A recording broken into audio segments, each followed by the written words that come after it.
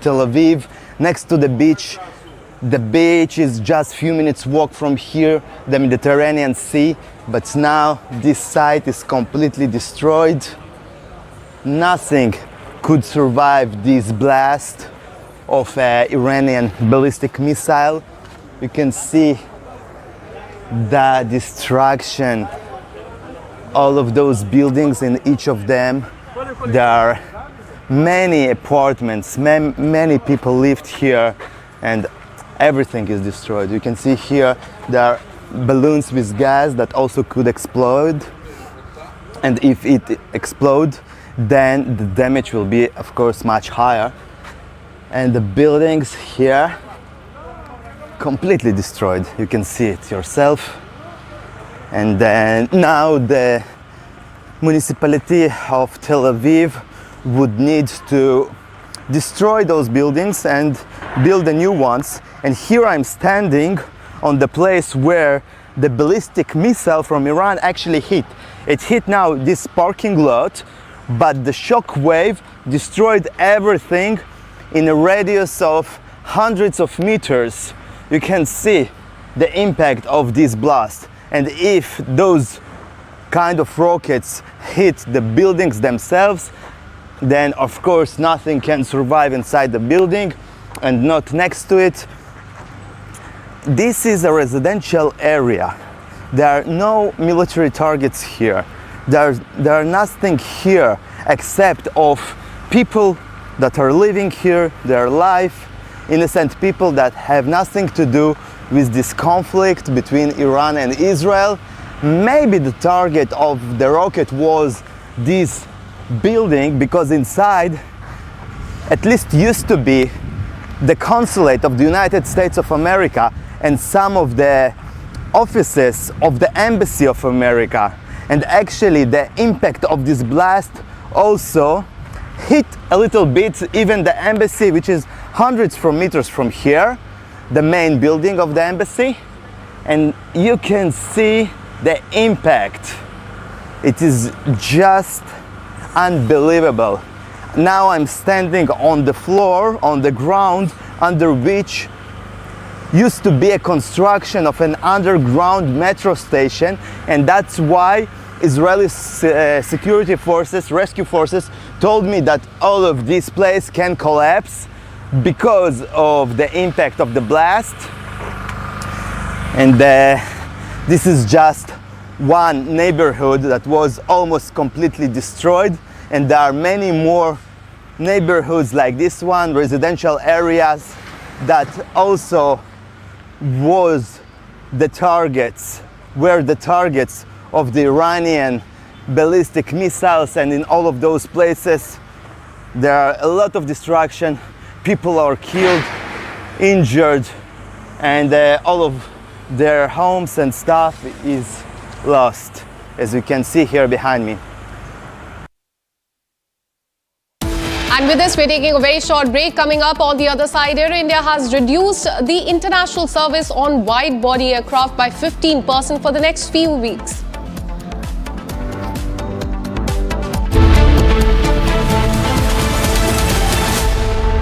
विमल में गुलिस्तां की ये कुछ लजीज फरिश्ते जब साथ गुले तो जी ललचाए और दिल कहे कि स्वाद की जुबां में खुद को ऐसा डुबाऊं कि निकल ना पाऊं। विमल की जुबान कुछ है ही ऐसी, मानते हैं ना? विमल, बोलो जुबां Kesari.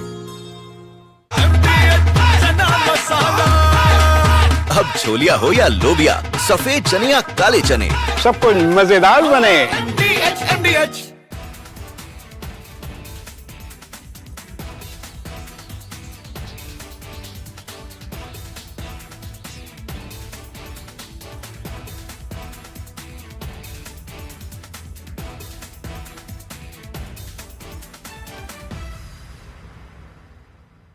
The Iran-Israel conflict has flared up in earnest. What we saw initially was the good cop, bad cop routine, in which the United States was playing the good cop by engaging Iran in talks, and all the while Israel was giving threats of taking military action, strong military action to destroy the nascent Iranian nuclear capability. In fact, this good cop, bad cop routine was used to achieve surprise. Iran thought that one day before the talks were scheduled between America and Iran, Israel would not strike, but it did. And it caught a lot of the top Iranian military leadership together huddled in conferences, etc., and was able to do a fair amount of damage. So far, what has the Israeli strategy been? The Israeli strategy has been to carry out a surgical strike against Iran's nuclear capability, nascent nuclear capability. To that extent, it has hit Natanz, the nuclear enrichment site. It has hit many weapon fabrication laboratories and other experimental laboratories close by around Tehran complex. It has also primarily hit at command and control targets. It has eliminated a large number of Iranian senior military officials, which include the head of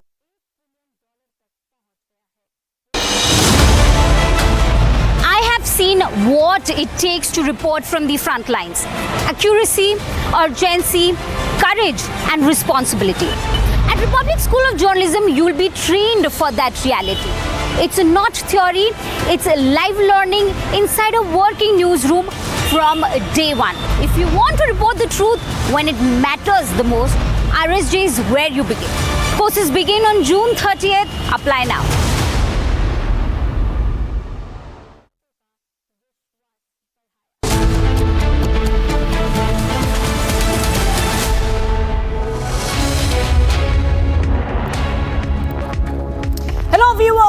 We're live breaking. I'm Shivangi Shukla getting you the latest coming in. We're a lot lined up for you in this bulletin. We'll talk about the Iran-Israel war, which is now entered the 7th day, and things are getting quite intense.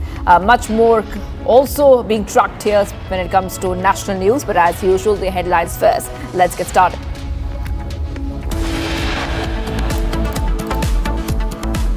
Donald Trump meets Asim Munir in Washington, claims he was influential in stopping the India-Pakistan conflict.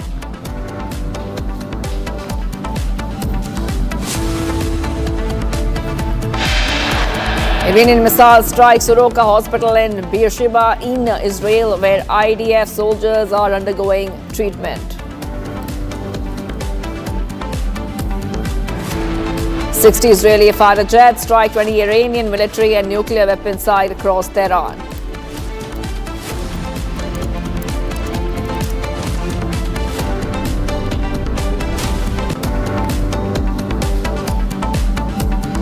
Air India reduces its international services on wide-body aircraft by 15% for the next few weeks. Voting underway for by-polls to 5 assembly seats in 4 states: Kerala, Punjab, Gujarat and West Bengal. Results on June 23rd. Canada's intelligence agency CSIS confirms Khalistani extremism on its soil.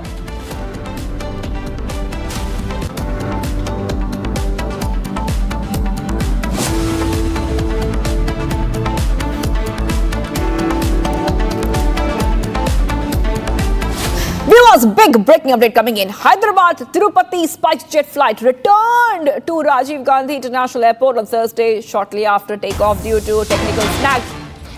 The flight, which was scheduled to depart at 6:10 a.m., took off at 6:19 a.m. and was expected to reach Tirupati by 7:40 a.m. However, it turned out that there was some kind of an issue. It had to turn back after takeoff, and a statement from the airline is awaited on why it happened in the first place. Back-to-back updates coming in on Republic TV viewers. We're trying to get you more updates on the story. But the SpiceJet aircraft operating the Hyderabad Tirupati flight experienced an intermittent illumination of the AFT baggage. I want to go ahead because we're getting some more updates coming in. Let's go to the next breaking news. Indigo flight 6C2006 operating from Delhi to Leh on Wednesday had to return to Delhi due to a technical issue that imposed operational restrictions for landing in Leh. Following standard procedures, the pilot opted to return to the origin and the aircraft is currently undergoing necessary maintenance. In the meantime, Indigo has arranged an alternative aircraft to transport passengers to their destination. That is right. Indigo has arranged an alternative aircraft to transport passengers to their destination. I want to go straight across to my colleague who's joining us right now. Once more, we have Madhurima joining us live from a Republic newsroom. Madhurima, you know, there are two technical snags. One is the SpiceJet plane from Hyderabad to Tirupati flight experienced an intermittent illumination of the AFT baggage. It's a technical term there. And secondly, Indigo flight, one more Indigo flight had to return to Delhi due to technical issues. Now the big question is, and we keep asking this every single day, why are these technical snags being found just when the plane is about to take off or takes off? Absolutely, Shivangi, that's a pertinent question that you're asking, that why are these checks not done prior to passengers boarding flights. But yes, Indigo has released a statement where they have said that about their flight from Delhi to Leh, there was a technical issue which was caused because of operational restrictions to land in the region of Leh. As per the procedures, the pilot returned to the national capital. They have said in their press statement that the aircraft is undergoing necessary maintenance before resuming the operations, and like you pointed out, that meanwhile they have arranged for an alternative aircraft for their passengers. But if we talk about what happened with the SpiceJet flight as well, so they have highlighted the fact, like you pointed out, that an intermittent illumination issue of the AFT baggage door light after the takeoff. So they found out that there was an illumination deficiency over there of the aircraft, and that was found after the takeoff. And now the cabin pressurization remained normal throughout though, but as a precautionary measure they planned to cancel the flight. So yet again, multiple technical snags that were initially limited mostly to Air India, now once again a case of Indigo Air flight, and now another one coming from SpiceJet. That's right. That's right. I'm coming back to you, Madhurima. Hold on for a second. We're getting some breaking updates coming here. Air India has put a statement out announcing that enhanced safety inspections mandated with the DGCA have now completed on 26 out of 33 Boeing aircraft. That is right. Big update coming in right now, viewers, on Republic TV. And this is coming in as the airline has undertaken enhanced security checks on its Boeing 777 fleet as part of the ongoing safety measures. Very, very important update coming in, because it looks like there has been at least some, I repeat, some movement in terms of making sure that these planes are safe. Let's go back to my colleague who's joining us right now. We have with us Madhurima who's joining us. Madhurima, I'm coming back to you right now. You know, we cannot take back those lives which were lost in the Air India plane crash in Ahmedabad. Those lives will not return. But right now, the focus is on making sure that this incident is never repeated. That is why the DGCA has been auditing these planes. We are understanding there has been some update in that. If you could just go ahead and take our viewers through the latest.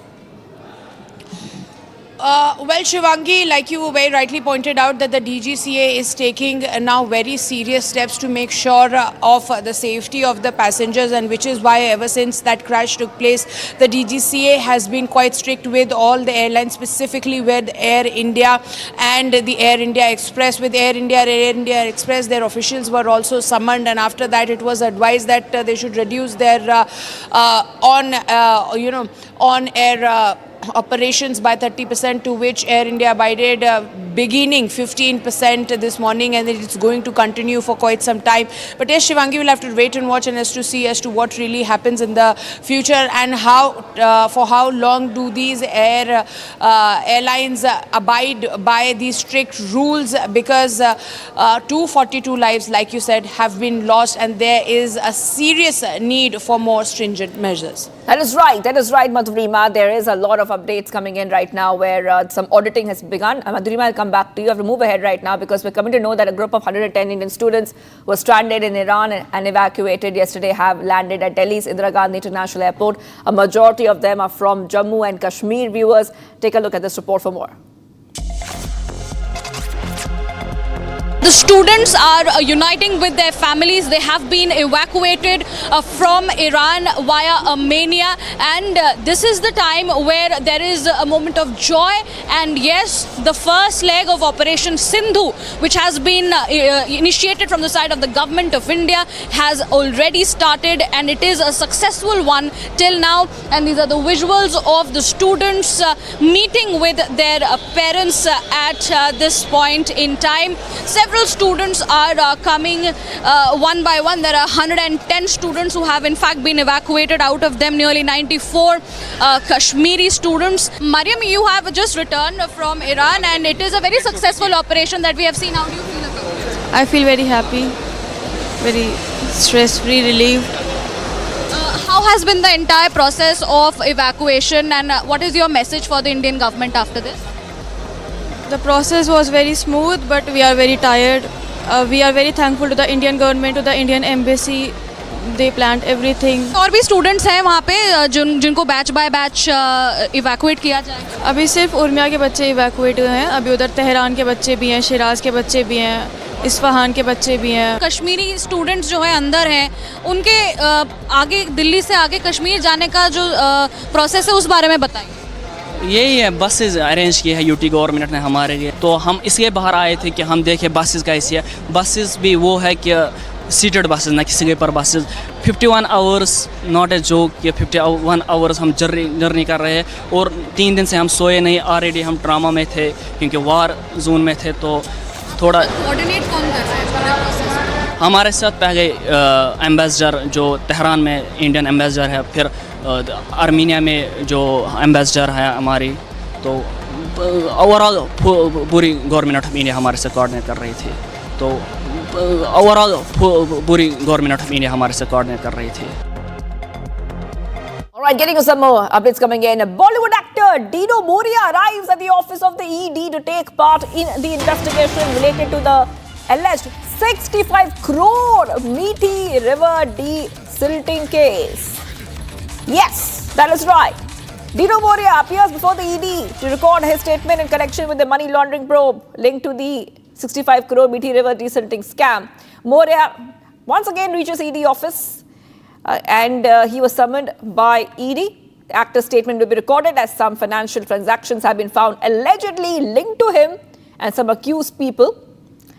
These are some back-to-back updates coming in right now on Republic TV. And let's go straight across to my colleague who's joining us right now. We have with us Satya Prakash. Satya Prakash, again, Dino Moria appears before ED and he has not appeared once, twice, thrice. He's appeared multiple times in the past as well. If you could just take our viewers to the latest coming in, and where does this case stand? What has the questioning led to so far?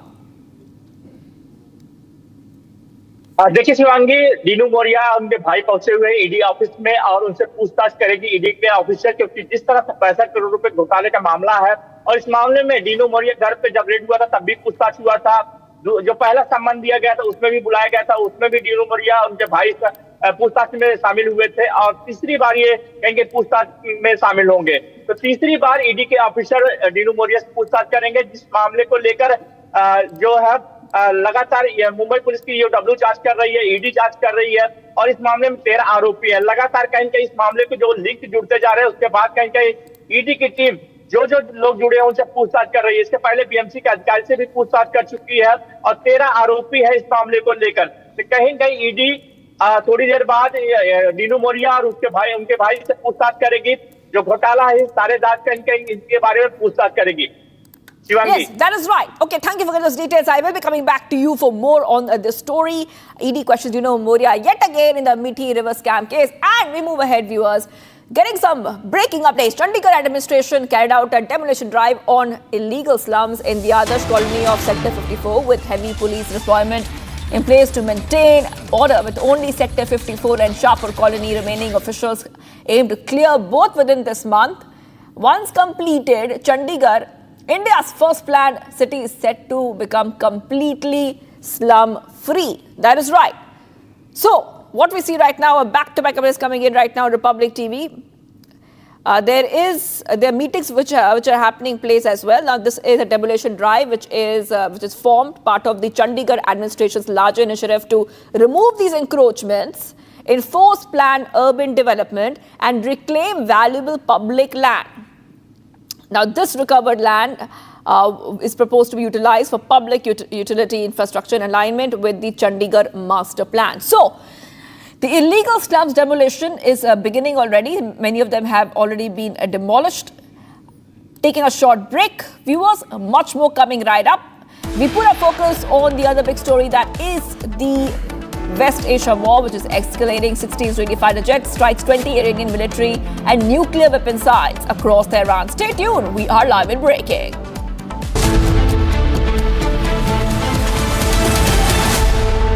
आधे bowl दही में 4 चम्मच MDH चटनी पुदीना मसाला डाला, stir करो, पुदीना चटनी तैयार। MDH चटनी पुदीना मसाला। आपकी फेवरेट हुंडई कार्स पर मिल रही है अमेजिंग डील्स। वैसे लोगे तो आप हुंडई ही, चाहे दिल की सुनो या डील्स की, तो जल्दी चले आओ Hyundai showroom.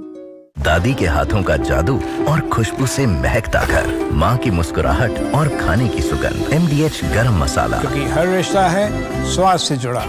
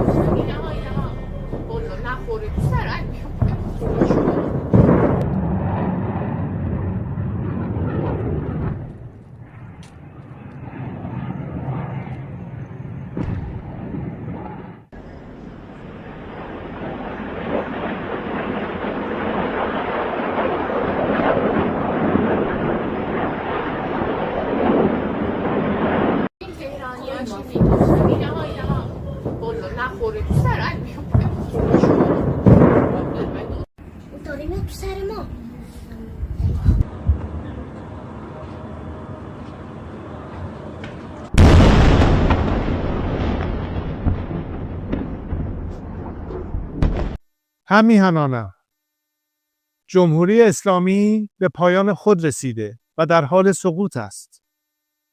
خامنه‌ای همچون موشی هراسان زیر زمین پنهان شده و کنترل اوضاع را از دست داده است. آنچه آغاز شده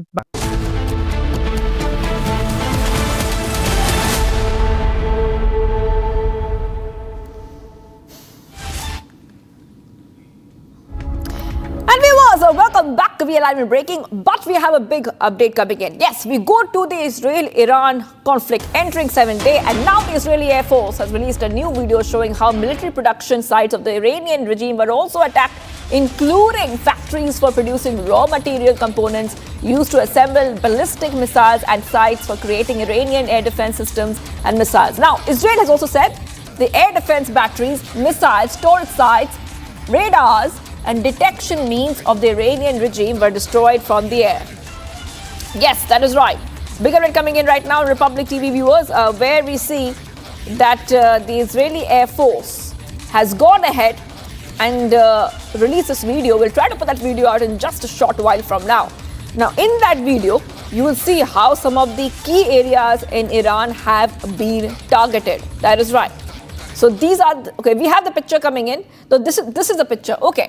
This is that picture. This is the picture showing how the military production sites of the Iranian regime have been attacked. Now, these are key sites, such as used for producing raw materials to assemble ballistic missiles. So these are the key military sites which have been attacked and have been hit by Israel. Israel has also said that the air defense batteries, missile storage sites and radars and detection means of the Iranian regime were destroyed from the air. That's right, viewers. So we're showing you these pictures coming in right now. And this is coming in the backdrop, I repeat, in the backdrop of what we are seeing in terms of IDF saying that they have been hitting multiple nuclear and weapon production sites in Tehran. So this is the latest video, and this video has now been released. I repeat, this video has been released by the Israeli Air Force. Now, what you will see on your screens are key areas, production areas, military areas, which have been targeted. About 60 fighter jets were involved in the strikes, at least, hitting weapon production sites, centrifuge production sites, and research and development sites of the Iranian regime's nuclear weapons development project. All right, viewers, we move ahead right now to tell you a little bit more about the war. The war between Israel and Iran has entered a dangerous new phase. Now, in its 7th day, Trump has made it very clear the time for talks with Iran is over. Meanwhile, Iran has also issued stern warning to the United States, with tension simmering between Israel and Iran, and Trump wading in with a firm backing for Israel. All eyes are now on West Asia.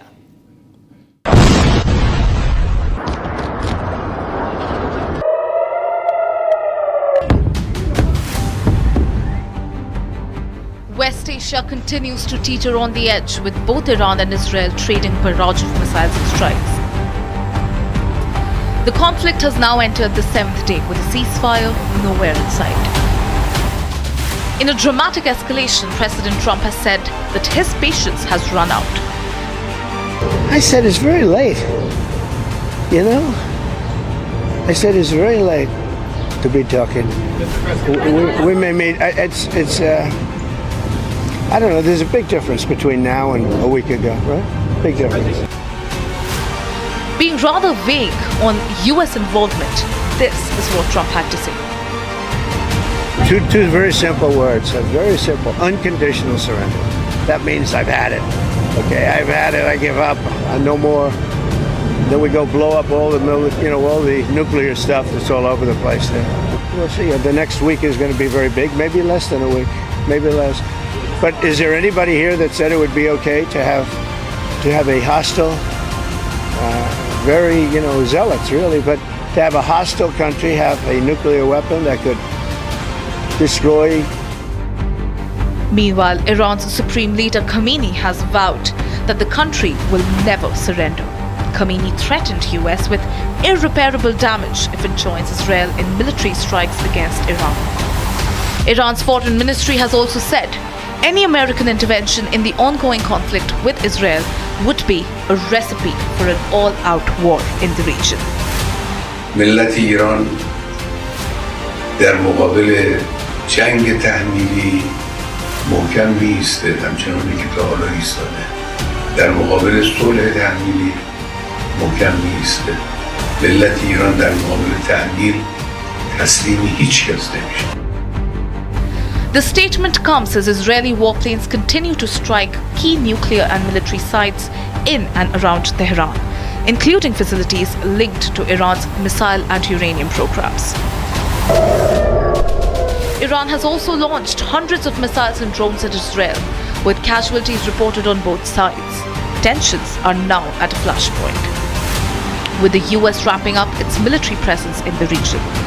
This comes as United States continues to firmly back Israel, with President Donald Trump demanding Iran's unconditional surrender. As tensions continue to escalate in West Asia with back-to-back missile attacks, the world watches closely. The conflict is far from over, but one thing remains clear: Israel will not be intimidated.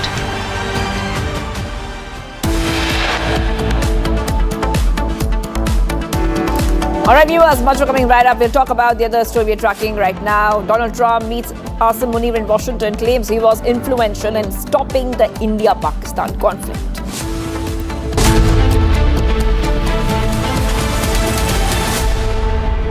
MD MDH की हल्दी मिर्ची धनिया करे कमाल, ये रंग दे, ये खुशबू दे, ये तीखा, ये कम पड़े, क्या निराला MDH मसाला। विमल में गुलिस्तां के ये कुछ लजीज फरिश्ते जब साथ घुले तो जी ललचाए और दिल कहे कि स्वाद की जुबान में खुद को ऐसे डुबाऊं कि निकल ना पाऊं। विमल की जुबान कुछ है ही ऐसी, मानते हैं? विमल, बोलो जुबान कैसी? ये है सीक्रेट रेसिपी MDH का जीरा सिप जल जीरा मसाला। सिप सिप जीरा सिप जीरा सिप MDH का जल जीरा सिप MDH का जल जीरा SIP.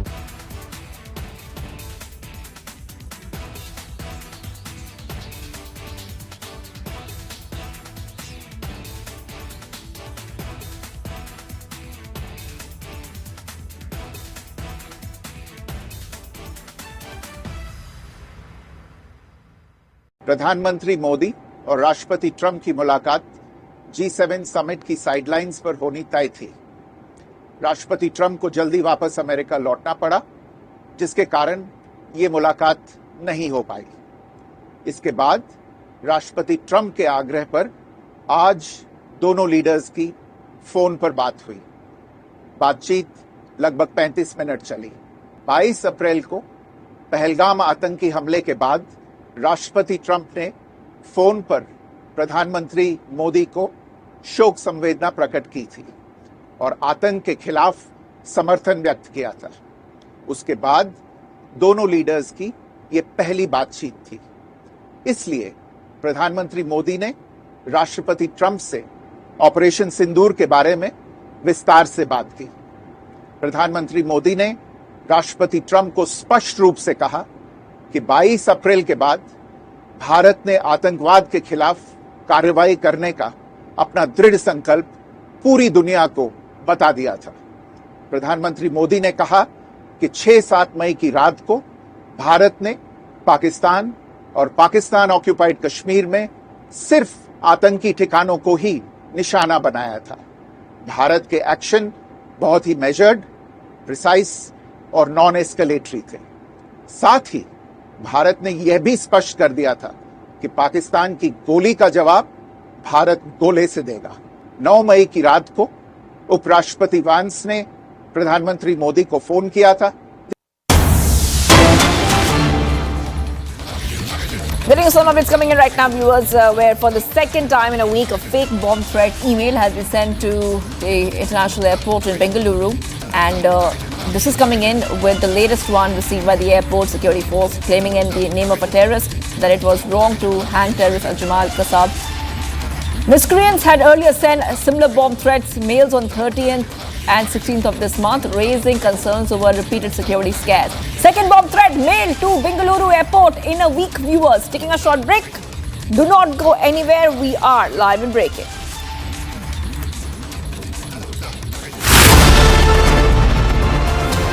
I don't just report from courtrooms on verdicts, I decode them.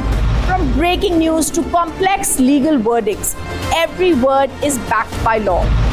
At the Republic School of Journalism, you will learn how to report on legal issues with accuracy and speed. The RSJ Diploma, starting on the 30th of June. Apply now. विमल में गुलिस्तां की ये कुछ लजीज फरिश्ते जब साथ घुले तो जी ललचाए और दिल कहे कि स्वाद की जुबान में खुद को ऐसा डुबाऊं कि निकल ना पाऊं। विमल की जुबान कुछ है ही ऐसी, मानते हैं ना? विमल, बोलो जुबान कैसी? MDH की देगी मिर्च, देगी मिर्च का तड़का, अंग अंग फड़का। MDH की देगी मिर्च। The Iran-Israel conflict has flared up in earnest. What we saw initially was the good cop, bad cop routine, in which the United States was playing the good cop by engaging Iran in talks, and all the while Israel was giving threats of taking military action, strong military action to destroy the nascent Iranian nuclear capability. In fact, this good cop, bad cop routine was used to achieve surprise. Iran thought that one day before the talks were scheduled between America and Iran, Israel would not strike, but it did. And it caught a lot of the top Iranian military leadership together huddled in conferences, etc., and was able to do a fair amount of damage. So far, what has the Israeli strategy been? The Israeli strategy has been to carry out a surgical strike against Iran's nuclear capability, nascent nuclear capability. To that extent, it has hit Natanz, the nuclear enrichment site. It has hit many weapon fabrication laboratories and other experimental laboratories close by around Tehran complex. It has also primarily hit at command and control targets.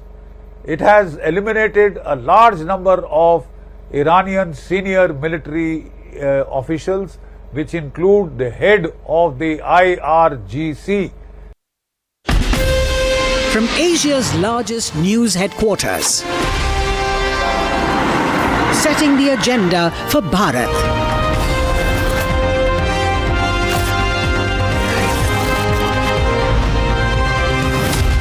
You're watching Republic.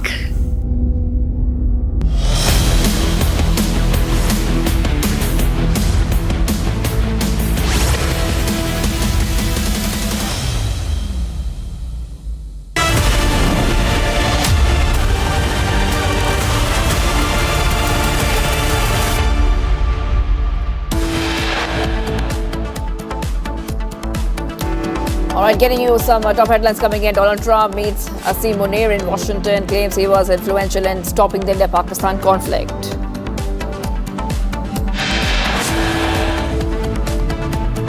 Indian missile strikes Soroka Hospital in Israel, where IDF soldiers are undergoing treatment.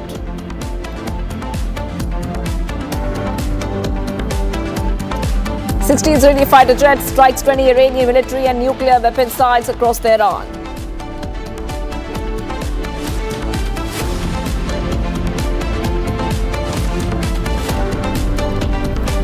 The Delhi-to-Leh flight makes an emergency landing in Delhi airport after it reported technical snag.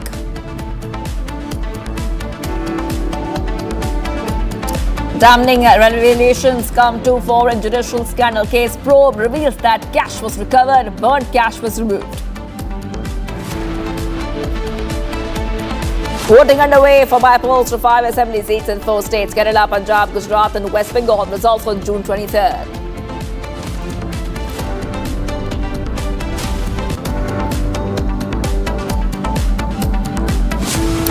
Well, I'm breaking up Shivangi Shukla. Justice Yashwant Verma probe report, cash was recovered. In fact, we're coming to know that burnt cash was also removed. This is huge coming in. At least 10 witnesses examined by the panel acknowledged having seen burnt or half-burnt currency notes. Huge, I repeat, huge revelations coming in right now. This is the probe, the Yashwant Verma probe report. Cash was recovered. Burnt cash was removed. At least 10 witnesses examined by the panel acknowledge having seen burnt or half-burnt currency notes. And I'm being joined by Ridham, my colleague, who's joining us right now, our Executive Editor Legal. Yes, Ridham, this is a huge coming in. If you could just take our viewers through what we are learning of. The probe report has got some details, sensational details. Ridham. Well, the committee has held the money and cash that was found in the storeroom located within the premises of 30 Tughlaq Crescent, New Delhi, occupied by Justice Verma, the source of which could not be accounted for by Justice Verma.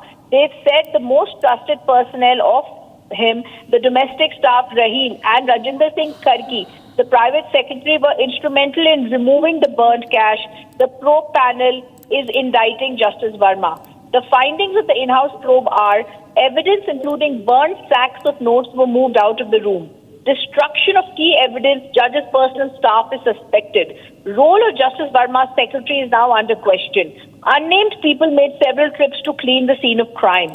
Room was not accessible to all, contrary to Justice Verma's claim. Room remained locked, broken open only after the fire incident. Not all sacks of money were burnt in the fire. some were moved later. This is very... Let me also go across to the Allahabad High Court Bar Association head, Anil Tiwari, who's now joining us. Mr. Tiwari, what you and I knew already has now been proven true. This is also the reason why you didn't want Justice Verma to be transferred back to the Allahabad High Court. Now the proof is out. It's unaccounted cash in his storeroom. Even after this, Mr. Tiwari, Justice Verma, when he was written by former Chief Justice of India, refused to step down. What do we make out of this arrogance and this anger and his attack on the in-house committee report? देखिए, मेरा reaction तो पहले दिन से यही है. My first reaction was that Allahabad High Court is not a dustbin. My first reaction.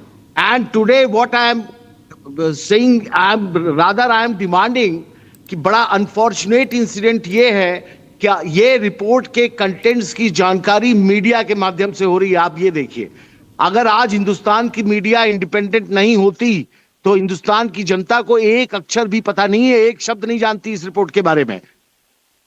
My request is Justice Verma should immediately resign. आप देखिए, अगर जस्टिस वर्मा की जो बात है, लेटर जो उन्होंने दिया, उसमें साफ कहते हैं रिपोर्ट पर उनको बड़ा अनवारंटेड तरीके से ये सब किया गया. क्या वो उन 3 हाई कोर्ट जजेस को, 1 चीफ जस्टिस एंड 2 अदर जजेस, whether Mr. Verma is accusing those judges, whether Mr. Verma is accusing of being impartial in his matter, those 3 judges and CGI. This is the question. Justice Verma is not entitled to continue even for a single second on this post. Immediately he should be removed by impeachment process. That will take time. He should immediately resign, or CGI is requested to pass an order directing FIR against him immediately without any further delay. You see the contents are still not available in public domain. But thanks to your channel, thanks to media, that we have got certain information from that report that 10 witnesses have been examined. Whether those 10 witnesses who are making statement before the committee, which is presided by the Chief Justice of 1 court and 2 other judges, whether these 10 persons are lying before the committee. So this is a very serious matter. I am in practice since last 35 years. But now I am requesting my coming generation not to join this profession if such judges are existing. This is institution has got a great damage in this case. That is my reaction, and Allahabad High Court is adamant in continuing this agitation until Mr. Verma resigns. Even 30 high courts of all India Federation have been created. Mr. Vivek Reddy, Mr. Dikshit from Gujarat, Yashwant from Kerala, everybody is organizing protest against him. Still he is continuing. He's what he wants to do, he's taking time, he's buying time. He's buying time because he knows that impeachment process is very tedious process, and he can manage it. So everything is now clear. My request is through your channel that Mr. Verma should immediately step down. I also want to ask you, Mr. Tiwari, this is a request that's been made to him also by former Chief Justice of India, but he refused to do so. In fact, he said that I have not been given a proper hearing by the in-house committee, and he's attacked the in-house committee report. What hearing is required? Even suspicion is sufficient for removal of a judge. For not the state, that the proverb is that judges are Caesar's wife. They are above suspicion. Why this sentence is not applied to IAS officer, to any political person? It applies only to the judges. That is why suspicion is sufficient for his removal. What else? Whether cash is not required, can he deny the cash is not required?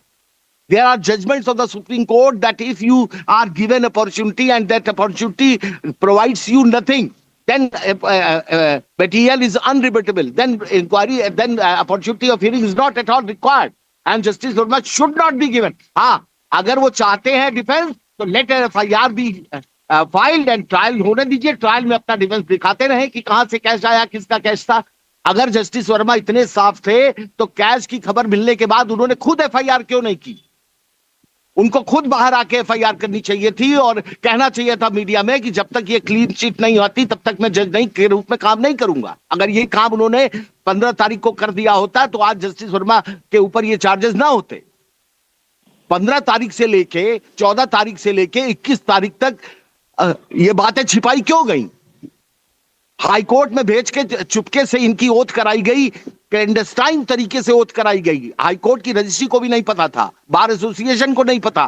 केवल 6 जजेस के सामने इनकी oath हुई है, वो भी chamber में. तो weather he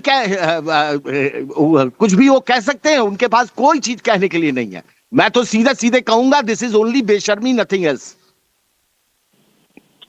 Where is Justice Verma, who is in the eye of fire right now, sir? Any clue? Is he in Allahabad? Where is he right now? No, we are not aware. His residence is in Allahabad, but no, I have not seen him moving in Allahabad city. I don't know whereabouts him. He is not attending the court. He is not coming to the court, even to his chamber. He is not coming. I want to ask you one final question, Mr. Tiwari. There has been the Vice President of India, Jagdeep Dhankar, who has spoken about this, questioned why no FIR has been filed. Senior advocates in the top court, including lots of them, Dr. Abhishek Singhvi, Mr. Hari Salve, all of them have said and spoken in one unison voice against Justice Verma. When such pillars of the democracy are speaking against him, isn't it time at least an FIR should be filed, including yourself? Immediately. Since the start, in the entire country, from the lawyers community, only one lawyer, Mr. Kapil Sibbal. Why he is defending him, I am not aware.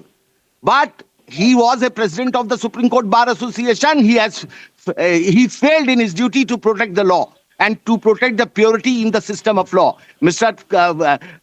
Sibbal is also responsible for his support to Mr. Verma. Mr. Kapil Sibbal is answerable to the public also. Everybody is asking why Abhishek Manu Singhvi has written an article published in probably Hindustan Times or Times of India. And Mr. Hari Salve is such a giant personality. Mr. Dushyant Dave, everybody is saying that, look here, Mr. Verma, please resign, please resign. But this man is an FIR तो होना ही चाहिए. निश्चित तौर पर धनखड़ साहब ने सही कहा, हमारी पहली यही डिमांड थी. मेरी तो एक और डिमांड भी है, इनके सारे जजमेंट्स की स्क्रूटनी की जानी चाहिए, क्योंकि he has sold the judgements. इन्होंने जजमेंट्स बेचा है इसके में, और उन जजेस को ये बदनाम कर रहे हैं जो हमारे यहाँ 99% जजेस ईमानदार हैं. सर, पहले हम ये देखने वाले हैं. वैसे the one thing we are going to see first is whether the impeachment proceeding is going to be held quickly.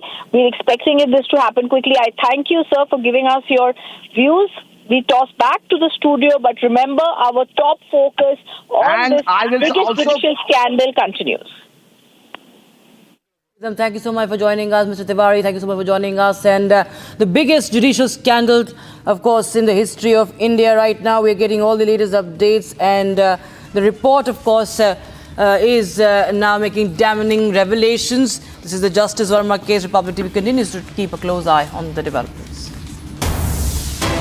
And we have breaking news coming in right now. This pertaining to West Asia. Now, the effects of the extensive damage caused by the Iranian missile strikes that hit the Tel Aviv Stock Exchange. This is I think we have the visual, that's why we're saying it's the effect of the extensive damage. Yes, there you have the damage to Stock Exchange building in Tel Aviv. There you have from hospitals to the official buildings. These are all civilian areas where the Iranian missiles have struck. And this is the update we have. Latest visuals coming in from Tel Aviv. The Stock Exchange building of Israel in Tel Aviv has been hit by the Iranian ballistic missiles. There is no sign of de-escalation at all in West Asia. We talk about Iran and Israel, and West Asia continues to be on a boil. And this is the breaking news we have right now.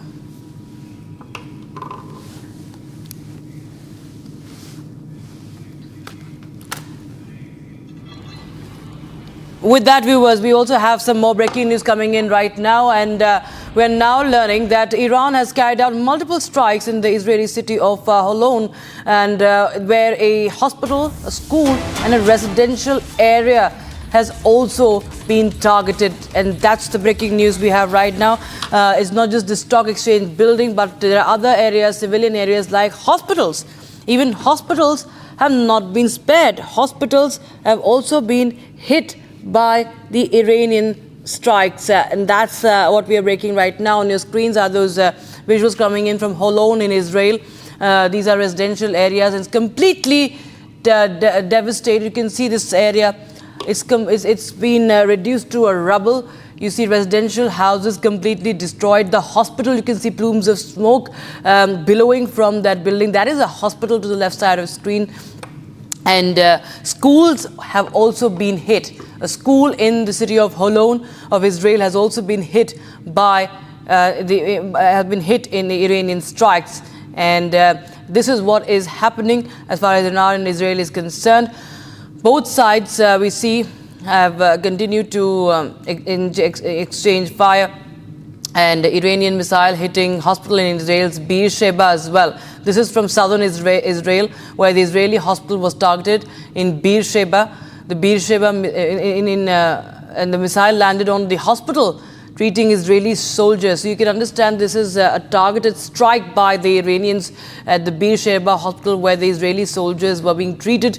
They have been hit by the Iranian ballistic missile, and in fact dozens of missiles were fired in this attack. And that's the latest update we are getting in right now, viewers. Meanwhile, Republic TV is the only channel to have the first official statement from the former Israeli Prime Minister Naftali Bennett. Now, take a look at how he appeals to the world and the people of Iran to stand up to a regime who claims is violent and radical.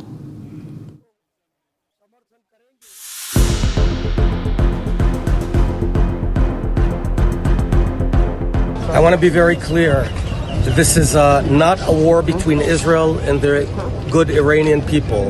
The Israelis feel for the Iranian people. The Iranian people are under a terrible regime, an old regime, incompetent, corrupt, radical, violent regime that beyond endangering the world is making the lives of the Iranians horrible.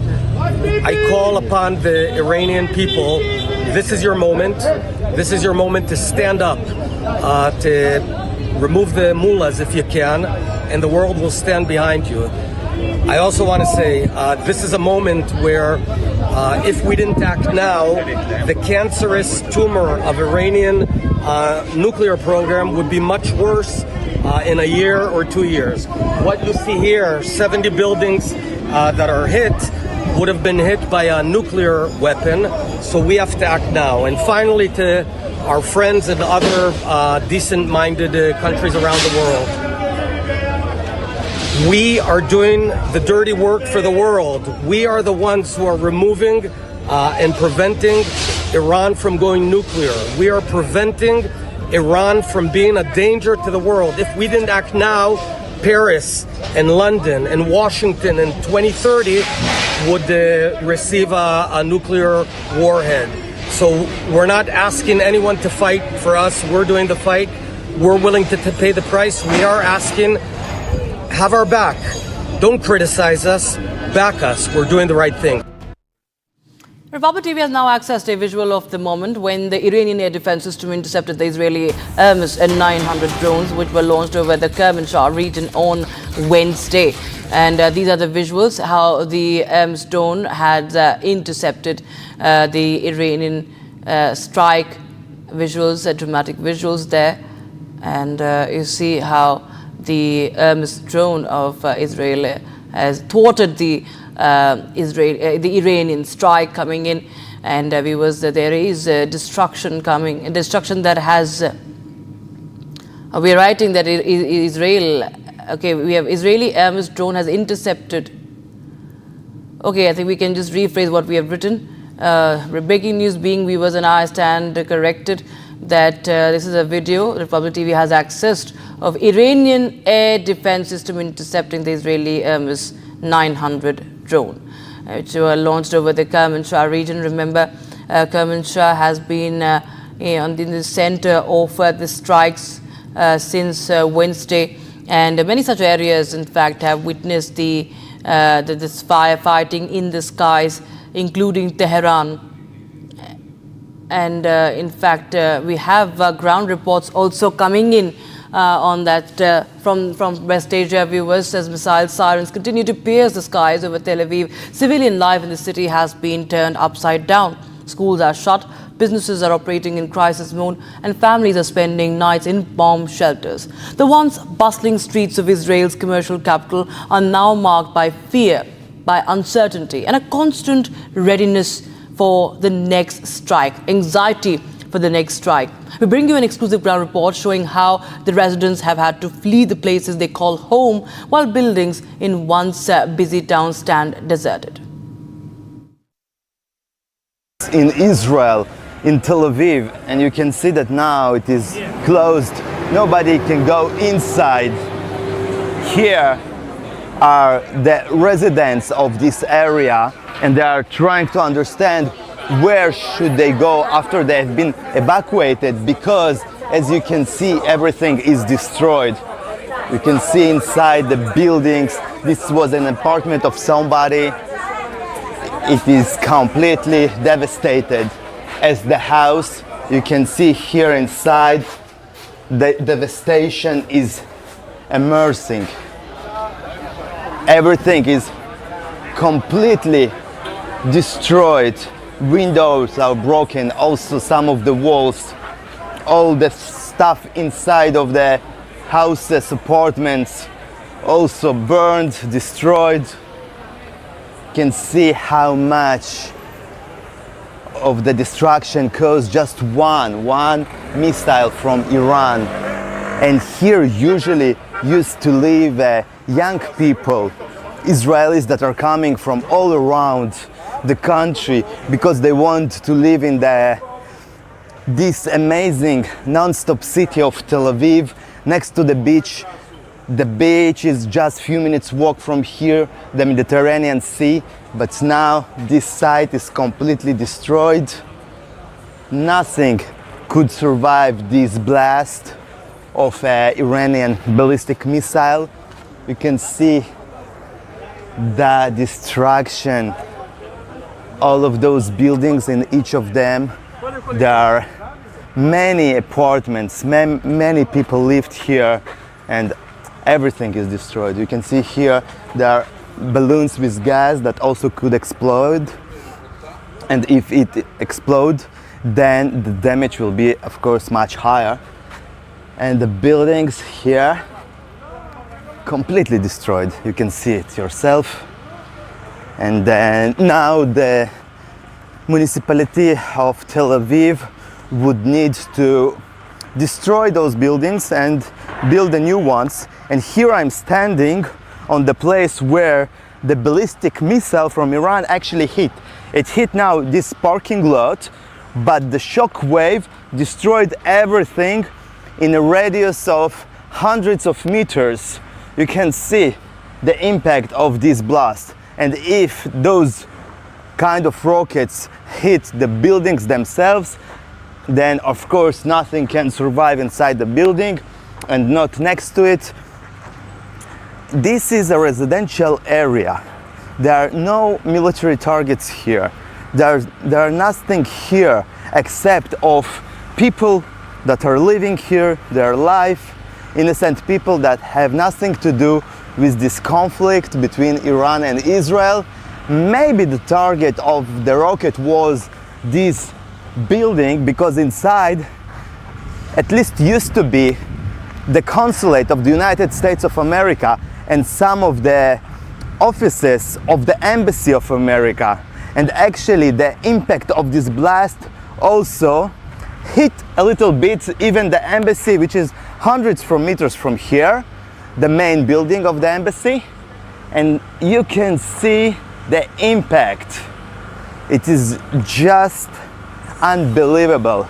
Now I'm standing on the floor, on the ground, under which used to be a construction of an underground metro station, and that's why Israeli security forces, rescue forces, told me that all of this place can collapse because of the impact of the blast.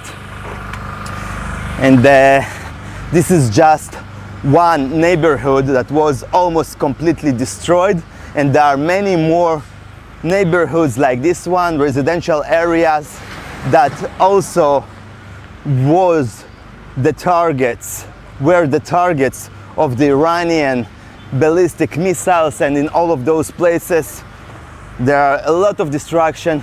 People are killed, injured, and all of their homes and stuff is lost, as you can see here behind me.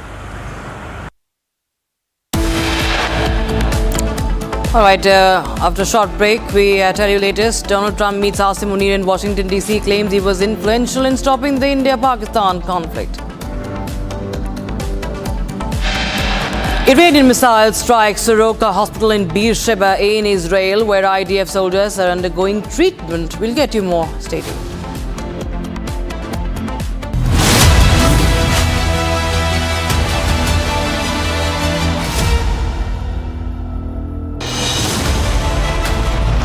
What it takes to report from the front lines: accuracy, urgency, courage and responsibility. At Republic School of Journalism, you will be trained for that reality. It's not a theory, it's a live learning inside a working newsroom from day one. If you want to report the truth when it matters the most, RSJ is where you begin. Courses begin from June 30th. Apply now. विमल में गुलिस्तां के ये कुछ लजीज फरिश्ते जब साथ गुलें तो जी ललचाए और दिल कहे कि स्वाद की जुबां में खुद को ऐसे डुबाऊं कि निकल ना पाऊं। विमल की जुबां कुछ है ही ऐसी, मानते हैं? विमल, बोलो जुबां कैसी? अब छोलिया हो या लोबिया, सफेद चने या काले चने, सब कुछ मजेदार बने।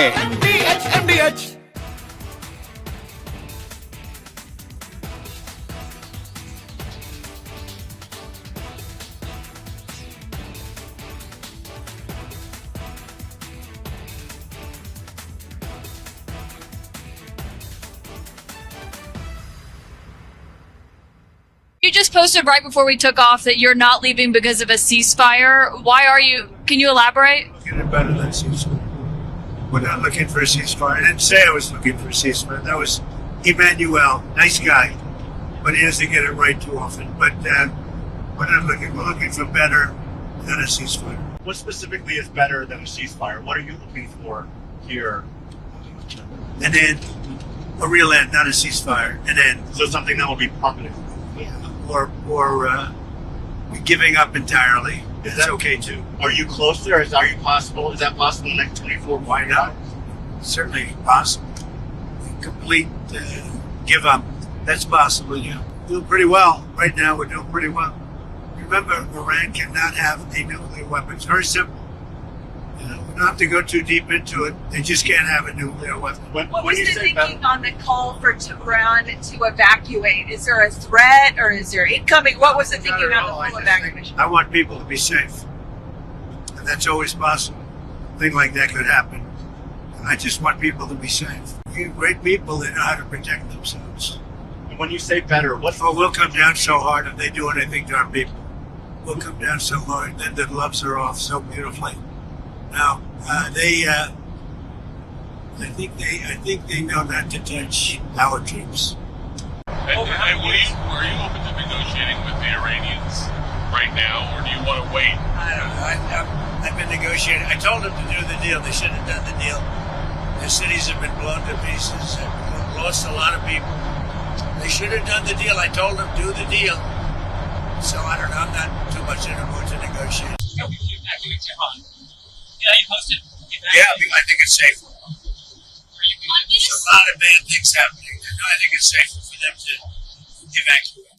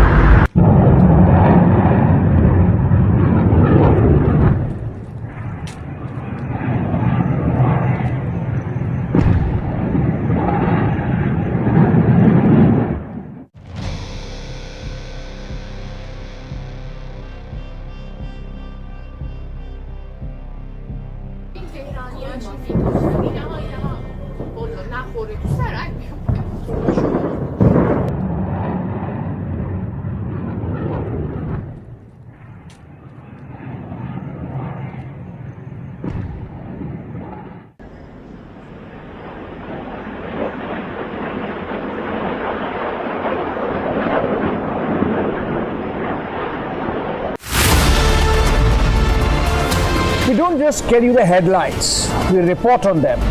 We get information from the highest level of sources. We get you news from the men in uniform, from those on the front. At Republic School of Journalism, you will learn how real reporting is done on the ground and in real time. The RSG Diploma course begins on June 30th. If you want to lead this story, start here.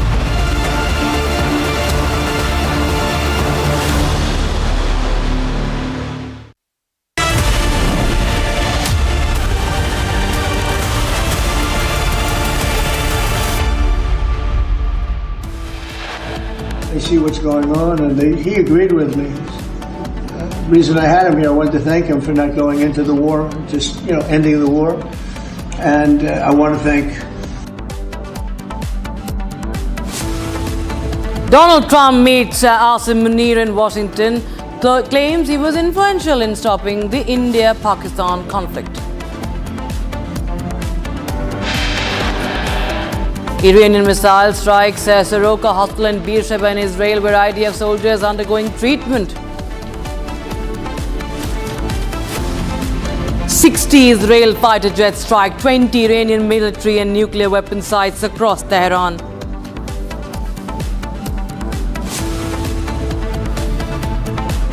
Delhi to Leh flight makes an emergency landing in Delhi airport after it reports technical snag. Damning revelations come to fore in judicial scandal case. Probe reveals that cash was recovered, burned cash was removed. And voting underway for the by-polls to 5 assembly seats in 4 states, Kerala, Punjab, Gujarat and West Bengal. Results on 23rd of June.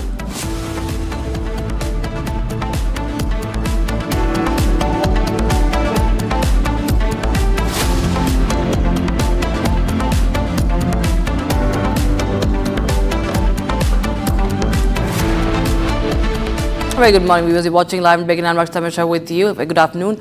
US President Donald Trump has praised Pakistani Army Chief Asim Munir now for his role in preventing an escalation of the conflict between India and Pakistan, as he hosted the latter, as he hosted Munir for a lunch meeting at the White House. Now, the lunch meeting was the first time a US president had hosted Pakistan's army chief, widely regarded as having sway over the country's national security policy at the White House, unaccompanied by the senior Pakistani civilian officials. So, what the angle here is, viewers, that Asim Munir, who spewed venom, and we all know who's behind the Pahalgam terror attack, Trump calls him over lunch in Washington, D.C. And this happening as there is the escalating conflict between Israel and Iran that is happening. So, of course, why is Trump feeding the Pahalgam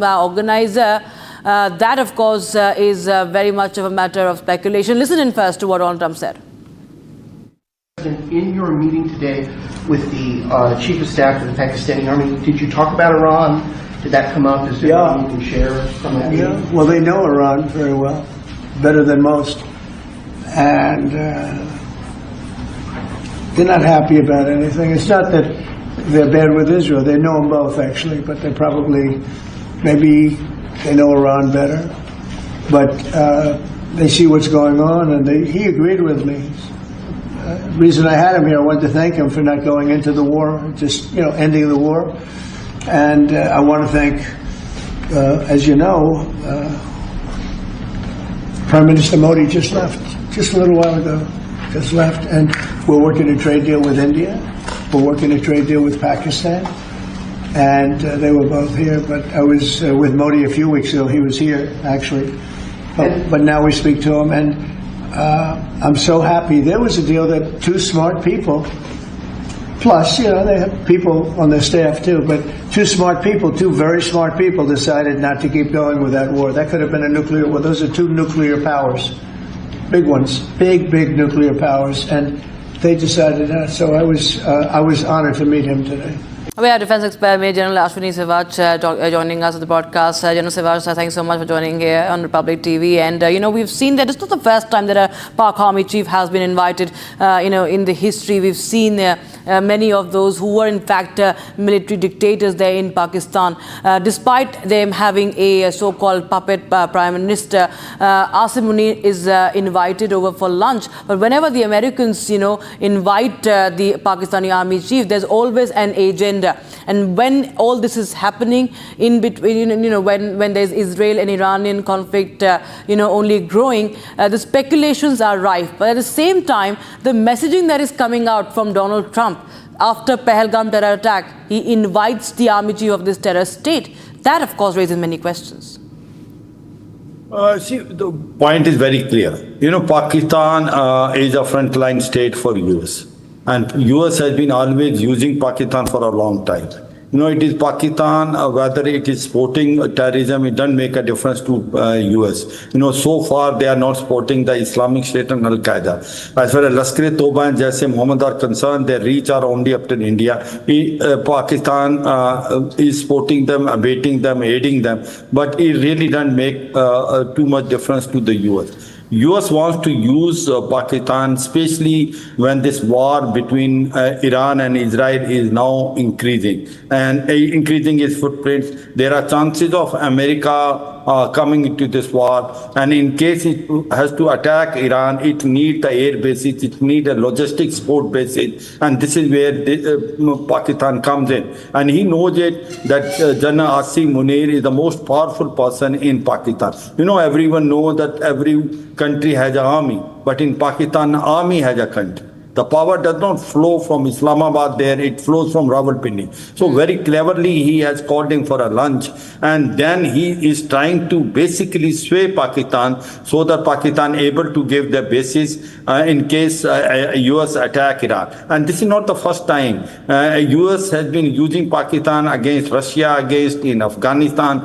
So I'm sure Pakistan will also more often than not follow the line what US says, because US is an economic hub center, and of late they have realized it that Pakistan is going very close to China, especially the weapon system which they are buying 81% from China. Once upon a time they used to buy 64% from US, F-16, 83, which are still Pakistan is operating, is a power to reckon with. So I can only say four things. One is this you can say Israel-Iran war in case US goes. Right. The cryptocurrency, the second thing. The third thing is the economic region, even some critical minerals which are there in Balochistan, US has shown some interest. Also to keep a check on India. It looks very strange, but this is also a fact that it sometime want to hyphenate Pakistan with India, which there is no match. But this is unfortunate.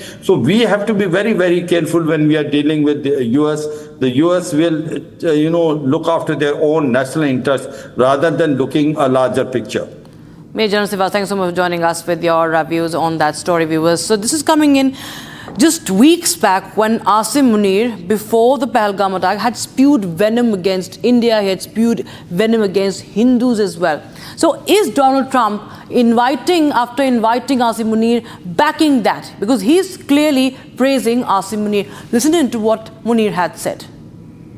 Well, our forefathers, they thought that we are different from the Hindus in every possible aspect of life. Our religion is different. Our customs are different. Our traditions are different. Our thoughts are different. Our ambitions are different. That was the foundation of the two-nation theory that was laid there. That we are two nations. We are not one nation. So because of that, our forefathers, they struggled, mounted that incessant struggle to create this country. Our forefathers, they have sacrificed immensely, and we have sacrificed a lot for the creation of this country, and we know how to defend it. He agreed with me. The reason I had him here, I wanted to thank him for not going into the war, just ending the war, and I want to thank, as you know, Prime Minister Modi just left, just a little while ago, just left, and we're working a trade deal with India. We're working a trade deal with Pakistan, and they were both here. But I was with Modi a few weeks ago. He was here, actually, but now we speak to him, and I'm so happy. There was a deal that two smart people, plus, they have people on their staff too, but two very smart people decided not to keep going with that war. That could have been a nuclear war. Those are two nuclear powers, big ones, big nuclear powers, and they decided not. So I was honored to meet him today. And viewers, according to the White House spokeswoman Anna Kelly, Pakistan Army Chief Asim Munir has recommended US President Donald Trump for the Nobel Peace Prize and for his alleged role in preventing a nuclear war between India and Pakistan last month. Now, this was the same Trump who had said that the United States stands against terrorism. Today, he's the same Donald Trump who is backing the man who organized the Pahalgam attack.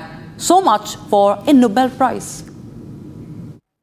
I addressed a summit of more than 50 Arab and Muslim leaders, a unique meeting in the history of nations, where key players in the region agreed to stop supporting terrorism, whether it be financial, military, or even moral support.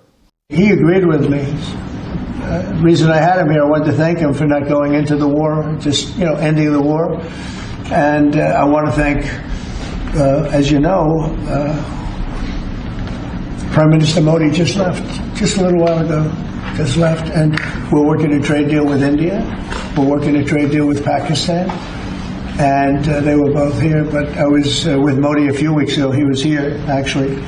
But now we speak to him, and I'm so happy. There was a deal that two smart people, plus, they have people on their staff too, but two very smart people decided not to keep going with that war. That could have been a nuclear war. Those are two nuclear powers, big ones, big nuclear powers, and they decided not. So I was honored to meet him today.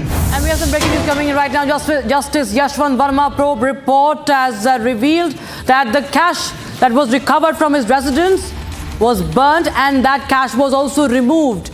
At least 10 witnesses were examined by the panel, and they have acknowledged having seen burnt or half-burnt currency notes. Evidence, and let me just talk about what all has been revealed by the report. Half-burnt currency notes seen and found during the process of dousing of fire, highly suspicious items. Cash could not have been placed in the storeroom without the tacit or active consent of Justice Verma or his family members, viewers. These are big revelations that have been made in this report. 10 witnesses have acknowledged that they have seen the burnt currency notes. Committee examined suspicious roles of Justice Verma's private secretary Rajinder Singh Kark and his daughter Diya Verma in the alleged destruction of evidence. And it was very much visible how the evidence is being destroyed. And this was after a major fire was reported. Now, it was an accidental fire, or someone put out a fire, lit up a fire. We do not know yet, but there was a burnt stock of cash. And that's the breaking news we have right now. The damning revelations being made by in this report. Role of private secretary and daughter is also being examined. We have Advocate Yashwant Shenoy, President of Kerala High Court, Kerala HCAA. Mr. Shenoy, thank you so much for joining us on Republic TV. There are damning revelations that have been made, and it seems that it's only trouble that is mounting for Justice Verma, who has been defiant, but it's revealed that there is clearly destruction of evidence.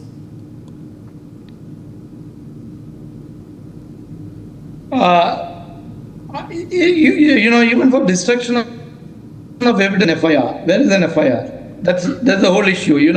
We have put ourselves in a quandary. There is a cognizable offense that has taken place. Just because there is an alleged involvement of a High Court judge, even an FIR has not been launched. So there is a major handicap that is there in this particular case, and it basically exposes, to say the least, I would say, it exposes the judiciary. What have we done to ourselves? How do we say that if there is the involvement of a judge, we don't even register an FIR at all? Along with the judge, no crime happens, or takes place with just one man. So what happens to all the other people who are involved in it? So when there is no investigation that happens, it cripples the entire story itself. So I would say, please see where have we put ourselves in. We have not filed a FIR, because of which there has been no investigation whatsoever. It is even unfair to Justice Verma, because how is he being even called an accused when there has been no investigation?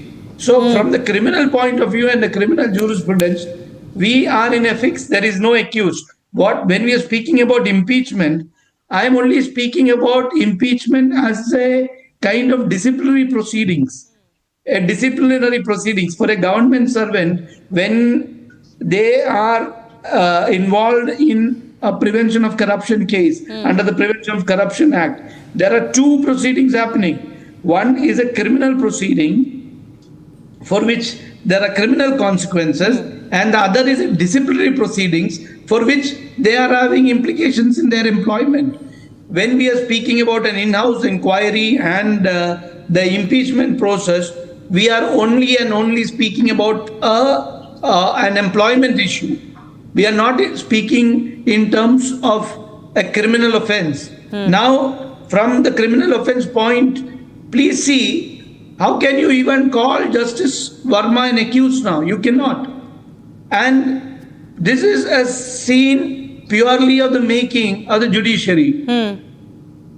And please see, now everything we have done in the name of securing independence of justice.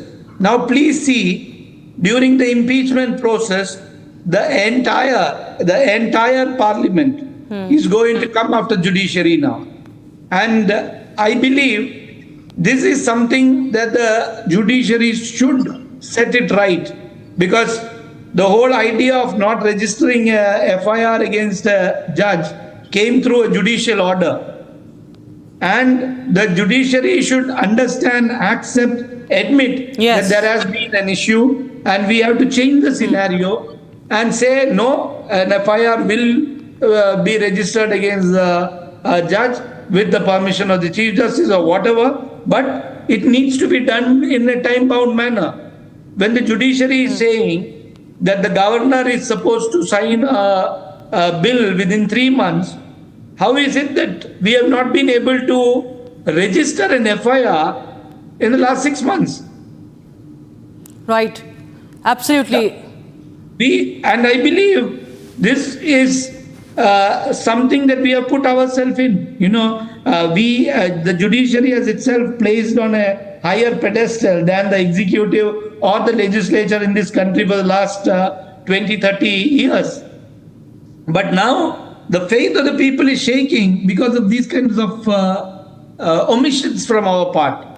And as a member of the bar, though I am completely supporting the need for independence of the judiciary, and these kind of incidents occur, I don't think we are having anything to justify. But as a member of the bar, I would say, when we find that there is an injustice happening, we raise our voice. We say that whatever has happened is unfair not just to the people, but also to Justice Verma also.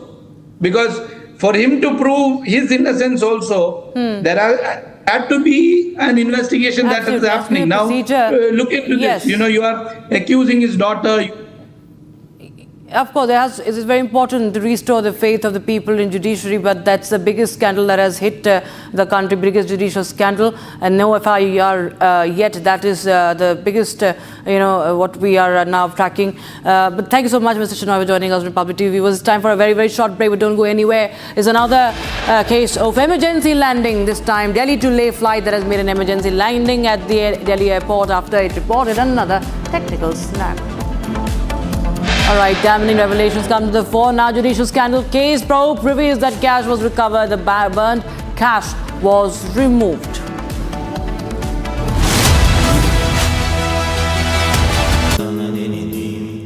Amity has been ranked among the top universities globally for producing the most employable graduates by the Times Higher Education UK. Yet another testimony to Amity's excellent placement record. आधे bowl दही में 4 चम्मच MDH चटनी पुदीना मसाला डाला, stir करो, पुदीना चटनी तैयार। MDH चटनी पुदीना मसाला। प्रधानमंत्री मोदी और राष्ट्रपति ट्रंप की मुलाकात G7 समिट की साइडलाइंस पर होनी तय थी। राष्ट्रपति ट्रंप को जल्दी वापस अमेरिका लौटना पड़ा, जिसके कारण ये मुलाकात नहीं हो पाई। इसके बाद राष्ट्रपति ट्रंप के आग्रह पर आज दोनों लीडर्स की फोन पर बात हुई। बातचीत लगभग 35 मिनट चली। 22 अप्रैल को पहलगाम आतंकी हमले के बाद राष्ट्रपति ट्रंप ने फोन पर प्रधानमंत्री मोदी को शोक संवेदना प्रकट की थी और आतंक के खिलाफ समर्थन व्यक्त किया था। उसके बाद दोनों लीडर्स की ये पहली बातचीत थी। इसलिए प्रधानमंत्री मोदी ने राष्ट्रपति ट्रंप से ऑपरेशन सिंदूर के बारे में विस्तार से बात की। प्रधानमंत्री मोदी ने राष्ट्रपति ट्रंप को स्पष्ट रूप से कहा कि 22 अप्रैल के बाद भारत ने आतंकवाद के खिलाफ कार्रवाई करने का अपना दृढ़ संकल्प पूरी दुनिया को बता दिया था। प्रधानमंत्री मोदी ने कहा कि 6-7 मई की रात को भारत ने पाकिस्तान और पाकिस्तान ऑक्यूपाइड कश्मीर में सिर्फ आतंकी ठिकानों को ही निशाना बनाया था। भारत के एक्शन बहुत ही मेजर्ड, प्रिसाइज और नॉन एस्केलेटरी थे। साथ ही भारत ने यह भी स्पष्ट कर दिया था कि पाकिस्तान की गोली का जवाब भारत गोले से देगा। 9 मई की रात को उपराष्ट्रपति वैंस ने प्रधानमंत्री मोदी को फोन किया था। उपराष्ट्रपति वैंस ने कहा था कि पाकिस्तान भारत पर बड़ा हमला कर सकता है। प्रधानमंत्री मोदी ने उन्हें साफ शब्दों में बताया था कि यदि ऐसा होता है तो भारत पाकिस्तान को उससे भी बड़ा जवाब देगा। 9-10 मई की रात को पाकिस्तान के हमले का भारत ने बहुत सशक्त जवाब दिया और पाकिस्तान की सेना को बहुत नुकसान पहुंचाया। उसके मिलिट्री एयर बेसिस को इनऑपरेबल बना दिया। भारत के मुंहतोड़ जवाब के कारण पाकिस्तान को भारत से सैन्य कार्रवाई रोकने का आग्रह करना पड़ा। प्रधानमंत्री मोदी ने राष्ट्रपति ट्रंप को स्पष्ट रूप से कहा कि इस पूरे घटनाक्रम के दौरान कभी भी किसी भी स्तर पर भारत अमेरिका ट्रेड डील या अमेरिका द्वारा भारत और पाकिस्तान के बीच मध्यस्थता जैसे विषयों पर बात नहीं हुई थी। सैन्य कार्रवाई रोकने की बात सीधे भारत और पाकिस्तान के बीच दोनों सेनाओं की एग्जिस्टिंग चैनल्स के माध्यम से हुई थी और पाकिस्तान के ही आग्रह पर हुई थी। प्रधानमंत्री मोदी ने जोर देकर कहा कि भारत ने न तो कभी मध्यस्थता स्वीकार की थी, न करता है और न ही कभी करेगा। इस विषय पर भारत में पूर्ण रूप से राजनीतिक एकमत है।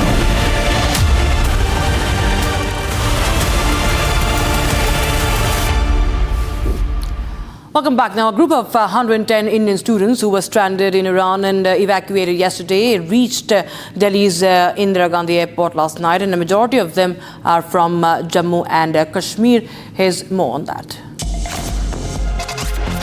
The students are uniting with their families. They have been evacuated from Iran via Armenia, and this is the time where there is a moment of joy. And yes, the first leg of Operation Sindhu, which has been initiated from the side of the government of India, has already started, and it is a successful one till now. And these are the visuals of the students meeting with their parents at this point in time. Several students are coming one by one. There are 110 students who have in fact been evacuated. Out of them, nearly 94 Kashmiri students. For students, the government of India did start Operation Sindhu, and you're one of the first batches of the students who have come back. What does it feel altogether? You're going to meet your family? Yeah, we are the first who came back, and we are very thankful to Indian Embassy. They took very great step to rescue us. How were the preparations starting from your evacuation from Iran to Armenia, then from your flights to Doha, and then finally in Delhi? First of all, they took us to Armenia by a bus, and from there we came to Doha, then to India. We are very thankful to India. Do you stay here only in Delhi? Yeah, we live in Delhi. Do you feel good? Yes, coming to India is always good. We are very glad to be here, and thanks to government of India and officials who took care of us in Armenia and हमें घर पे वापस लाया. बहुत अच्छा लग रहा है, बहुत अच्छा. They did a tremendous job to bring us back here safely. It was good. What is the situation there, and how does it feel to be one of the persons in the first batch to be evacuated? In Tehran, it's more intense. In the other cities, not that much right now. So we were comparatively safer there. All right, time for a short break, viewers, but we'll get you more updates. Another emergency landing, this time it's an Indigo flight, and makes the emergency landing. Turbulence in aviation sector continues. And on the other side, we get you more on the Justice Verma case. The report is out and it makes damning revelations. We get you more insight on that. Stay tuned.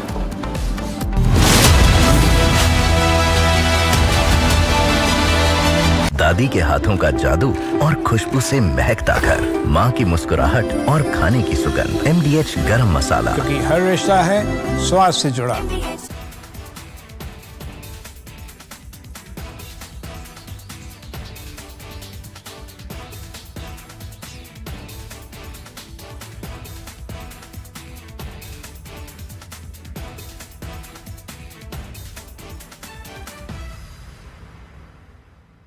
The Iran-Israel conflict has flared up in earnest. What we saw initially was the good cop, bad cop routine, in which the United States was playing the good cop by engaging Iran in talks, and all the while Israel was giving threats of taking military action, strong military action, to destroy the nascent Iranian nuclear capability. In fact, this good cop, bad cop routine was used to achieve surprise. Iran thought that one day before the talks were scheduled between America and Iran, Israel would not strike, but it did, and it caught a lot of the top Iranian military leadership together huddled in conferences, etc., and was able to do a fair amount of damage. So far, what has the Israeli strategy been? The Israeli strategy has been to carry out a surgical strike against Iran's nuclear capability, nascent nuclear capability. To that extent, it has hit Natanz, the nuclear enrichment site. It has hit many weapon fabrication laboratories and other experimental laboratories close by around Tehran complex. It has also primarily hit at command and control targets. It has eliminated a large number of Iranian senior military officials, which include the head of the IRGC, the head of the Iranian army, head of the Iranian Air Force, and their chief of intelligence. Now, these are very severe losses in terms of leadership. Command and control attrition has been highly effective to the extent that Iran has now ordered that none of its top commanders will be carrying mobiles, because they have been tracked through their mobiles and hit with great amount of precision. To start with, the Israelis had carried out massive standoff attacks with about 200 of their F-35 stealth fighters, F-15E Eagle jet fighters. These had fired cruise missiles, standoff cruise missiles, without entering Iranian territory. In the phase 1, they had carried out SEAD, suppression of enemy air defenses, in which they had knocked off the S-300 missile batteries of Iran, which have not proved very effective. Let's not forget that even in Pakistan, the S-300 equivalent, the Chinese HQ-9 and 16 were also proved to be highly ineffective. So they have suppressed Iran's air defenses, and they have now gone in a very big way to tackle the targets they have designated, namely command and control attrition, 2. enrichment facilities, nuclear fabrication plants, workshops, and research facilities. They have also gone in for hitting the energy infrastructure, and they have largely hit the storage for local in-house consumption. From Asia's largest news headquarters, setting the agenda for Bharat.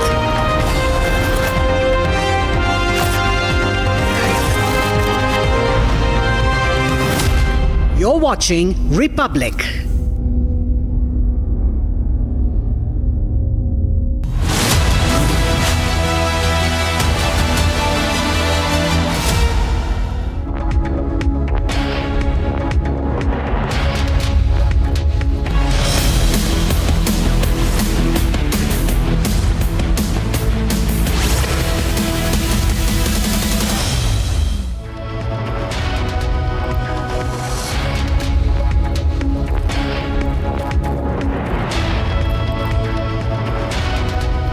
Very good afternoon, viewers. It's 1 p.m. and you're watching Live and Breaking with me, Antara Gupta. We are tracking a lot of big stories for you in this edition.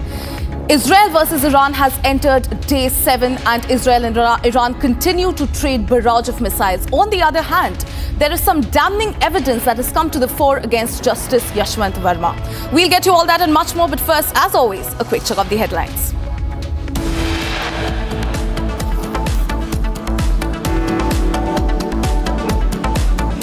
Donald Trump meets Asa Munir in Washington, claims he was influential in stopping the India-Pakistan conflict. Iranian missile strikes Soroka Hospital in Beersheba in Israel, where IDF soldiers are undergoing treatment. 60 Israeli fighter jet strikes 20 Iranian military and nuclear weapons sites across Tehran. Delhi to Leh flight makes an emergency landing in Delhi airport after it was reported to have technical snags. Damning revelations come to the fore in judicial scandal case. Probe reveals that cash was recovered, burnt cash was removed. Voting underway for by-polls to 5 assembly seats in 4 states, Kerala, Punjab, Gujarat and West Bengal. Results on June 23rd.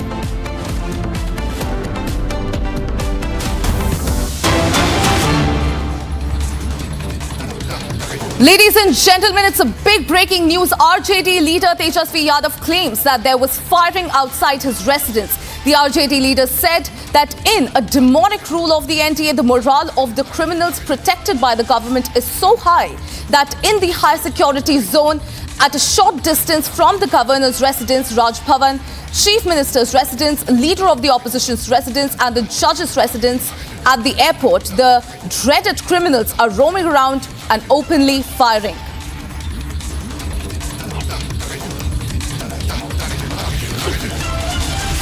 Ladies and gentlemen, I have Prakash, my colleague, joining me on the phone line. Prakash, this is a big breaking news that is coming in. RJD leader Tejasvi Yadav has said that he heard shots near his residence. What more are you picking up on this story? Well, this incident took place early this morning when armed criminals shot at a person called Rahul nearby the residence of leader of opposition Tejasvi Yadav as well as Ashok Chaudhary, the building construction, the rural works department minister in Nitish Kumar cabinet, and the incident took place there. Meanwhile, there's been no casualty that has been reported, but the police has taken cognizance of it and are trying to nab the culprits. Yes, it's a very serious issue since Tejasvi Yadav has tweeted pertaining to the law and order situation in Bihar, and he's been often questioning about it, and we have been reporting various incidences of firing taking place in and around Patna. So, meanwhile, there's been no casualty, but yes, firing did take place, and police is trying to nab the culprits. Well, absolutely, Prakash. Also, this incident is coming right ahead of Prime Minister Modi's scheduled visit on June 20th to the poll-bound Bihar. In fact, this incident of firing was reported in Bihar's Patna near the residence of the RJD leader. What more can you tell us? Has the security been heightened and is there any sort of evidence that the police might have picked up?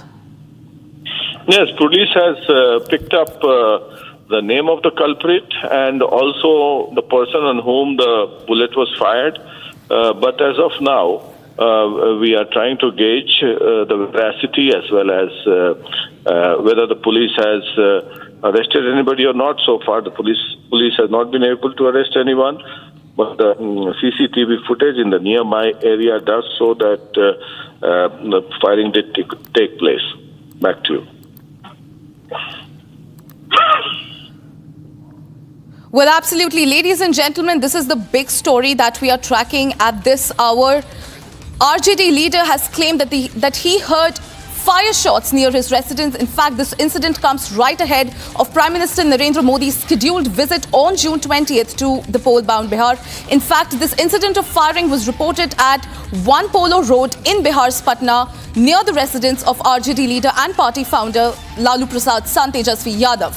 Now, the police reached the spot and an investigation is currently underway. But as my colleague pointed out, police is investigating the situation, is investigating the case, and the arrests are yet to be made. Further details, while awaited, the incident comes right ahead of Prime Minister Narendra Modi's visit to the poll-bound Bihar.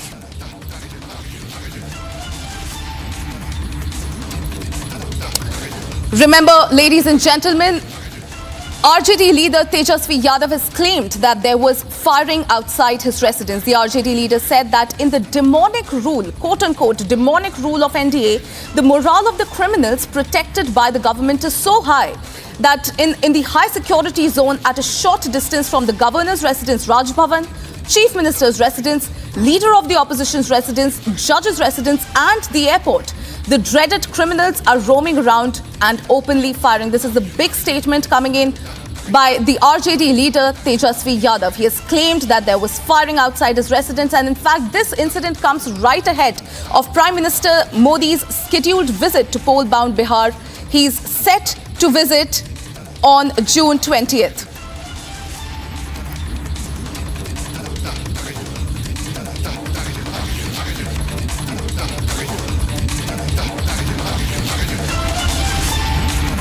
I am being joined by JDU's Rajiv Ranjan on the phone line. Rajiv, this is a big breaking news that is coming in. Tejasvi Yadav has said that he heard firing shots outside his residence, and he has claimed that this is in fact the criminals in fact are being given a free run. What more can you tell us? The person you are.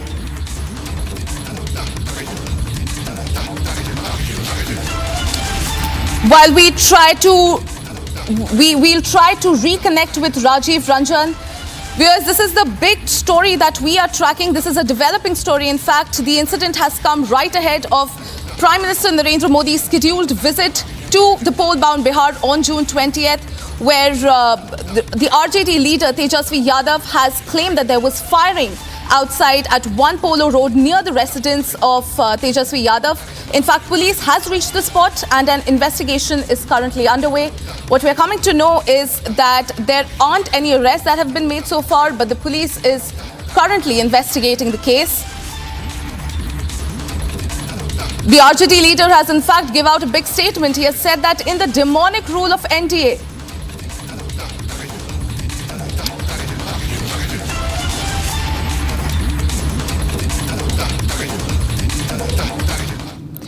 ladies and gentlemen, another big story that we are tracking. Justice Yashwant Verma probe report cache was recovered burnt and cash was removed. At least 10 witnesses examined by the panel acknowledged having seen some of these burnt or half-burnt currency notes. Investigation reports indicts Justice Yashwant Verma. In fact, a 60-page report by a panel investigating allegations against Justice Yashwant Verma has concluded that the cash was found in the storeroom of his official residence at 30 Tughlaq Crescent, New Delhi. The panel determined that access to the storeroom was within the control of Justice Verma and his family members. And in fact, there is strong inferential evidence that suggests that the burnt cash was removed from the storeroom during early hours of March 15, 2025. I'm being joined by executive editor Ridhim Bhardwaj. Ridhim, there are some damning allegations that are coming forward. There are some damning evidence that are coming to the fore when it comes to Justice Yashwant Verma. In fact, they are also suggesting that there might have been some evidence tampering. What more can you tell us? Well, let's tell our viewers this is a 64-page report in which Justice Verma has been indicted by the committee of the 3 judges. Why this is so clear, and we're also joined by guests, I'm also joined by Shambhavi and Akanksha here, is because this panel report is very clear. It not only says that Justice Verma did not try and do anything to ensure or give them any verdict or any proof about what happened, but the findings are, number 1, the burnt notes were seen. Number 2, he failed to show or give any explanation as to why there was cash in the storeroom. Number 3, it says that this storeroom had access only by Justice Verma and his family. Number 4, it says that the trusted staff of Verma tried to remove the cash on the night of 15th March 2025. It also gives out an observation that there is a breach of public trust and property expected at the high constitutional office held by Justice Verma. Number 6, it says there was no attempt made to help at any time.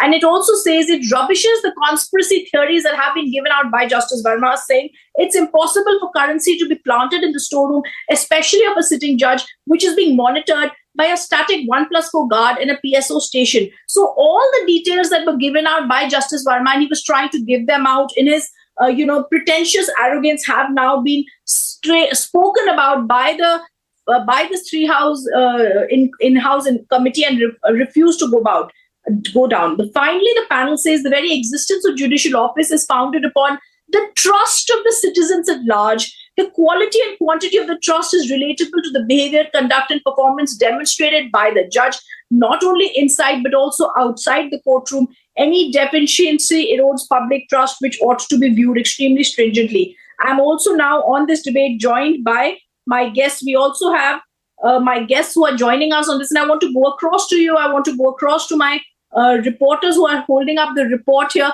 The president of the Oudh High Court Bar Association, also currently with us, Mr. Ripu Daman Shahi. Mr. Ripu Daman Shahi, I remember when this report had come out, we were the only channel to go so strongly against Justice Verma. You had made your stand clear. He needed to step down. He shouldn't have been a part of any Allahabad High Court or the judiciary at that time. What are your thoughts today? Do you think it's time only an FIR should be there, or this person who's caused disgrace to the judiciary as a whole should finally be stepping down?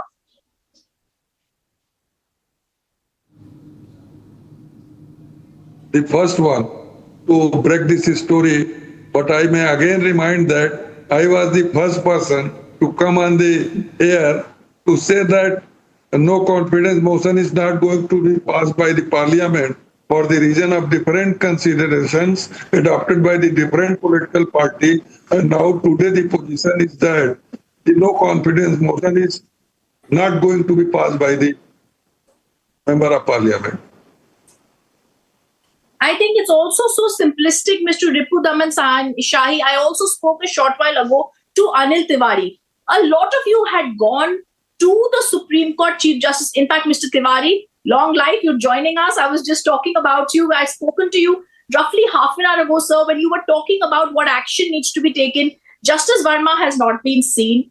This report is there. FIR has still not been filed. It's very clear that there was cash in the storeroom. It's also now clear that this cash belonged to Justice Verma. Only his family members and his staff were allowed to go inside there. He can't lie anymore. He's giving out conspiracy theories. No one is buying it. An impeachment motion is around the corner. But is impeachment too little?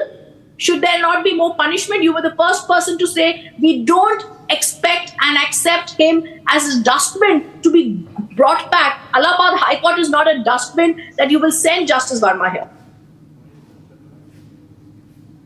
Okay, firstly, I will say that this channel is very bold channel, and you have supported our cause. For that, I congratulate your channel. I am very thankful to your channel. My concern is not Justice Verma. Mr. Shahi will also agree that our concern is not Justice Verma. Our concern is public faith in judicial system. Yes. And Justice Verma has caused such a great damage to the democracy of this country that he should be penalized immediately. FIR should be lodged against him. I don't know whether impeachment motion will be passed or not. Mr. Shah is absolutely correct. Different political considerations. You see, one man in the entire lawyer community, one man, Mr. Kapil Sibal, is loudly supporting Justice Verma. I will say that Mr. Kapil Sibal is also damaging the democratic system of this country when he supports Yashwant Verma. Yashwant Verma is a person who should not be allowed even for a second to sit on the chair of a judge. Immediately FIR should be lodged, because you see the contents of the report. Now we are getting information and knowledge and about this report from the channel. Whether government is not responsible for the public. I am requesting the government to release this report immediately in public domain so that public can see what are the grounds why Mr. Verma is not resigning. And now why Mr. Verma is not resigning, my answer is that he is buying the time, because he knows he knows the defect of the system. Defect of the system is, since last 70 years, 5 motions were moved, but not a single motion succeeded. You see the travesty of the justice. See how these judges are above the public. How these judges are. This system has made them so strong that Mr. Verma knows the system. He is buying the time because he is aware probably impeachment may not succeed. But let him face the trial. Let him face the trial. Trial should be immediately started. FIR should immediately be lodged so that police may investigate the matter and judicial system may examine it by trying Mr. Verma. I also want to ask you, Mr. Tiwari, you have very specifically said the former Supreme Court Bar Association head, senior lawyer, senior legal Kapil Sibal, he's the one who's only supporting right now, as we are seeing, Justice Yashwant Verma. He says he wants the government, in fact, we warn you, impeachment proceedings cannot happen against Justice Verma. Why is Kapil Sibal so adamantly, fervently, supporting Justice Verma? I think President of the Awadh High Court Bar Association, Ripu Daman also wants to come in and answer this, and then Anil Tiwari, sir, I'll come back to you. You see, Mr. Kapil Sibal was the president of Supreme Court Bar Association. His first duty is towards the litigants. His first duty is to save the judicial system. His first duty is to save the public faith in judicial system. Apex Court President is supporting Justice Verma for no cause, only because of his interest and political intention. Nothing else. He has no material at all. And that is why I am asking him, why he is supporting. He is causing damage to the democracy of this country. Ripu Daman Shahi also wants to make in a point here. Yes, sir. मैं श्री अनिल तिवारी जी जो हमारे बड़े वरिष्ठ अधिवक्ता हैं, इनकी अनुमति से एक बात शेयर करना चाहता हूं मीडिया से। तिवारी जी अनुमति दीजिए तो शेयर करूं। अरे सर, आप बिल्कुल आप बहुत बोल्ड आदमी हैं। आप बहुत फर्म, आपने जो साथ दिया है वो इस कॉज में वो इतिहास में लिखा जाएगा। तिवारी जी की अनुमति से एक बात शेयर करना चाहता हूं। ऑनरेबल जस्टिस संजीव खन्ना साहब जब हम लोगों से मिले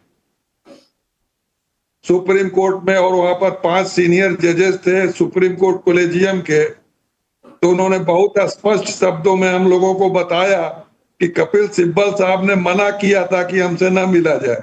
तिवारी जी सही हुआ कि कहा आपने? बिल्कुल सही बात। क्या कहा था कपिल सिब्बल ने, sir? Can you please repeat it? Supreme court के चीफ जस्टिस को, जो संजीव खन्ना साहब थे, उनसे कहा था कि ये जो डेलीगेशन आया है इससे मत मिलिए, बिग ब्रेकिंग, और इसको इग्नोर करिए। और हम लोगों को मिलवाने का जिम्मा भी कपिल सिब्बल ने ले रखा था। कपिल सिब्बल, हम लोगों को इकट्ठा होना था, कपिल सिब्बल साहब हम लोगों को संजीव खन्ना साहब से मिलवाते, और कपिल सिब्बल साहब हम लोगों को टहला रहे थे पूरे दिल्ली में। ये हम लोगों के साथ के जो, हमारे साथ के जो त्रिवेदी साहब थे, वहां पर गुजरात बार एसोसिएशन के जो प्रेसिडेंट थे, यशवंत सिन्हा जो केरला बार एसोसिएशन के प्रेसिडेंट थे, जो रेड्डी साहब थे कर्नाटक बार एसोसिएशन के प्रेसिडेंट थे, उन लोगों के प्रभाव के चलते हम लोगों को स्पेशल टाइम संजीव खन्ना साहब ने दिया, तब हम लोगों की मुलाकात हुई।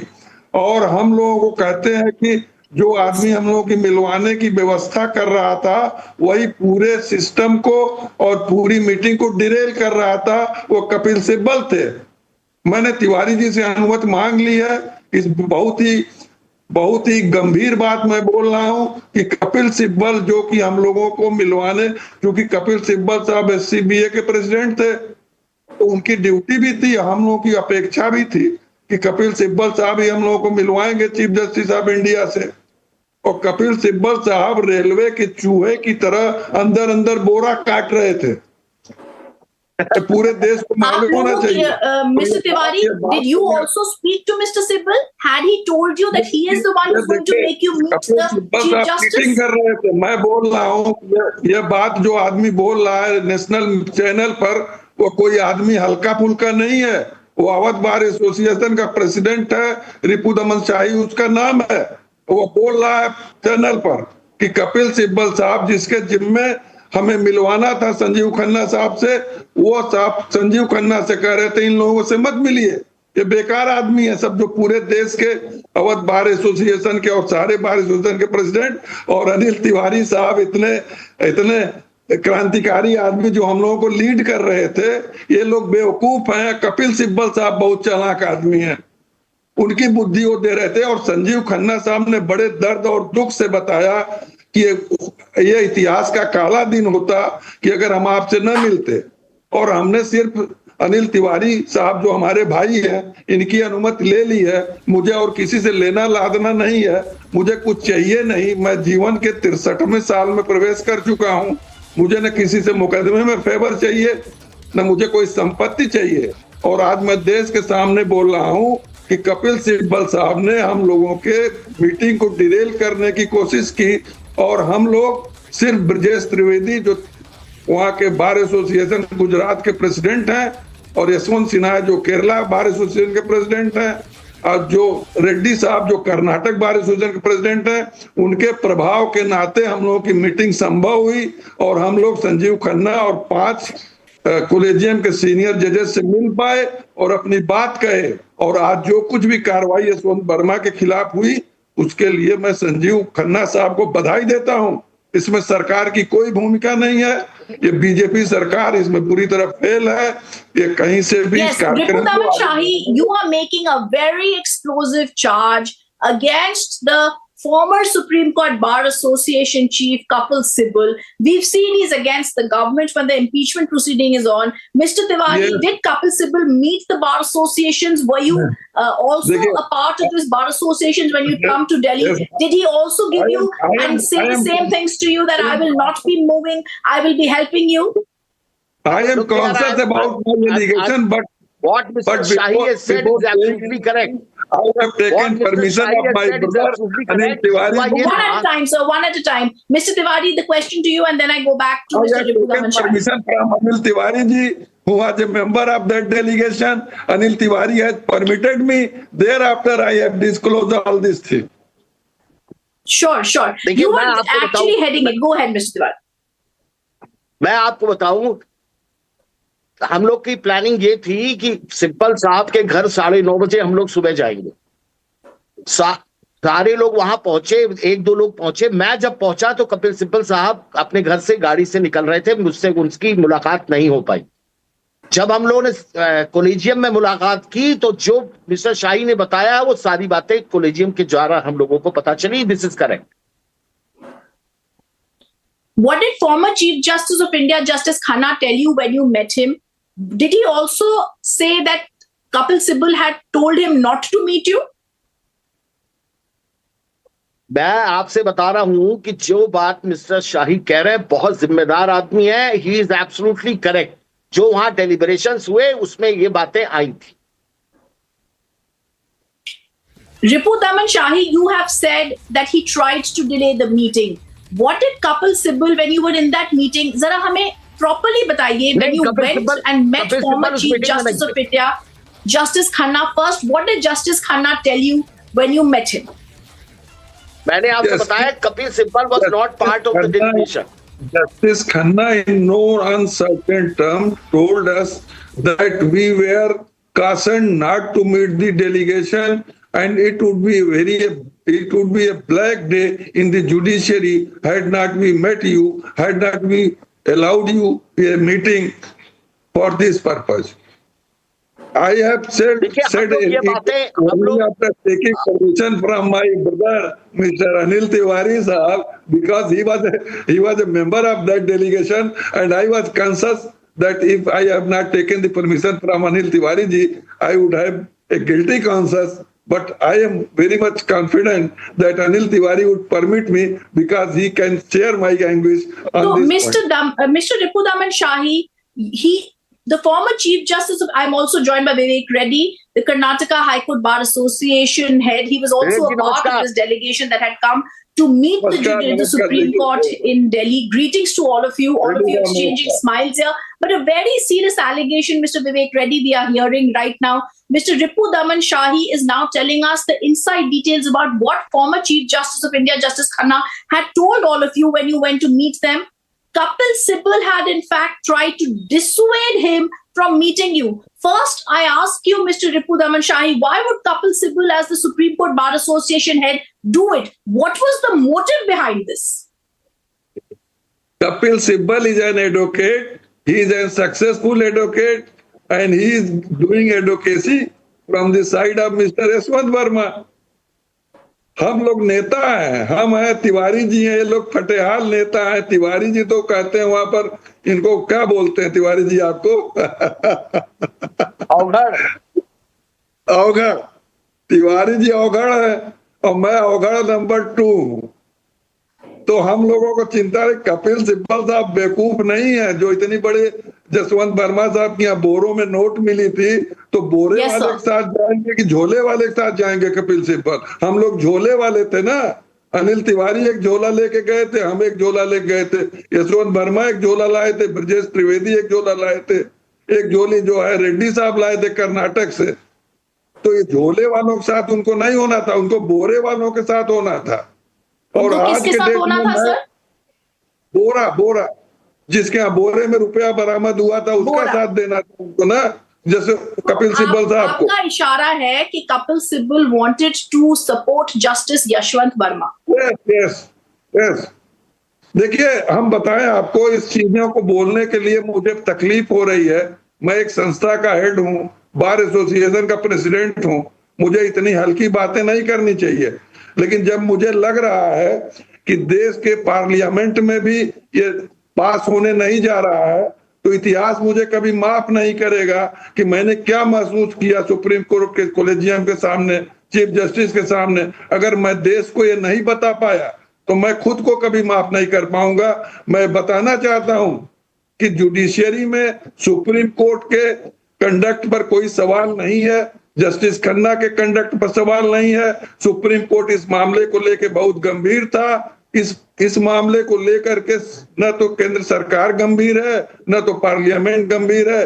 वो यशवंत वर्मा को कोई भी, देखिए, जैसे आप होती है सत्यनारायण की कथा, उसमें लिखा जाता है कि सत्यनारायण की कथा में जो बनिया था उसका दामाद जो था, उसके लोगों ने पूजा पाठ नहीं किया तो दामाद की उसकी जो मृत्यु हो गई. और बाद में जब आप बिल्कुल सही कह रहे हैं. I also just want to, sir, for 1 minute get in Mr. Vivek Reddy, the Karnataka High Court Bar Association head. Mr. Reddy, you were a part of this entire delegation that went to visit former Chief Justice of India, Justice Khanna. What did you hear him say about Kapil Sibal's role, and did Kapil Sibal promise all of you that he would, entertain you, make sure that you would all visit the Supreme Court Chief Justice, and then, like is shockingly now being known, that he in fact was trying to dissuade former Chief Justice from meeting all of you? Well, I greet my friends. Actually, that day morning, I went to Mr. Kapil Sibal and told him that a delegation of presidents had come and that we would like to meet the Chief Justice. He said he will make his efforts. To be fair to him, he said he'll make his efforts. That was the position in the morning. And he said, I don't know whether the Chief Justice will actually meet you, but I'll try and make my efforts. And I do not know what exactly transpired, but the six of us, the six presidents who went that day, we met the Chief Justice's secretary. And we said that you have to meet us because this is something that concerns the nation. And corruption is the most serious issue that is plaguing the judiciary today. So therefore, we have to meet the Chief Justice and we have to bring out our opinions to him. And the Chief Justice of India, I'm really glad all of us, Mr. Tiwari and Mr. Shahi will agree. The Chief Justice of India, in fact, called the other members of the collegium judges, and he met us and discussed with us, and it was a very open debate or discussion that we had. He was willing to consider all our points of view, but he assured us one thing, that this will be taken to the logical end and there will be a very fair investigation. I do not know that thereafter what transpired, because I'm not privy to it or I do not have any knowledge about Mr. Kapil Sibal's involvement in anything or whether he went into that issue or not. But what has happened is, Mr. Tiwari and all of us will agree, Mr. Shahi will agree. Today what has happened is that unfortunately, one part of this investigation which finds Mr. Yashwant Verma guilty has taken it to its logical end and they have proposed to impeach him. But the other part, the part which we and Mr. Tiwari are fighting for, Mr. Shahi are fighting for, and many presidents in India are fighting for, the advocates in India are asking for is that why not the law be moved against him like any ordinary person? Once the Supreme Court finds that he is guilty, if he is qualified to be referable to impeachment, then why not an FIR be lodged? What is he? Yes. How is he so special? Yes, and you know why? Why I keep getting this back to. I want to also now ask Mr. Tiwari this question. Mr. Tiwari, you know why I bring this back to Kapil Sibal? Because I remember his words when he was outside the parliament, where he said, "I am warning."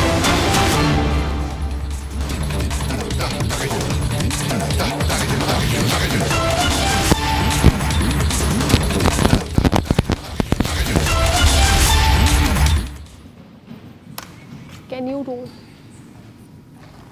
Well, in fact, we have a breaking news coming in right now. An incident of firing was reported at One Polo Road in Bihar's Patna near the residence of RJD leader and party founder Lalu Prasad Yadav's son Tejasvi Yadav. The incident, in fact, came just ahead of Prime Minister Modi's visit on June 20th, that is tomorrow, to the pole-bound Bihar. This is the latest that we are getting for you. Fire shots were heard outside the residence of Tejasvi Yadav.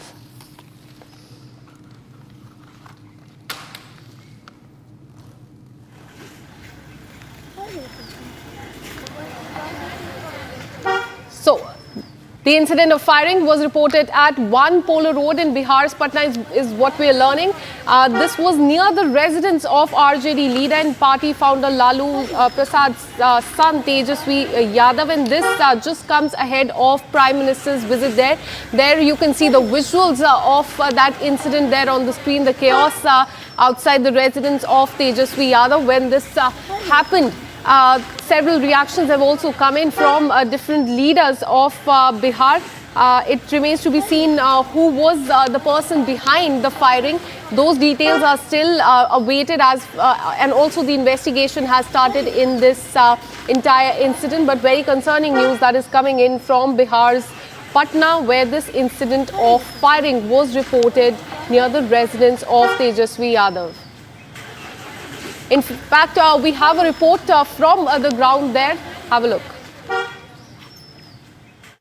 उसी का क्यों चली है पता ये नहीं पता लगा कुछ। किसने किस पर चलाया? यही कौशल नगर का एक लड़का था, वही जोर से बोलिएगा।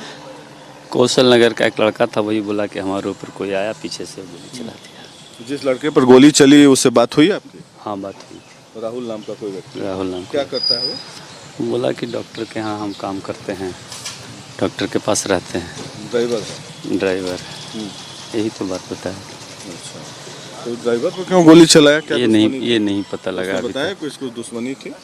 ये नहीं बताया था, कुछ अभी नहीं बताया। थाना पर गया, बोला कि हम उन्हें स्पष्ट करेंगे, इसलिए यही तो चलाने वाले को पहचान रहा है वो? नहीं पहचाना, मुंह ढके हुए था। मुंह ढके हुए था।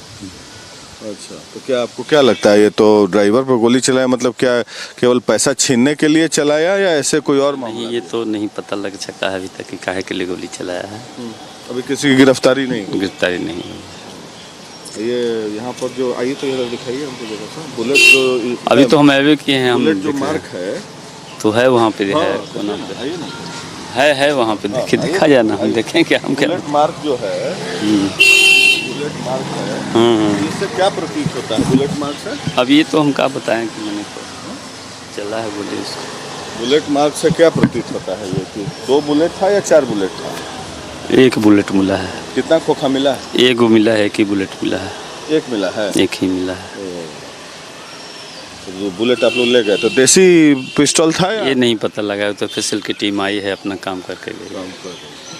अपराधियों को आप गिरफ्तार कर रहे हैं? हाँ, लगे हुए हैं। यहाँ पर हाई सिक्योरिटी जोन है, इधर जज का घर है, इधर तेजस्वी यादव का घर है पीछे में, और बगल में कौशल नगर गाँव है, यहाँ से आना जाना लोगों का लगा हुआ है। तो ये कौशल नगर गांव के ही? हाँ, वहीं के लड़का है वो। वहीं का लड़का, जो अपराधी भी है वहीं। On to another story, breaking news that we're getting in as far as Iran-Israel conflict is concerned. The Israeli Air Force has released a new video showing how military production site of Iranian regime were also attacked by them, including the factories for producing raw materials, components used to assemble ballistic missiles, and sites for creating Iranian air defense system and missiles.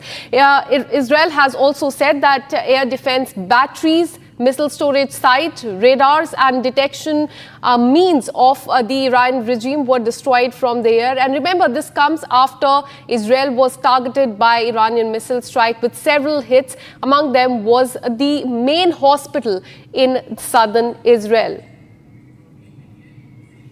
So these are the visuals that we are getting in as far as the attack by Israel is concerned.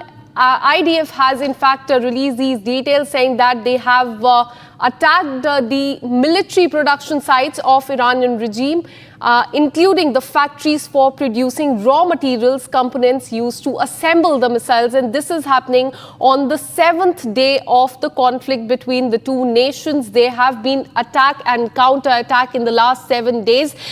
In the last 12 hours, in fact, Iran has targeted the largest hospital of Israel, that is in southern Israel.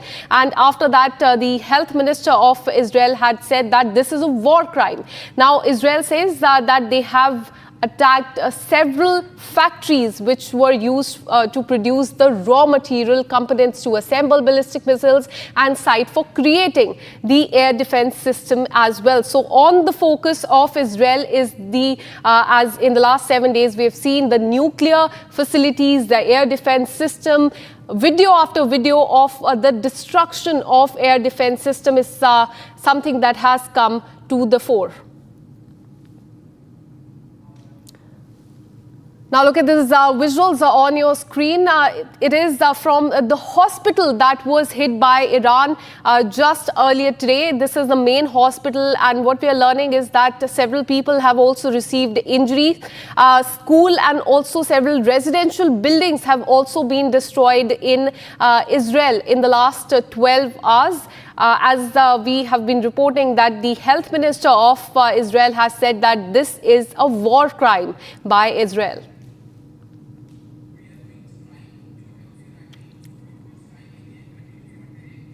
All right, we have another breaking news coming in. We are now learning that Iran has carried out multiple strikes in the Israeli city of Holon, where a hospital, school and residential area was targeted, and the visuals of that you can see on the screen. Multiple strikes on Israeli cities where a hospital, a prominent hospital, a major hospital there, a school and the residential areas have been targeted. We've been speaking to several people there on the ground, and they are saying that several civilian areas have been attacked by Iran in the last 7 days. Several civilians have received injuries. Several people have lost their lives as well. On the other side, Israel says that they have only targeted the nuclear facilities, the air defense system of Iran, but this is something that we can see in the last 7 days, attack and counter attack that has been going on, and these are the visuals of the building in Israel that was attacked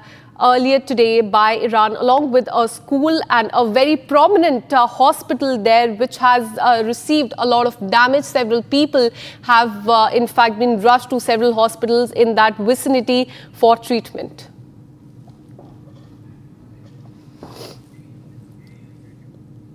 All right, so these are the visuals coming in from Israel, where we can see that these buildings have received damage after a missile attack on them. Not just the residential area and these buildings, but also the school and the prominent hospital. We've been showing you the visuals of the shattered buildings. Right there on the screen, you can see these are the visuals of the largest hospital in Israel that has been hit by Iran, and people in panic there, running here and there. Shattered glasses and shattered building is something that we can see on the screen right there.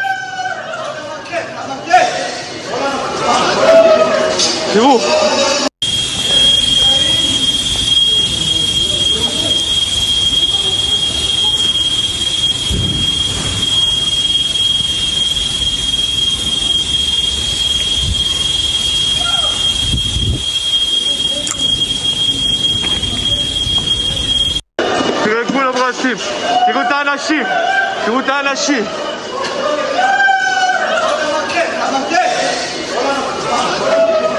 תראו, פה נפל הטיל. תראו את גבול הברזים, תראו את האנשים, תראו את האנשים.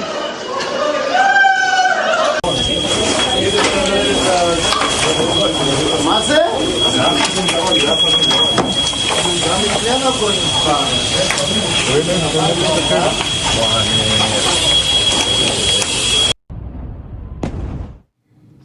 And ladies and gentlemen, as the sirens continue to pierce the skies over Tel Aviv, civilian lives in the city has been turned upside down. Schools are shut, businesses are operating in crisis mode, and families are spending nights in bomb shelters. The one bustling street of Israel, commercial capital, are now marked by fear, uncertainty, and a constant readiness for the next strike. We bring you this exclusive ground report showing how residents have had to flee the places they call home, while buildings in one busy town now stands deserted. Have a look.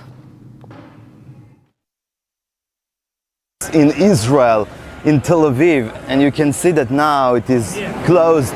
Nobody can go inside. Here are the residents of this area, and they are trying to understand where should they go after they have been evacuated, because as you can see, everything is destroyed.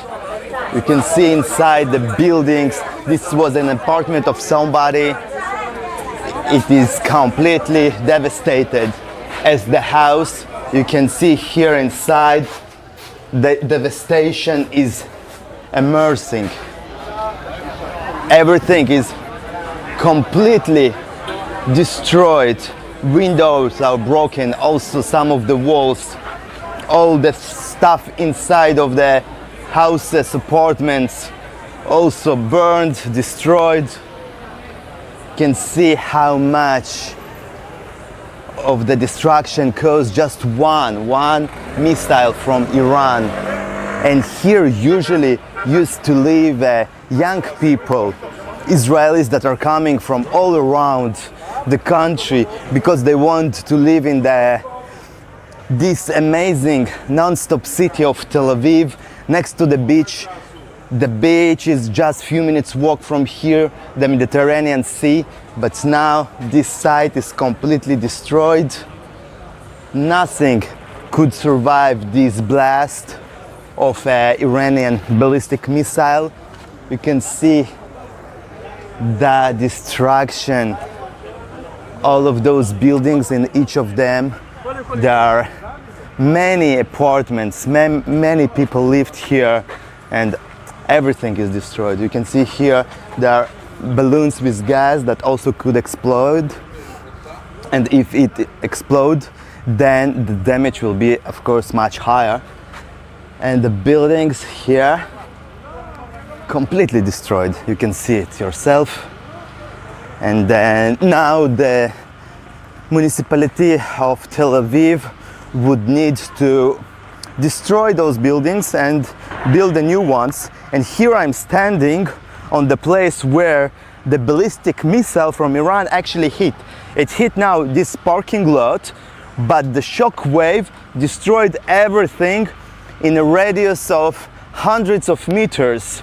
You can see the impact of this blast. And if those kind of rockets hit the buildings themselves, then of course nothing can survive inside the building and not next to it. This is a residential area. There are no military targets here. There are nothing here except of people that are living here, their life, innocent people that have nothing to do with this conflict between Iran and Israel. Maybe the target of the rocket was this building, because inside at least used to be the consulate of the United States of America and some of the offices of the Embassy of America. And actually the impact of this blast also hit a little bit even the embassy, which is hundreds of meters from here, the main building of the embassy. And you can see the impact. It is just unbelievable. Now I'm standing on the floor, on the ground, under which used to be a construction of an underground metro station, and that's why Israeli security forces, rescue forces, told me that all of this place can collapse because of the impact of the blast. And this is just one neighborhood that was almost completely destroyed, and there are many more neighborhoods like this one, residential areas that also were the targets of the Iranian ballistic missiles. And in all of those places there are a lot of destruction. People are killed, injured, and all of their homes and stuff is lost, as you can see here behind me.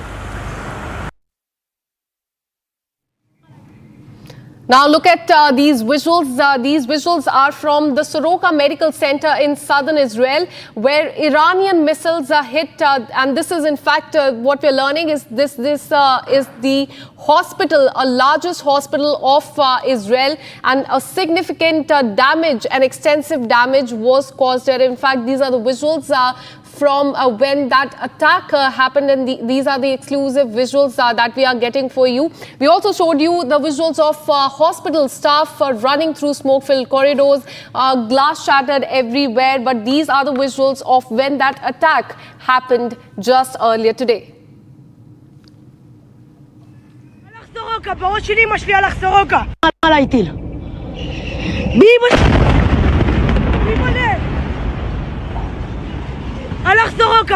אמא שלי הלך סורוקה עליי טיל מי בונה?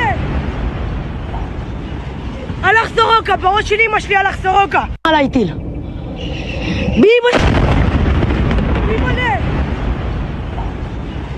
הלך סורוקה, בראש שלי אמא שלי הלך סורוקה עליי טיל מי בונה? הלך סורוקה, בראש שלי אמא שלי הלך סורוקה עליי טיל And with this, we're taking a very short break. After this break, we'll tell you more about the missile striking the Soroka hospital in Israel, where IDF soldiers were undergoing treatment. We'll also tell you about the Delhi to Leh flight, which made an emergency landing at the Delhi airport after it reported technical snag. This and much more on the other side. Stay with us. विमल में गुलिस्तां की ये कुछ लजीज फरिश्ते जब साथ घुले तो जी ललचाए और दिल कहे कि स्वाद की इस जुबान में खुद को ऐसा डुबाऊं कि निकल ना पाऊं। विमल की जुबान कुछ है ही ऐसी, मानते हैं ना? विमल, बोलो जुबान केसरी। MDH की हल्दी मिर्ची धनिया करे कमाल, ये रंग दे, ये खुशबू दे, ये तीखा, ये कम पड़े, क्या निराला MDH मसाला।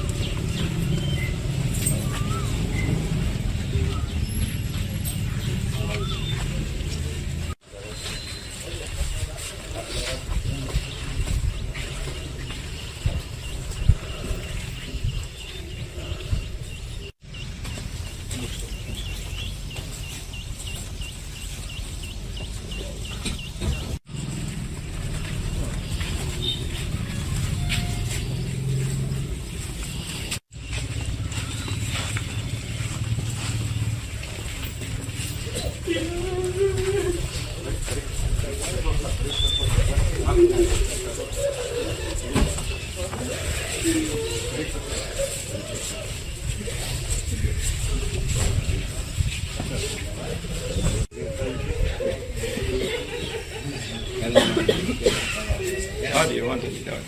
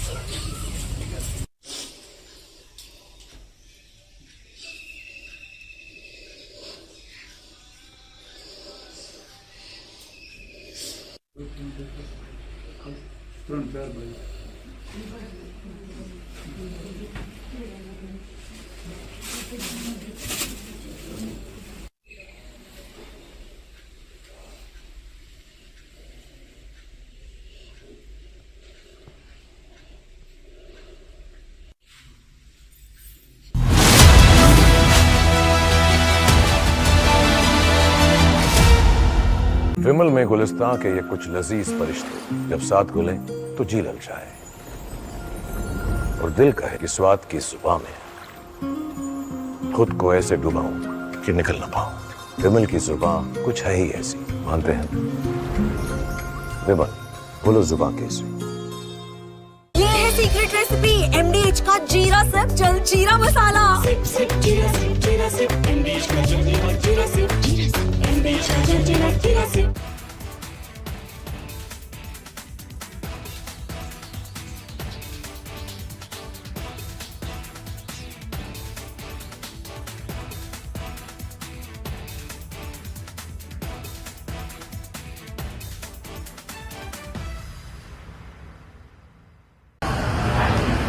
असमनी इस्लामाबाद के कातिल,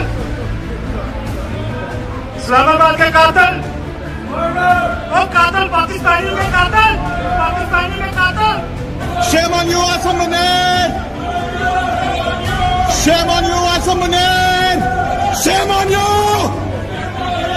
Civilian supremacy in Pakistan! Shame on you, Asam Munir! Gidar, Gidar, Gidar! Shame on you, Asam Munir! Shame on you, Asam Munir! Shame, shame, shame! Shame on you, Asam Munir! We are here to welcome Asam Munir. This is Washington Four Seasons Hotel.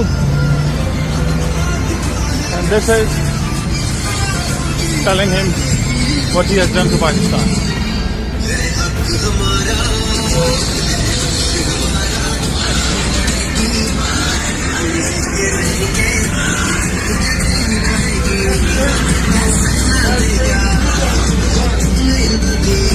Pakistan will rise, inshallah. Asam Munir, you can hide. You're in the second basement, down underneath, and people are here to hunt you. Civilian supremacy in Pakistan! Shame on you! Shame on you! Shame on you, bastard! Shame on you! Shame on you! Shame on you! Dictator! Shame on you, dictator! Shame on you!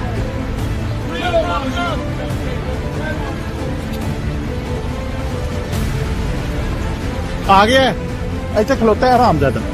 हाँ,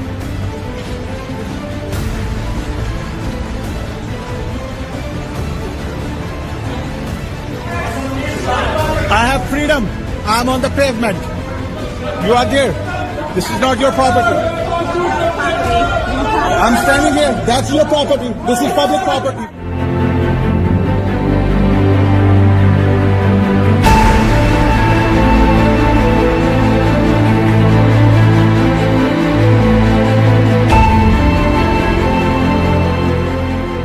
राष्ट्रपति Trump के आग्रह पर आज दोनों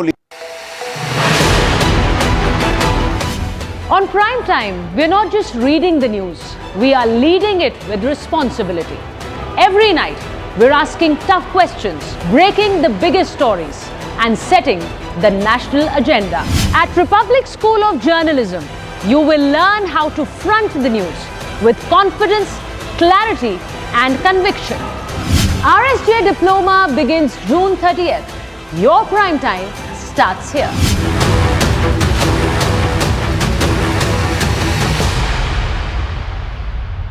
आपकी favourite Hyundai cars पर मिल रही है अमेजिंग डील्स। वैसे लोगे तो आप हुंडई ही, चाहे दिल की सुनो या डील्स की, तो जल्दी चले आओ हुंडई शोरूम। MDH की देगी मिर्च, देगी मिर्च का तड़का, अंग अंग फड़का। MDH की देगी मिर्च। इसको घर पे लगाओगे तो शादी का तो पता नहीं, पर घर पक्का नहीं टूटेगा। रुंगटा नहीं तो घर स्ट्रॉन्ग नहीं। रुंगटा स्टील TMT बार एकदम सॉलिड। पहाड़ों में एक हाइकिंग स्टिक भी बन सकती है। असमनी इस्लामाबाद के कातिल, इस्लामाबाद के कातिल, ओ कातिल पाकिस्तानी के कातिल, पाकिस्तानी के कातिल। Shame on you, Asam Munir! Shame on you, Asam Munir! Shame on you! Civilian supremacy in Pakistan! Shame on you, Asam Munir! Gidar, Gidar, Gidar! Shame on you, Asam Munir! Shame on you, Asam Munir! Shame, shame, shame! Shame on you, Asam Munir! we are here to welcome Asam Munir. This is Washington Four Seasons Hotel. And this is telling him what he has done to Pakistan.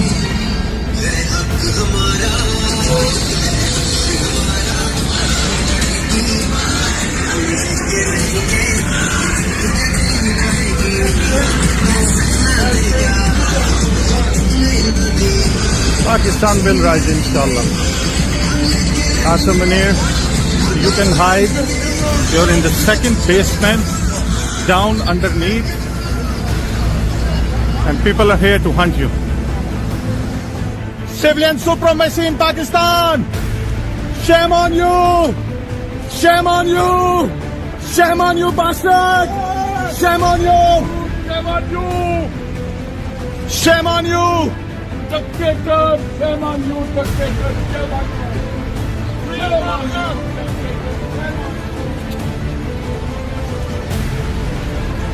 आ गया ऐसे खलोता है हरामजादा हाँ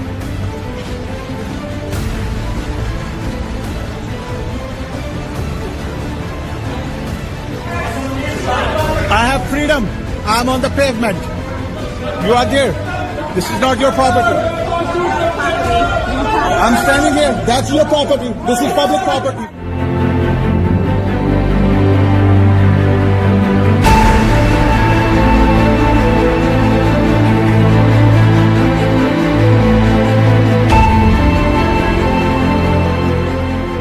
राष्ट्रपति Trump के आग्रह पर आज दोनों लीडर्स की फोन पर बात हुई। प्रधानमंत्री मोदी ने राष्ट्रपति ट्रंप को स्पष्ट रूप से कहा कि 22 अप्रैल के बाद भारत ने आतंकवाद के खिलाफ कार्रवाई करने का अपना दृढ़ संकल्प पूरी दुनिया को बता दिया था। भारत ने यह भी स्पष्ट कर दिया था कि पाकिस्तान की गोली का जवाब भारत गोले से देगा। 9 मई की रात को उपराष्ट्रपति वैंस ने प्रधानमंत्री मोदी को फोन किया था। उपराष्ट्रपति वैंस ने कहा था कि पाकिस्तान भारत पर बड़ा हमला कर सकता है।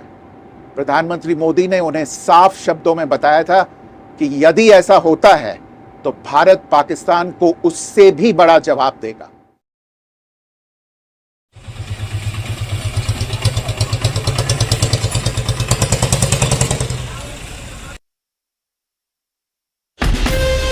From Asia's largest news headquarters, setting the agenda for Bharat.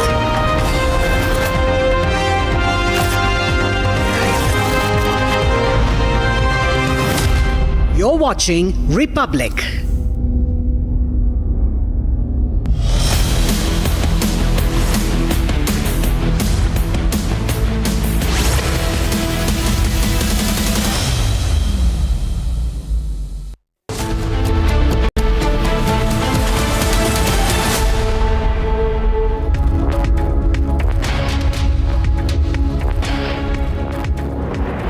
Very good afternoon, viewers. You're watching Live and Breaking, and I'm Rakshita Mishra with you, viewers. Republic TV closely tracking all the latest developments from West Asia as the war between Iran and Israel is on the boil.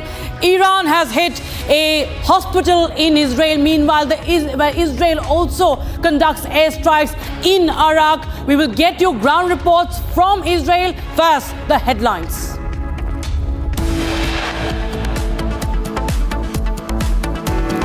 Donald Trump meets Asim Munir in Washington, D.C. He claims he was influential in stopping the India-Pakistan conflict.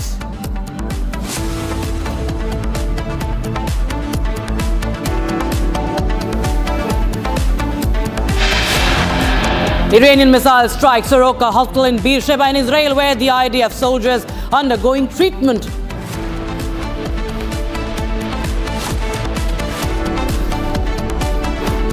"60 Israeli fighter jets strike 20 Iranian military and nuclear weapons sites across Tehran."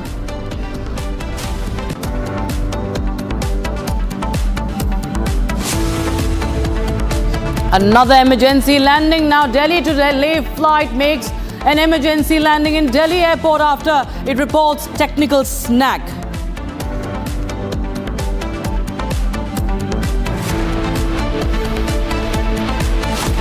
Damning revelations come to fore in judicial scandal case. Probe reveals that cash was recovered from Justice Verma's house and the burnt cash was also removed.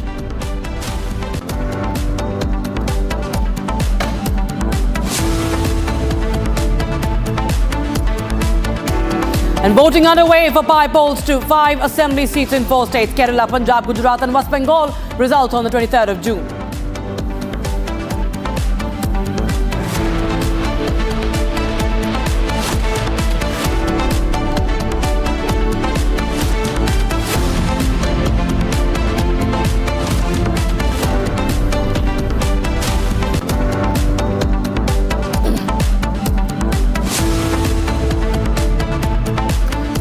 Viewers, we are getting an update. Iran has carried out multiple strikes in the Israeli city of Holon, where a hospital, a school, and another residential area was targeted. Remember, in this hospital that has been targeted in Beersheba of Israel, the Israeli Defense Forces personnel, the Israeli Defense Force personnel were being treated. And there you have visuals from Holon. You can see that that building that has been completely damaged, that has been destroyed.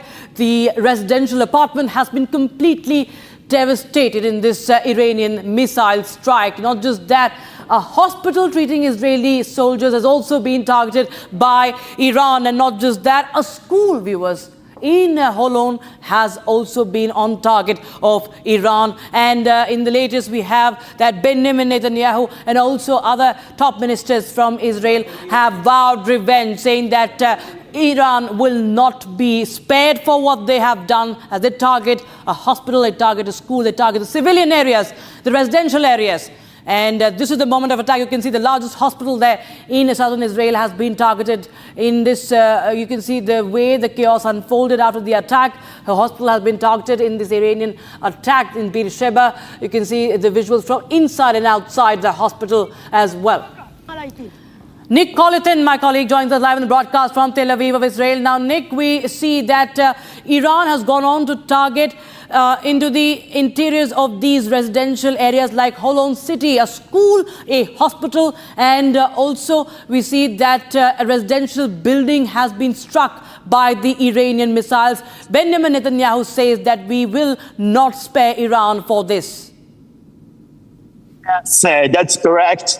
I'm now at one of the places where one of the Iranian ballistic rockets hit. This is a business center and residential center in the center of Tel Aviv, next to Tel Aviv. This is the center of Israel, and this place called Ramat Gan. It is called the stock exchange, the diamond stock exchange of Israel. And the Iranians, they are targeting, once again, residential buildings and also business buildings. Today, tens of thousands of people supposed to come to this area to work because Israel is the restrictions just yesterday evening. So today in the morning, all the people were supposed to come to the work here. And as you can see here behind me, there are a lot of buildings. And this was the target of the Iranian attack this time. But just by fortune, because the attack was in the morning around 7 a.m., it was just a bit before people are actually going to the work. And because of that, the tragedy is not so big as it could be. And you can see here behind me, all of this is residential area, business area. There are no any kind of military targets here whatsoever, even not close. And unfortunately, the Iranians, they are targeting these places. And if you will watch now behind me, I can show you more or less where was the target, where the missile hit. You can see here behind me, there was the impact of the missile, and see the huge building here was impacted by the blast and evacuated. And now the authorities need to assess if it's safe enough to come back there. And also those buildings were infected. Here you can see a residential area, a residential building, which is also almost completely destroyed. Back to you. Right, stay on with us, Nick. We also have Ariella Rosenthal joining us from Ashdod of Israel. Now, Ariella, we see that how it's a targeted attack from Iran as they target the defense forces where they're being treated, also the residential areas, even the schools have not been spared. Meanwhile, we see that Israel has also hit Iraq. That is also very important to understand. It produces plutonium, what we understand. You know, it's a heavy water reactor. So what is the report coming in as far as this strike from Israel is concerned, as Israel also vows revenge and the destabilization of the Iranian regime? Well, once again, as you've seen this ongoing armed conflict, Israel is strictly converting and hurting the law of armed conflict and conducting precise strikes on military objectives while trying to minimize collateral harm to civilians. This, of course, is contrary to what we see from Iran. Iran launches indiscriminated barbaric missile attacks against Israel, deliberately targeting Israeli civilians. Once again, what we saw this morning on the attack on central Israel and also on the hospital in Soroka, they targeted elderly people, children, sick people, vulnerable people. They are not differentiating. They just launching missiles on civilian population centers and areas throughout Israel. And this, of course, has caused lots and lots of devastating arrests and to property. Until yesterday, we had 24 civilians that were killed. There was one Ukrainian family where they came from Ukraine to Israel. There was a child that was going through cancer treatment, and they were hit by Iranian missile. And unfortunately, this is again a proof that this is Iran that will obtain nuclear weapons accompanied by massive ballistic missiles is a threat not only to Israel, to the Middle East, but to the whole world. And we, from my perspective, must finish the job and finish with the head of the snake. Well, finishing the head of the snake, as you said. What's really in store right now? Because there are a lot of speculations, Nick, about the Iranian regime, because we've seen time and again the Israeli leadership has made it clear that, the Supreme Leader, Ayatollah Khamenei, is not out of limits. He also hit back at Trump yesterday. We saw what Khamenei said and warned of irreparable damage as well. But right now, as we see that the Iranian strikes are only getting deeper and deeper into Israel, and the civilians are not also spared here. Where do you think it's going? Because when we talk about cutting off the head of the snake here, I see more and more clues from the Israeli authorities, from the Prime Minister, from the Minister of Defense of Israel, and also from Trump, that they are all hinting that the head of Iran, the so-called Supreme Leader, is not so safe. Now maybe he's hiding in a bunker, but he could be the next target, as well as other heads of terror organizations, like he's a friend from Hezbollah, who was eliminated, the head of Hezbollah, by Israel, and he was inside of the bunker, by the way. The same happened to the head of Hamas and to one of the leaders of the Houthis.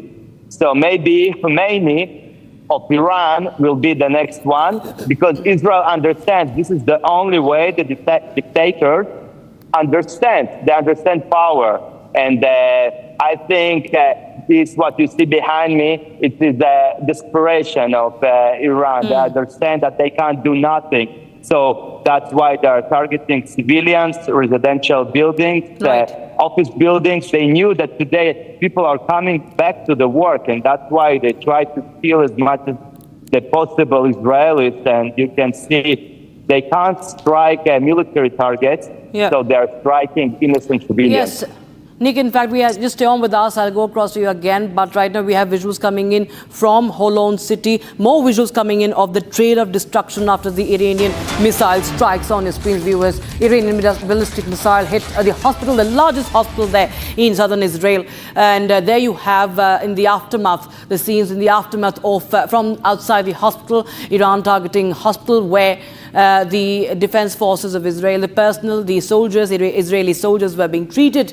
And also they hit school, they also hit a residential building as well. These are visuals from Holon in Israel. All right, I'll go back to my colleague Nick. I think he's... okay, this is another visual coming in. You can see the aftermath of the Iranian strike. You can see this building that has been damaged, and how these are the residential buildings, schools, hospitals. They're all being damaged in this Iranian strike. The Iranians have been hitting Israel with the ballistic missiles. And this is the aftermath of that. And there are injuries have also been reported from these strikes. And now we have some more breaking news coming in. The Israeli Air Force has released a new video showing how military production sites of the Iranian regime have also been attacked. And that includes the factories producing raw materials, components used to assemble ballistic missiles, and sites for creating Iranian air defense systems and missiles. Israel has also said that air defense batteries, missile storage sites, radars, and detection means of the Iranian regime have been destroyed. Remember, this comes after Israel was targeted by the Iranian missile strikes with several hits.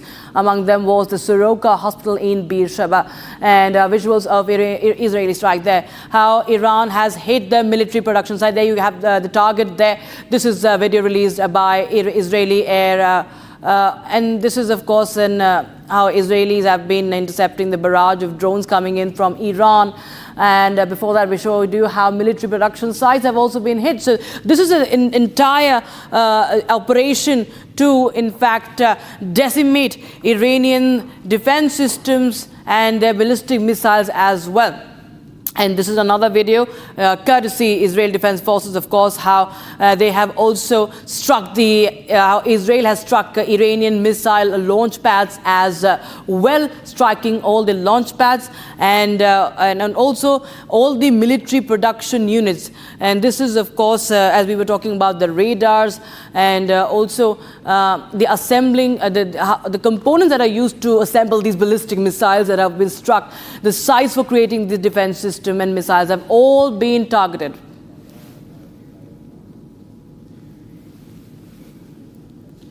All right, there you have Israel Iron Dome also intercepting the missiles over Tel Aviv. This has been now going on for almost a week now, viewers, for the 4 to 5 days, more than that. In fact, we've seen how this firefighting in the skies have continued. We've seen Tehran being targeted as well, and we've seen some areas in Tel Aviv also suffering some damage. But you see today what happened. This is a video that was released again by Iran, making a big claim that they have arrested a Mossad agent, and that was a dramatic sequence. In fact, we have Dan Pfefferman, former IDF major, joining us from Tel Aviv now. Dan, you were earlier telling us that you also were in one of the affected areas. And then what is the situation right now? Because we clearly understand that the Iranians have targeted the defense forces, the hospital where they were being treated. But not just that, they've also targeted the schools and the residential buildings. Yeah, we're seeing continued Iranian attempts to strike civilian infrastructure with the thin and flimsy excuse that it's somehow military infrastructure. And if you look at Iranian TV propaganda and kind of their paid internet trolls, they're circulating pictures online of residential buildings hosting fighter jets and tanks in the parking garages or all sorts of nonsense. And then they circulated pictures of this hospital with military personnel. Of course, there are military personnel in the hospital. They receive treatment there just as everyone else. But that is no excuse to strike a civilian hospital. This is a very difficult escalation. Each one of these missiles has that manages to break through our air defenses has tremendous, devastating impact, and almost everything the Iranians have fired is hitting civilian areas. These are civilian buildings, residential buildings, schools, and now they struck a major hospital. Dan, also to understand that how the hospital has been targeted, but at the same time Israel is also continuing to target the military facilities as well. In the latest, they've also hit the Arak water facility as well, the water reactor facility. That's also very crucial. However, Iran, of course, they are claiming that there's not much damage that has happened. There's no radiation. But what is the significance of that? Because Israel continues with its operations in those, trying to, completely paralyze the nuclear program of Iran. Yeah, Israel is continuing apace with its plans to target nuclear infrastructure, missile infrastructure, and regime buildings that allow this regime to control the country and to manage it. The nuclear program is not just the sites in Natanz in Iraq and Fordo. It's a number of installations and factories and different components that all come together. At the end of the day, there are also scientists that were taken out, nuclear scientists, of course. So Israel is working to break apart the entire complex chain that allows Iran to put together all the various components of a nuclear program and the missile capacity to then send them towards Israel, towards any other enemy of Iran. And as the week has gone by, Israel has what seems to be a very clear list of targets that are going after this and are taking out as much as Israel can piece by piece. Last night, it was the heavy water, part of the heavy water reactor in Iraq. That is part of Iran's plutonium trap, which has never been the method in which we assessed Iran. Okay, we have some breaking news coming in right now. This is another news that is connected with the flight operations. Air India has said that there is a flight to Goa that has been delayed. Air India Express flight to Goa delayed due to a technical snag. Another technical snag that has been reported, viewers. Air India Express flight delayed after a technical snag. And this is a Mumbai to Goa flight 1040 that has been delayed, and technical snag has been cited as the reason behind this delay. So Air India Express flight to Goa delayed due to technical snag.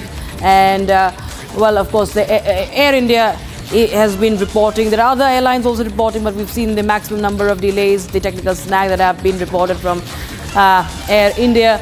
And this is the latest news, where Air India flight delayed twice today, and the passengers are stuck, passengers are stranded. And this is an Air India Express flight to Goa, Mumbai to Goa, that has been delayed. It's flight 1040 delayed due to a technical snag. The express flight scheduled to depart at 10:40 first got delayed by 1 hour, then due to technical snag flight has further got delayed. The new departure time not yet confirmed to the passengers, and they are right now left in the lurch because there is no information as to when is the new time of departure. Harsha joins us on the broadcast for more. Harsha, well, we see another delay of an Air India flight. This is an Air India Express flight that has been delayed, and passengers reportedly have no idea when is the next departure time. Yes, Rakshita rightly pointed out, there's an Air India Express flight from Mumbai to Goa, which was scheduled to departure at 10:40 a.m. in the morning from Mumbai to its destination to Goa, but yet not it has been departed. We have got to know that earlier this particular flight was delayed to 1 hour, but after 1 hour it kept on delaying, and it was told by the crew members there at the airport to the passengers that there was some technical snag. The ground team is fixing that, the line check team is fixing that, and after that the airline will depart for Goa. But yet the airline has not been departed. The technical snag has yet not been fixed. We are getting to know that what will be the further right time of departure now, the delayed time of departure, what it will be, it is yet not conveyed to passengers. So this is yet another incident of technical snag which has been reported in Air India aircraft. Continuously Air India and Air India Express aircrafts are continuously going through serious technical snag which is being reported every day. Yesterday in total it was 3 Air India flights, and today since morning this is our first Air India Express flight where technical snag has been reported. Back to you. Right, so there's no statement also yet, what we understand. There's no official statement also from Air India, what we understand on this. Harsha. So Rakshita, we can see this as a pattern of Air India. Since now they know that every day the airline is experiencing and reporting technical snag, so now they have completely stopped giving a press statement or the media statement out telling what is the exact situation of the aircraft, when it will delay, when the substitute flight will be arranged for passengers. They have completely stopped until and unless the media persons will not ask about the statement themselves. They are not going to report about the delay or about the cancellation of the flight. I believe that they would have informed DGCA, but yet not. We have got the information that regulatory body has been informed about this delay of the aircraft or not. Back to you. Right, thanks so much, Harsha, for joining us with those updates coming in. Viewers, so another Air India flight has been delayed, and there's no information yet to the passengers as to when is this flight going to finally take off next. Viewers, we have another report that we are tracking for you. Canadian intelligence report confirms that Khalistanis are using Canada as a base to promote violence in India. And this report acknowledged that Khalistani elements have sought to use violent means to establish an independent nation state in India. Here's more.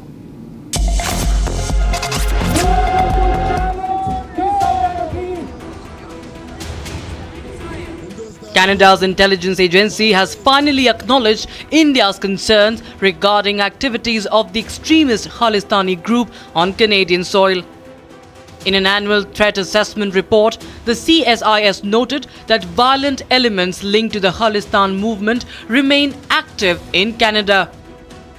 The report reveals that Khalistanis using Canada as a base to promote violence in India.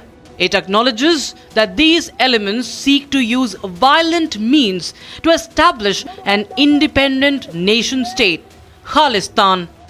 This acknowledgement validates India's long-standing concerns about Canada's role as a safe haven for anti-India elements. The report was published after Prime Minister Modi attended G7 summit in Canada and held a bilateral meeting with Canadian counterpart Mark Carney.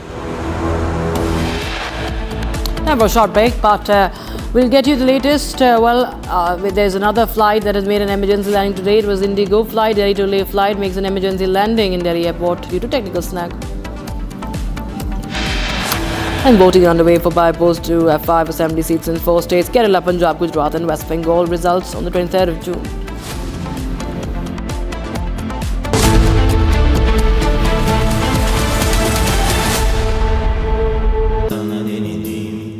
Amity has been ranked among the top universities globally for producing the most employable graduates by the Times Higher Education UK.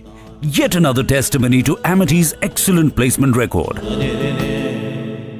MDH की हल्दी मिर्ची धनिया करे कमाल, ये रंग दे, ये खुशबू दे, ये तीखा, ये कम पड़े, क्या निराला MDH masala.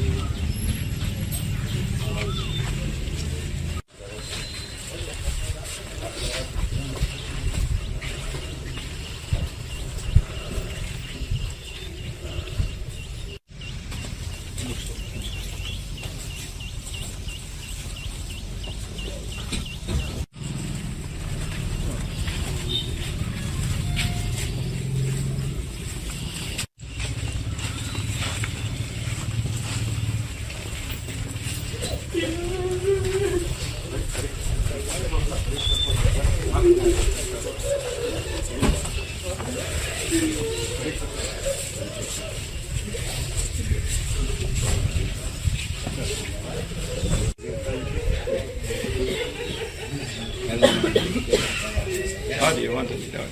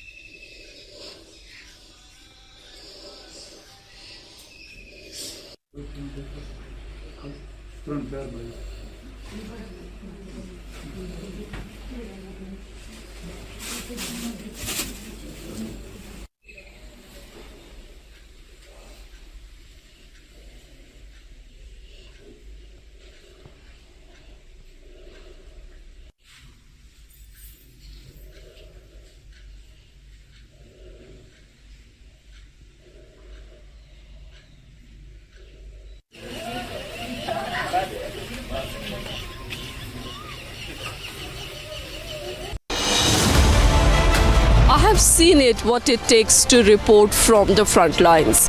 Accuracy, urgency, courage, responsibilities. At Republic School of Journalism, you'll be trained for that reality. It's not theory, it's live learning inside a working newsroom from the day one. If you want to report the truth when it matters the most, RSJ is where you begin. Course begins on June 30th. Apply now.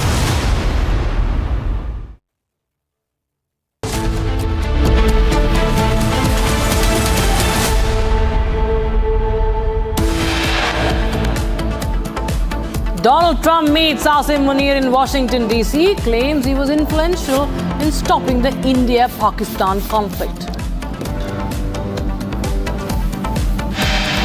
Iranian missile strikes Soroka Hospital in Beersheba in Israel, where the IDF soldiers were undergoing treatment.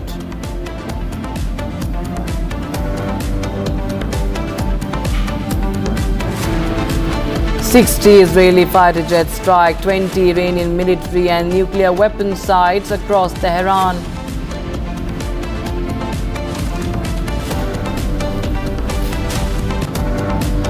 Delhi to Leh flight makes an emergency landing in Delhi airport after it reports technical snag.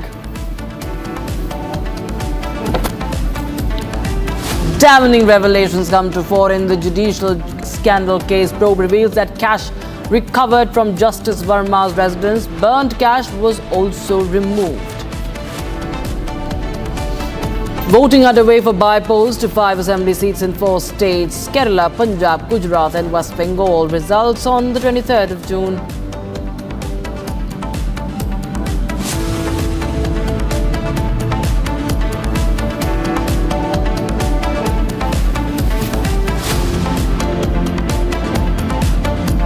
Good afternoon, viewers. You're watching live and begin. I'm Rashtamesha with you. Now, Air India flight from Delhi to Bhubaneswar that was scheduled to depart at 6 a.m. has rejected takeoff today due to a technical snag.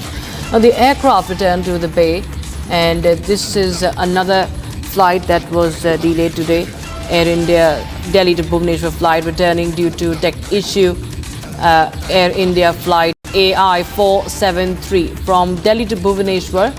It was supposed to take off at 6 and it rejected takeoff. Now, Harsha, while we see that just one after the other that such technical snags have been reported from Air India flights, this one also is a case in point. What more details do you have on this? So Rakshita, this another Air India flight. Just few minutes back, we reported about Air India Express and this Air India flight AI 473, which was Bhubaneswar bound from Delhi, but it departed 4 hours delay. The flight was scheduled for 6 in the morning, but because of the technical snag, it took almost 4 hours for flight to depart. It departed at around 10:18 a.m. from Delhi and reached Bhubaneswar at 12:15. So you imagine the passengers who were supposed to reach at around 8 o'clock in the morning in Bhubaneswar, they landed at 12:15 p.m. 12:15 afternoon in Bhubaneswar, and that too because of a technical snag. The major concern is there is no stop to the technical snag being reported in the Air India or Air India Express aircraft. Rakshita, the truth is hidden behind all these technical snags. Whether Air India and Express was hiding all these technical snags earlier, and now when the Air India airline is under immense scrutiny, now they are reporting each and every small technical snag to the regulatory body, and that's how the news is also coming out. And the passengers are also putting it on social media platform. Earlier they used to hide about technical snags. There was no reporting of technical snag, but now even the small delay of the takeoff, even the cancellations, even the rescheduling, everything is coming to know because of the regulatory body. Yes. Every small snags is being reported. Earlier, if Air India would have done this, then they would have rectified or fixed many technical snags in the aircraft, which they didn't do earlier, and now they are doing it after they are in the scrutiny. Back to you. Stay on with us, Harsha, because we are sharing with our viewers, for all those tuning in viewers, there was another flight that was delayed by an hour today. The express flight scheduled to depart at 10:40 first got delayed by an hour. Then, due to technical snags, the flight was further delayed, and the new departure time is yet to be confirmed to the passengers. So, you know, Harsha, it's just adding to the agony of the passengers. First, the technical snag that has been reported, and then there is a delay, and then the passengers don't even know. I mean, there's a problem in the communication also. And that's what Air India has to improve from their side. The communication is so bad from the side of the ground team, from the side of the staff of the Air India, whether the ones who are at the counter, the ones who are at the terminal. No one communicates to the passenger the right information. Exactly what is going to happen. There's no message which is given to the passengers. There's no communication which happens, and that leads to more frustration to the passengers. And that yesterday also led to the breaking of the interiors in the aircraft of Air India, because the passengers were frustrated because of the delay, because of continuous boarding and deboarding, the snags not being checked by the line checks at the time of the takeoff, during the time when it's at the isolation bay or when it's at the tarmac. No checks are being done, or the checks are being done just to fulfill the duty and put up in the log sheets. And this is what Air India has to rectify very seriously if they want to gain the trust of passengers once again, which right now seems to have deviated completely. Back to you. Thanks so much, Harsha, for joining us with those details coming in, viewers. So one after the other, there is cancellation of flights that are being reported. We'll keep a close eye as there is more turbulence in the aviation sector. Now we shift our focus, viewers, to other stories that we are tracking for you. The US President Donald Trump has praised Pakistani Army Chief Asim Munir for his role in preventing an escalation of conflict between India and Pakistan, as he hosted Munir for a lunch at the White House. Viewers, this is, remember, Donald Trump praising the mastermind of Pahalgam terror attack. The lunch meeting was the first time a US president had hosted this, and we've seen that how Pakistan has Trump in fact is looking for Asim Munir's support or a peace prize prospects. We have reaction from Donald Trump on that. Listen in.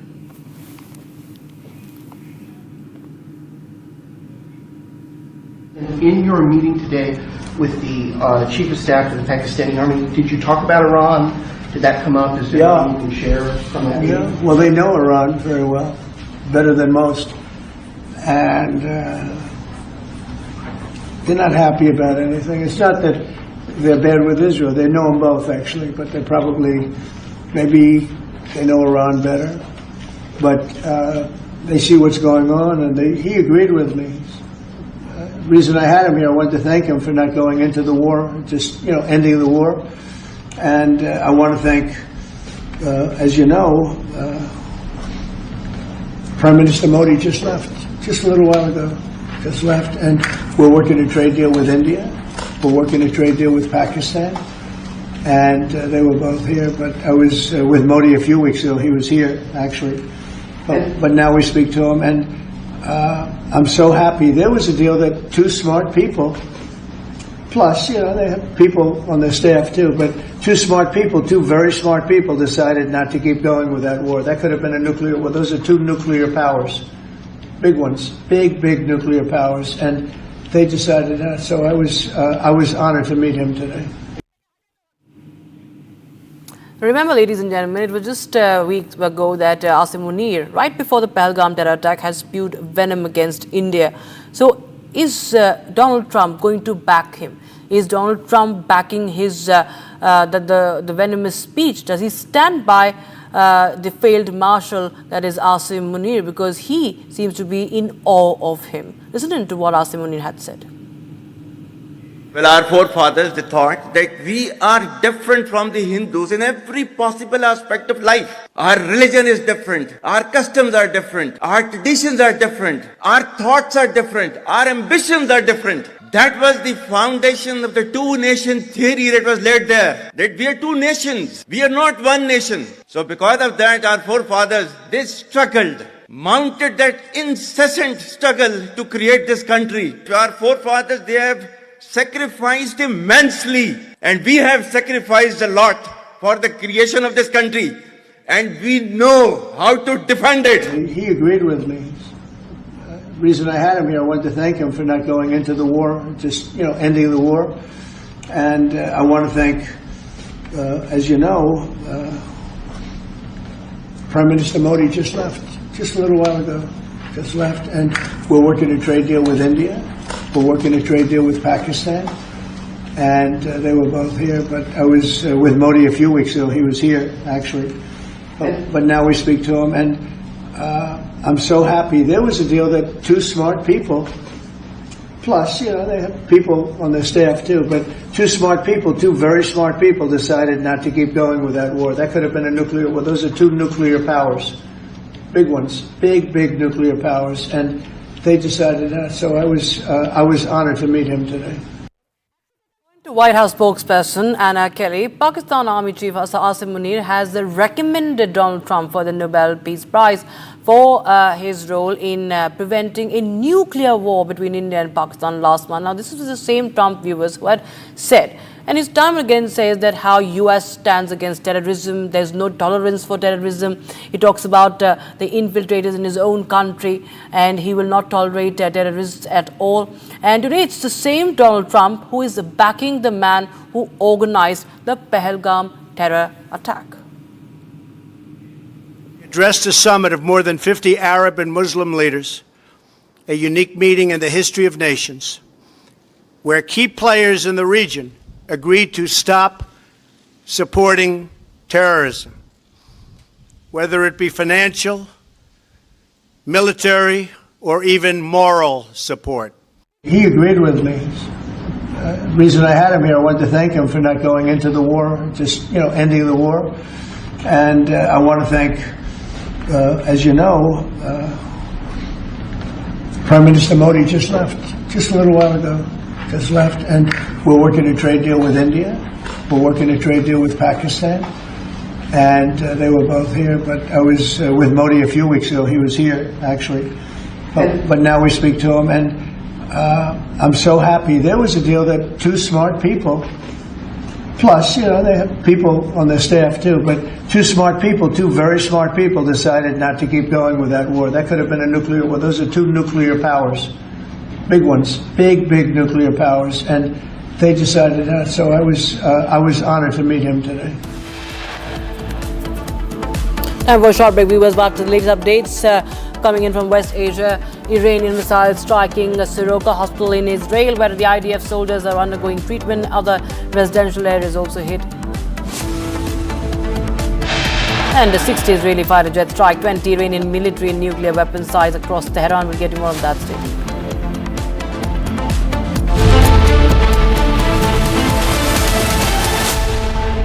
विमल में गुलिस्तां की ये कुछ लजीज फरिश्ते जब साथ घुले तो जी ललचाए और दिल कहे कि स्वाद की इस जुबां में खुद को ऐसा डुबाऊं कि निकल ना पाऊं। विमल की जुबान कुछ है ही ऐसी, मानते हैं ना? विमल, बोलो जुबां केसरी। ये है सीक्रेट रेसिपी MDH का जीरा सिप जल जीरा मसाला। सिप सिप जीरा सिप MDH का जल जीरा सिप MDH का जल जीरा सिप। आसम मीर इस्लामाबाद का कातिल, इस्लामाबाद का कातिल, वो कातिल पाकिस्तानी का कातिल, पाकिस्तानी का कातिल। Shame on you, Asim Munir! Shame on you, Asim Munir! Shame on you! Civilian supremacy in Pakistan! Shame on you, Asim Munir! Gidar, gidar, gidar! Shame on you, Asam Munir! Shame on you, Asam Munir! Shame, shame, shame! Shame on you, Asam Munir! We are here to welcome Asam Munir. This is Washington Four Seasons Hotel. And this is telling him what he has done to Pakistan.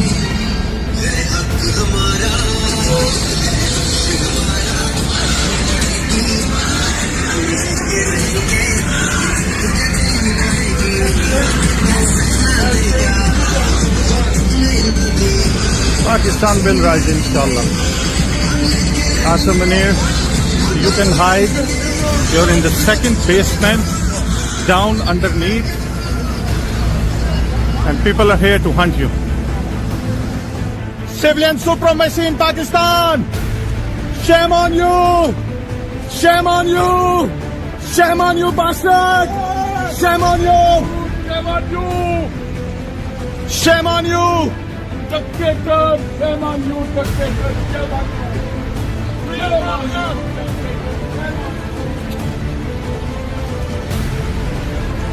आ गया है ऐसे खलोता है हरामजादा हाँ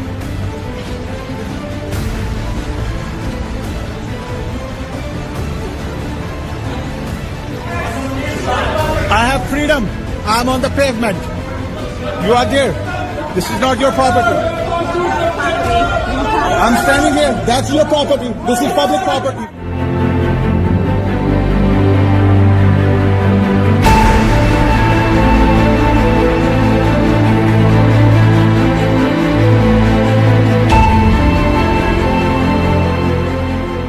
राष्ट्रपति Trump के आग्रह पर आज दोनों लीडर्स की फोन पर बात हुई। प्रधानमंत्री मोदी ने राष्ट्रपति ट्रंप को स्पष्ट रूप से कहा कि 22 अप्रैल के बाद भारत ने आतंकवाद के खिलाफ कार्रवाई करने का अपना दृढ़ संकल्प पूरी दुनिया को बता दिया था। भारत ने यह भी स्पष्ट कर दिया था कि पाकिस्तान की गोली का जवाब भारत गोले से देगा। 9 मई की रात को उपराष्ट्रपति वैंस ने प्रधानमंत्री मोदी को फोन किया था। उपराष्ट्रपति वैंस ने कहा था कि पाकिस्तान भारत पर बड़ा हमला कर सकता है। प्रधानमंत्री मोदी ने उन्हें साफ शब्दों में बताया था कि यदि ऐसा होता है तो भारत पाकिस्तान को उससे भी बड़ा जवाब देगा।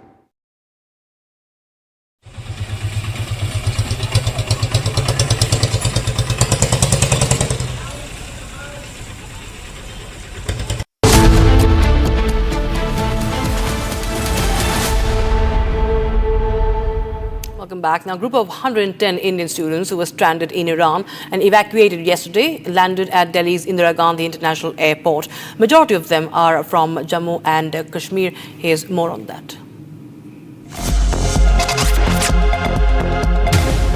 The students are uniting with their families. They have been evacuated from Iran via Armenia, and this is the time where there is a moment of joy.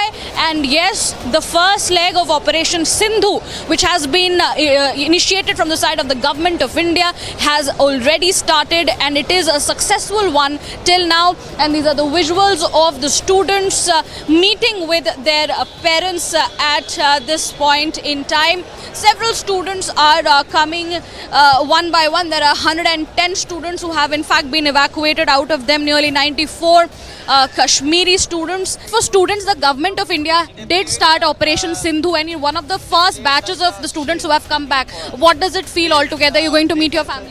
Yeah, we are the first who came back, and we are very thankful to Indian Embassy. They took very great step to rescue us. How were the preparations from starting from your evacuation from Iran to Armenia, then from your flights to Doha, and then finally in Delhi? First of all, they took us to Armenia by a bus, and from there we came to Doha, then to India. We are very thankful to India. Do you stay here only in Delhi? Yeah, we live in Delhi only. Do you feel good? Yes, coming to India is always good. We are very glad to be here, and thanks to Government of India and officials who took care of us in Armenia, and हमें घर पे वापस लाया, बहुत अच्छा लग रहा है, बहुत अच्छा. They did a tremendous job to bring us back here safely. It was good. What is the situation there and how does it feel to be one of the persons in the first batch to be evacuated?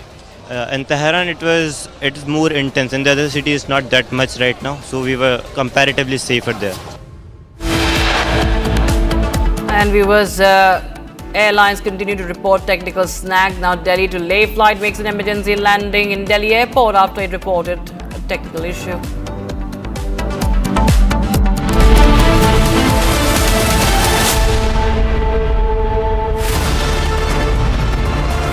Each night on Prime Time, we don't just bring you the news.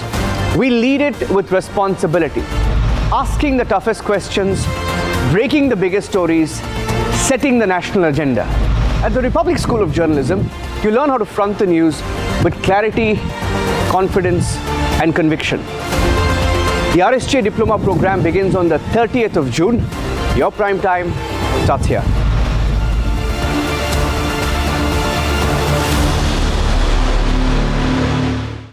विमल में गुलिस्तां के ये कुछ लजीज फरिश्ते जब साथ घुलें तो जी ललचाए और दिल कहे कि स्वाद की जुबान में खुद को ऐसे डुबाऊं कि निकल ना पाऊं.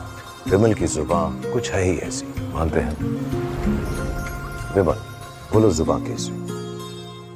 दादी के हाथों का जादू और खुशबू से महकता घर, माँ की मुस्कुराहट और खाने की सुगंध. MDH गरम मसाला, क्योंकि हर रिश्ता है स्वाद से जुड़ा.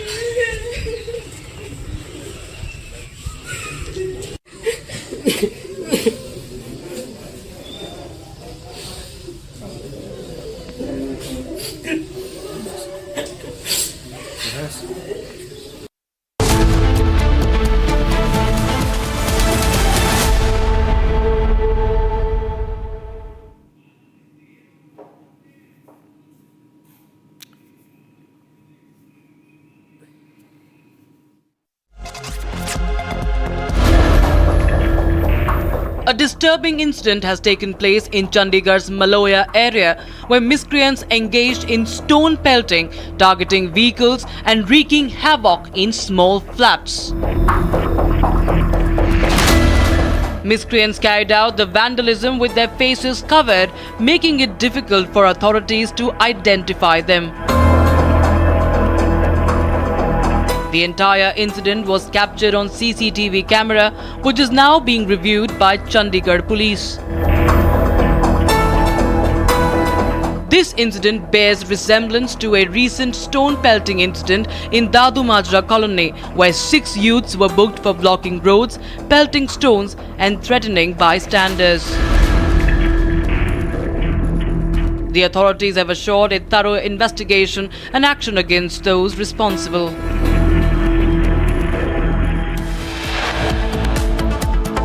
All right, viewers, we'll get you more updates on the other side from West Asia as Iran targets an Israeli hospital that was treating the Israeli soldiers. Meanwhile, 60 Israeli fighter jets strike 20 Iranian military and nuclear weapons sites across Tehran. The firefighting continues. Israel vows revenge for Iranian strikes on hospitals, schools and residential area.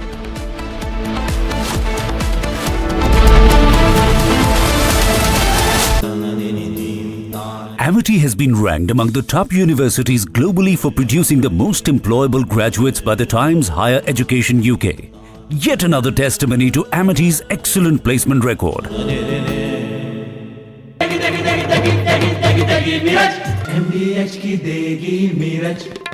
देगी मिर्च का तड़का अंग अंग फड़का MDH की देगी मिर्च आसम नीर इस्लामाबाद का कातिल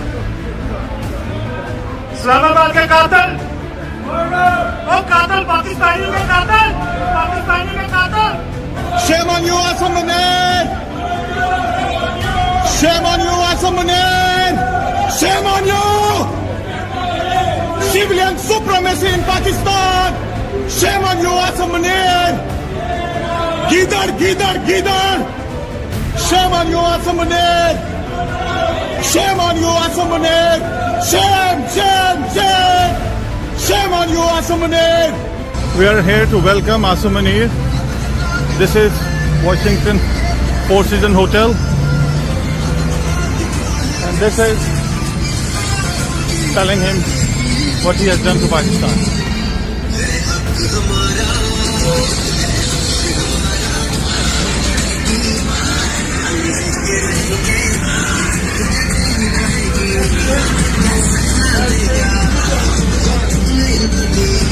Pakistan will rise, inshallah. Asim Munir, you can hide. You're in the second basement, down underneath, and people are here to hunt you. Civilian supremacy in Pakistan! Shame on you! Shame on you! Shame on you, bastard! Shame on you! Shame on you! Shame on you! Dictator! Shame on you, dictator! Shame on you!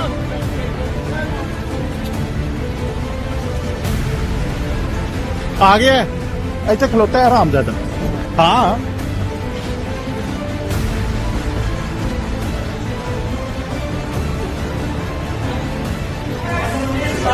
I have freedom. I'm on the pavement. You are there. This is not your property. I'm standing here. That's your property. This is public property.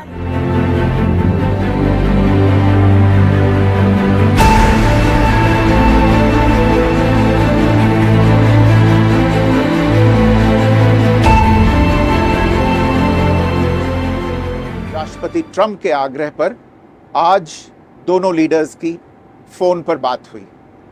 प्रधानमंत्री मोदी ने राष्ट्रपति Trump को स्पष्ट रूप से कहा कि 22 अप्रैल के बाद भारत ने आतंकवाद के खिलाफ कार्रवाई करने का अपना दृढ़ संकल्प पूरी दुनिया को बता दिया था। भारत ने यह भी स्पष्ट कर दिया था कि पाकिस्तान की गोली का जवाब भारत गोले से देगा। 9 मई की रात को उपराष्ट्रपति वैंस ने प्रधानमंत्री मोदी को फोन किया था। उपराष्ट्रपति वैंस ने कहा था कि पाकिस्तान भारत पर बड़ा हमला कर सकता है।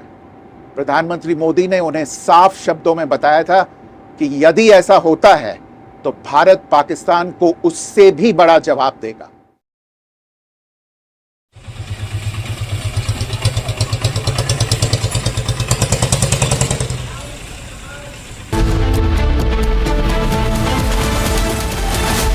विमल में गुलिस्तां की ये कुछ लजीज फरिश्ते जब साथ घुले तो जी ललचाए और दिल कहे कि स्वाद की इस जुबान में खुद को ऐसा डुबाऊं कि निकल ना पाऊं। विमल की जुबान कुछ है ही ऐसी, मानते हैं ना? विमल, बोलो जुबान केसरी। अब छोलिया हो या लोबिया, सफेद चने या काले चने, सब कुछ मजेदार बने।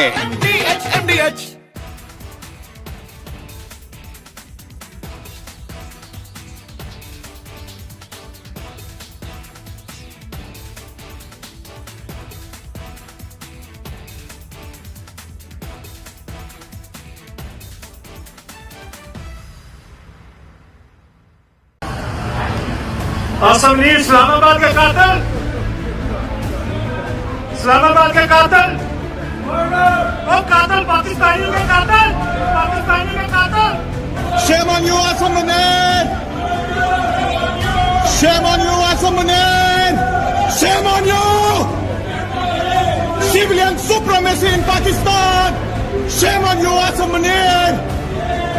Gidar, gidar, gidar! Shame on you, Assam Munir! Shame on you, Assam Munir! Shame, shame, shame! Shame on you, Assam Munir! We are here to welcome Asam Munir. This is Washington Four Seasons Hotel, and this is telling him what he has done to Pakistan.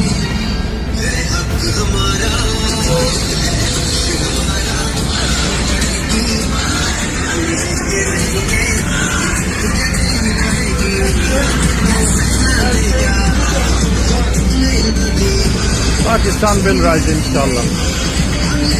Asam Munir, you can hide. You're in the second basement, down underneath, and people are here to hunt you. Civilian supremacy in Pakistan! Shame on you! Shame on you! Shame on you, bastard! Shame on you! Shame on you! Shame on you! Dictator! Shame on you, dictator! Shame on you! Shame on you!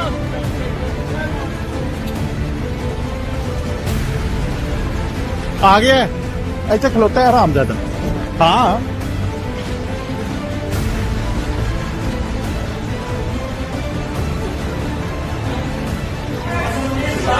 I have freedom. I am on the pavement. You are there. This is not your property. I'm standing here. That's your property. This is public property.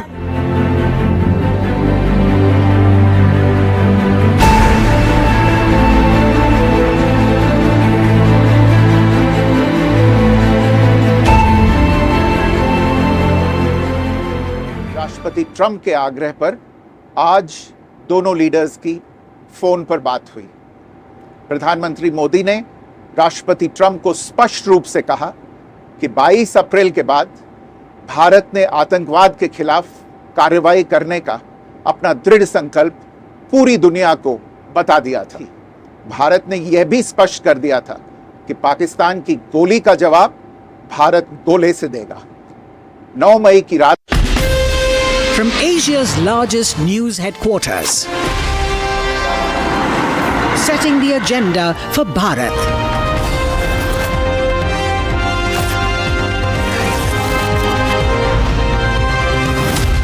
You're watching Republic.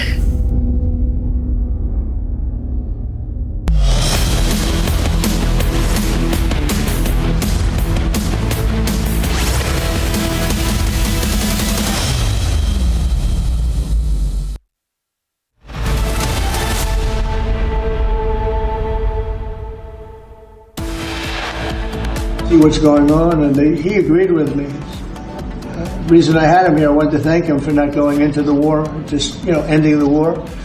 And I want to thank Donald Trump meets Asim Munir in Washington, claims that he was influential in stopping the India-Pakistan conflict.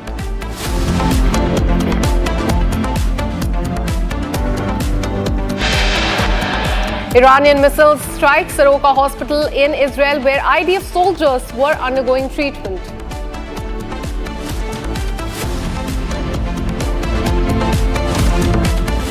Six Israeli fighter jets strike 20 Iranian military and nuclear weapon sites across Tehran.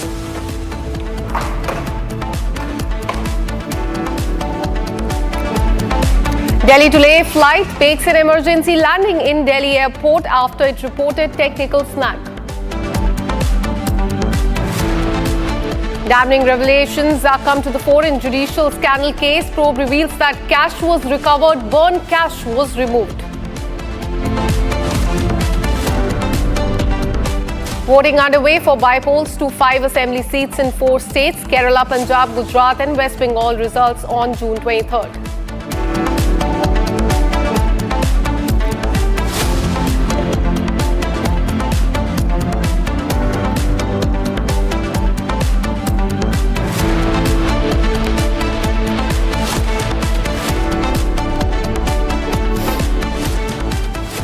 We have a breaking news coming in as far as Air India is concerned. What we're learning is that Air India AI-388 Airbus aircraft Delhi to Vietnam called back to Bay after flying for 1 hour. And internal info says that the aircraft was not fit to fly.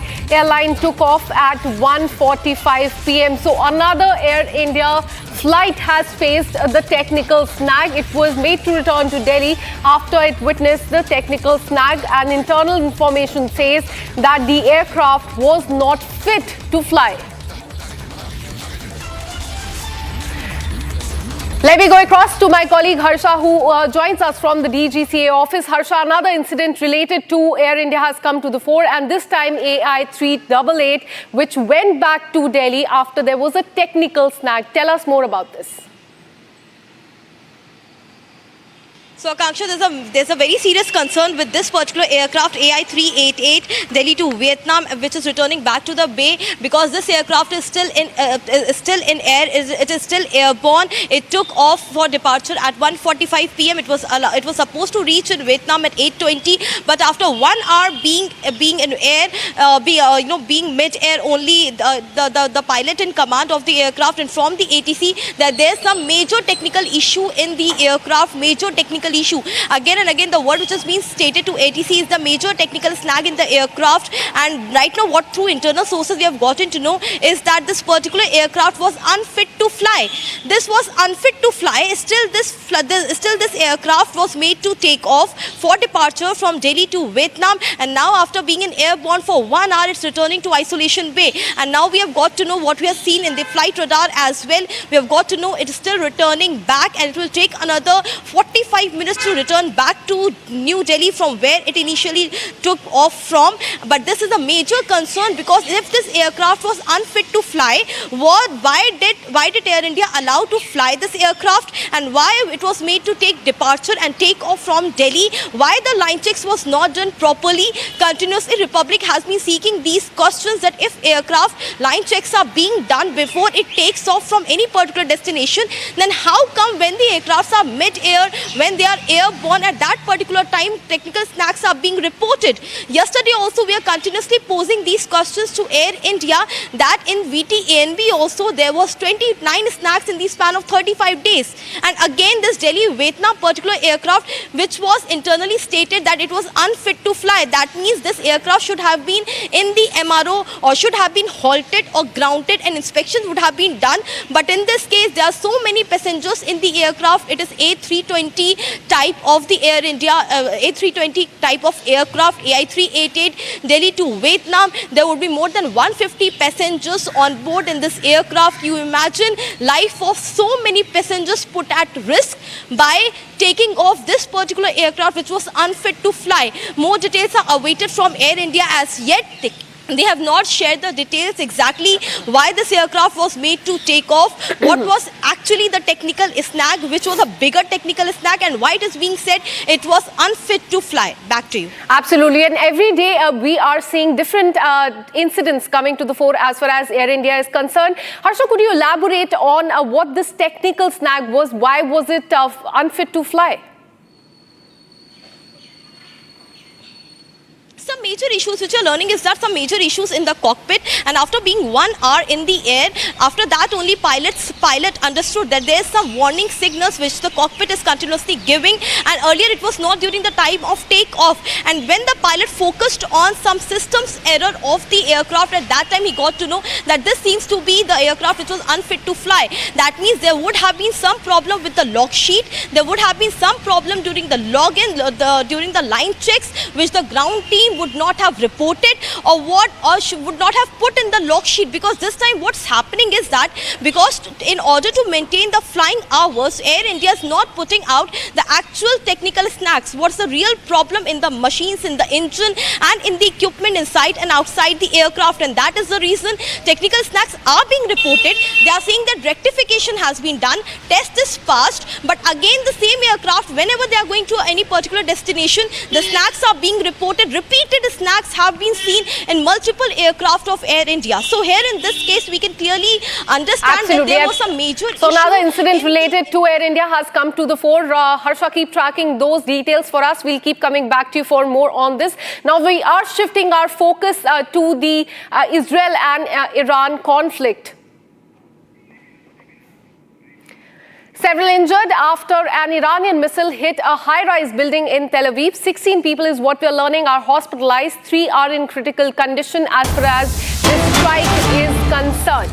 So what we're learning is that several people have received injuries after another Iranian missile has hit a high-rise building in Tel Aviv in Israel. In the last 7 days, we have seen multiple buildings getting damaged after back-to-back attack by Iran on the main areas of Tel Aviv. Just early in the day, there was a major attack on the hospital, then schools, and now what we're learning that another high-rise building has been attacked. 16 people are hospitalized, 3 are in critical condition.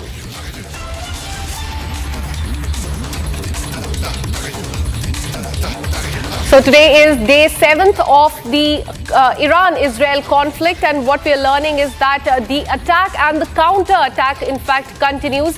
Israel has also said that they have launched attack on several important places across Iran, but as far as Tel Aviv in Israel is concerned, since morning we are witnessing panic in the hospital, in the schools, and several high-rise buildings have also been attacked. We've been getting you visuals of those attacks, in fact, of the hospital as well, of the staff there in complete panic. The glasses shattered there as well, and now another attack in Tel Aviv. 16 people hospitalized, 4 have are in critical condition is what we are learning. These are in fact the visuals that we are getting for you as far as that high-rise building is concerned. You can see on the screen severe damage to that building. The teams are there on the spot trying to find if there's any person who's underneath that rubble as well. So very serious situation as far as Israel is concerned.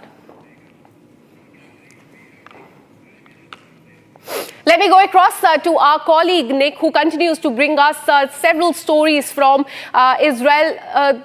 Nick, what we're learning is that another high-rise building has been attacked in Tel Aviv area. Tell us more about the situation and what is the on-ground situation as well. Yeah, that's right.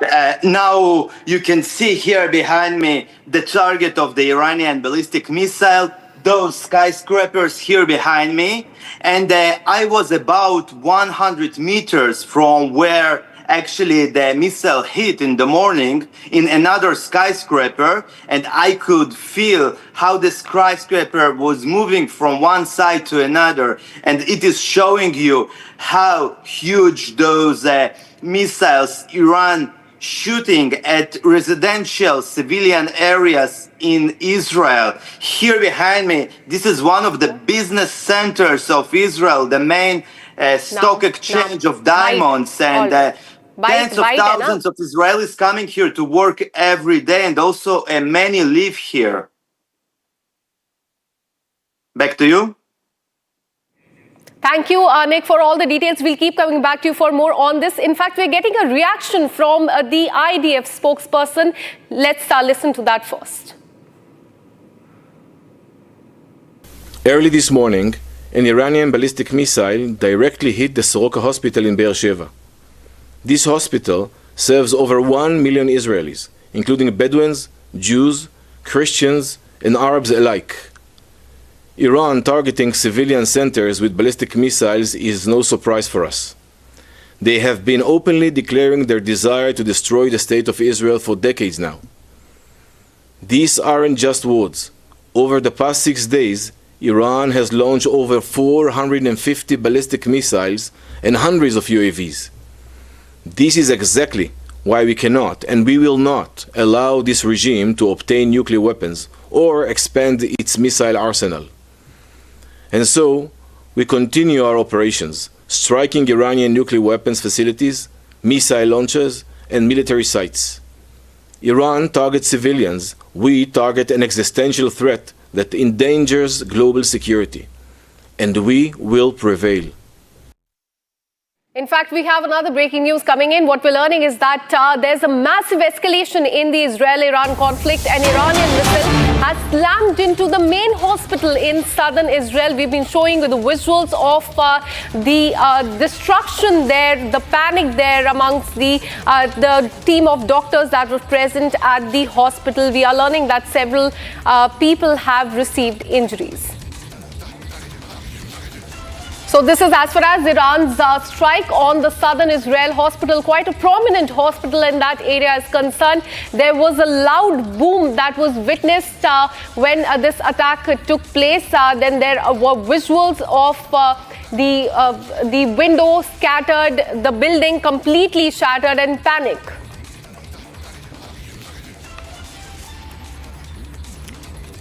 All right, let me go across to my colleague Ratnadeep, who joins us from Tel Aviv. Ratnadeep, we've been seeing attack on the hospital, on the school, on the high-rise buildings as well. Destruction there in Tel Aviv. What are you getting for us from the ground? I'm in fact in a site which is, if you see, 4.4 to 5 kilometers from central Tel Aviv. And this was one of the sites which had a significant damage with an Iranian missile which fell on this site at 7 o'clock in the morning. And if you see the buildings behind me as well, I will try to show you, most of the buildings are damaged. The citizens are evacuated. You see the police is still working to take out the rubbles, evacuate the cars, if the citizens out there. Some of the roads are closed here completely because one of the schools has been destroyed. A couple of homes have been completely taken down. But most importantly, around me, if you see, most citizens, if you see, are being asked to evacuate right now. Most of the homes around here are completely gone. People are asked, given this day's notice to leave. And that's what I can see right now in front of me. Right. So, in fact, we've been showing you the visuals of the panic there at the hospital. In fact, my colleague Ratnadeep also reported from the area where this incident took place, just 5 kilometers away from Tel Aviv. Have a look.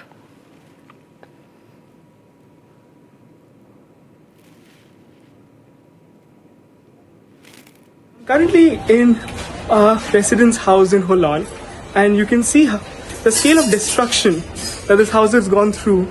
You can look up, see above my head to see the amount of destruction that this house has seen from a nearby rocket that fell right across the street, an Iranian rocket this morning at 7 o'clock. The house is completely destroyed. The citizens have to evacuate from this house and go to another location because it's unlivable. Let me show you some of the visuals from this house at the moment. So this is how the house looks right now. Completely destroyed. There's a bed as well, and you can see how much of the suffering that people have to go through here because the house here, if you look, everything is destroyed. Because of the rocket. The rocket fell right across the street there. Right across the street it fell. And currently, this entire place is in shambles. The residents, the pets, everybody has to evacuate the house. The windows are gone. And everything around this house is completely destroyed. Now, the Israeli Air Force has released a new video showing how military production sites of Iranian regime were also attacked, including factories for producing raw material, components used to assemble ballistic missiles, and sites for creating Iranian defense system as well. Israel has also said that the air defense batteries, missile storage sites, radars and detection means of Iranian regime were destroyed from the air. And remember, this comes after Israel was targeted by Iranian missiles, strikes with several hits. Among them was the Soroka hospital, which we just showed you. So as you can see there on the screen, these are the military production sites of Iran that has been hit by Israel. In the last 7 days, we've been seeing the escalation of this conflict between the two nations. Now, Israeli Defense Forces have released a new video that you can see on the screen showing how military production sites were attacked, including the factories for producing the raw material components used to assemble the ballistic missiles and site for creating the air defense systems as well. Big blast there you can see on the screen. That is Israel's big attack on the key areas of Iran, including the military production site. In the last 7 days, Israel has attacked not just the nuclear sites, but different other locations as well. And one you can see on the screen is the military production site there in Iran.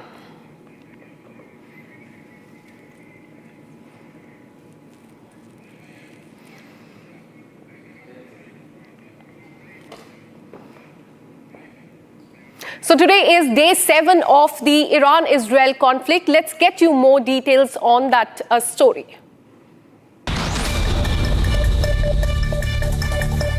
As the Israel-Iran conflict enters its 7th day, President Donald Trump held a Situation Room meeting to discuss the U.S. options.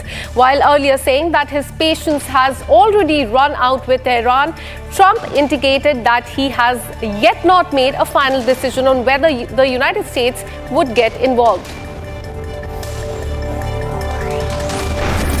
Iran's supreme leader has said in a national address that Iran will not surrender and warned that any U.S. military intervention would result in irreparable damage. Israel attacked Iran's Arak heavy water reactor earlier today. As we can see that this is the latest attack on country's nuclear program. There was no radiation danger. The facility had been evacuated and there was no damage done to the civilian areas around this reactor as well.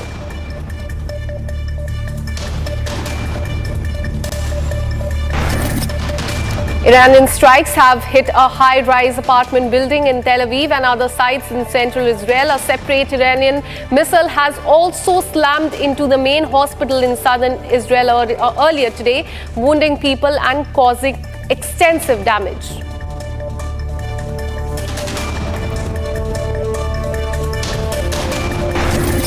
Following this attack, Israeli health minister has said that Iran has crossed a red line by targeting Soroka hospital. The minister called this a war crime committed by the Iranian regime.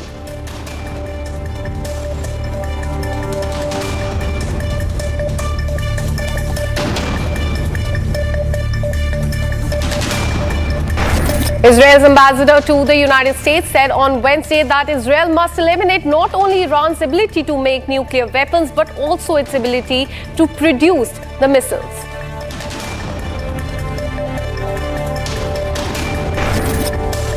Around 100 Indian students have been evacuated from Iran amid Israeli airstrikes.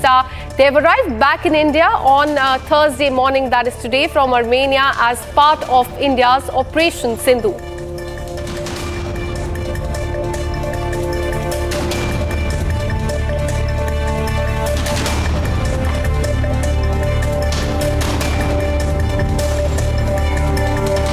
And meanwhile, While the IDF has eliminated Mohammad Ahmad Kharis, the commander of Hezbollah's anti-tank unit, in a targeted strike on the group's outpost in southern Lebanon, Kharis was responsible for multiple attacks against Israel during the ongoing conflict, including leading the deadly anti-tank missile strike.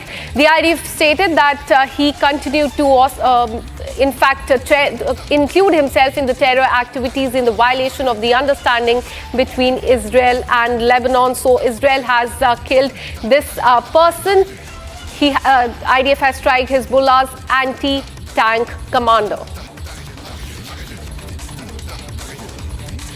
This is in fact the breaking news that we are getting for you. IDF has eliminated Mohammad Ahmad Kharis. He is said to be the commander of Hezbollah's anti-tank unit. And this was what IDF says is a targeted strike on the Hezbollah commander.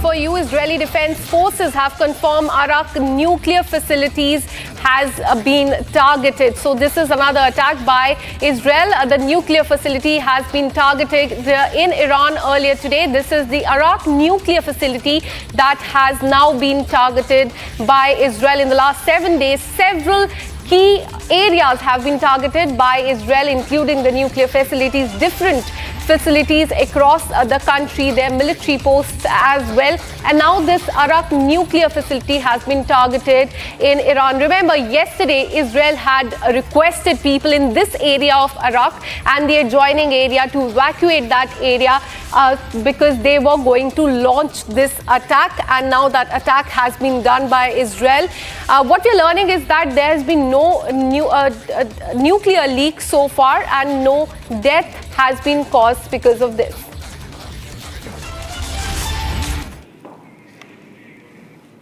So this is a visual of Israel's, in fact, Iran's attack on different parts of Israel is what we're learning. Now, Israel has attacked the Arak nuclear facilities, what we are learning after Israel asked people yesterday to evacuate this area. Now, this crucial nuclear facility has been attacked by Israel as far as this conflict is concerned. And this video has been released by IDF, which shows the attack by Israel on Iran on this very crucial nuclear facility there. In the last 7 days, several such nuclear facilities have been attacked by Israel across the country at different locations, not just the nuclear facilities, but other military posts, top military commanders have been attacked. And now in focus is this Arak nuclear facilities. A day after Israel, in fact, warned people of this area to evacuate as soon as possible. Now this attack has been made. No nuclear leak has been reported so far. No loss of life has also been reported. But this crucial Arak nuclear facility has been attacked.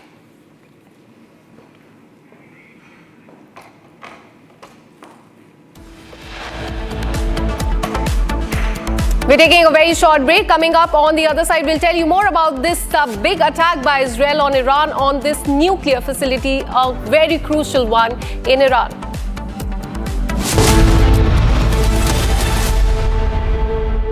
विमल में गुलिस्तां के ये कुछ लजीज फरिश्ते जब साथ गुलें तो जी ललचाए और दिल कहे कि स्वाद की जुबान में खुद को ऐसे डुबाऊं कि निकल ना पाऊं। विमल की जुबान कुछ है ही ऐसी, मानते हैं? विमल, बोलो जुबान कैसी? आधे बाउल दही में 4 चम्मच MDH चटनी पुदीना मसाला डाला, स्टर करो, पुदीना चटनी तैयार। MDH चटनी पुदीना मसाला।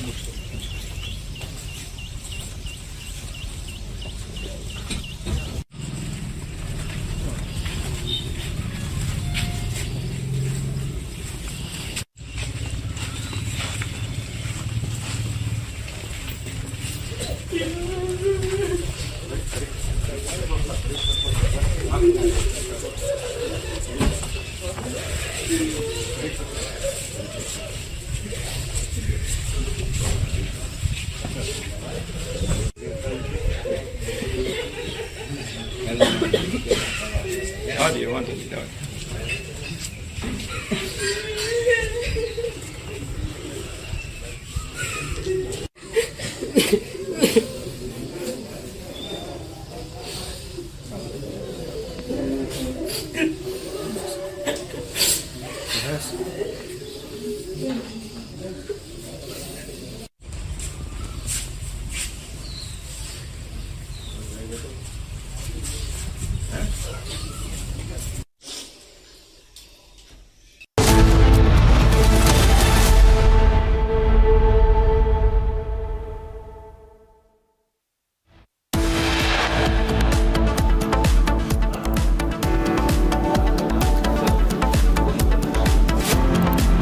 United States President Donald Trump hosts Pahalgam mastermind Asim Munir after he backed Nobel Prize bid.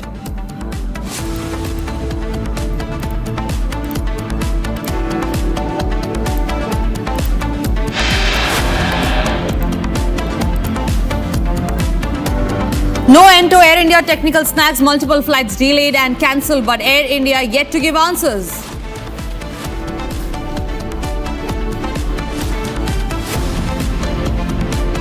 Iranian missiles strike Soqara Hospital in Beersheba in Israel, where IDF soldiers are undergoing treatment.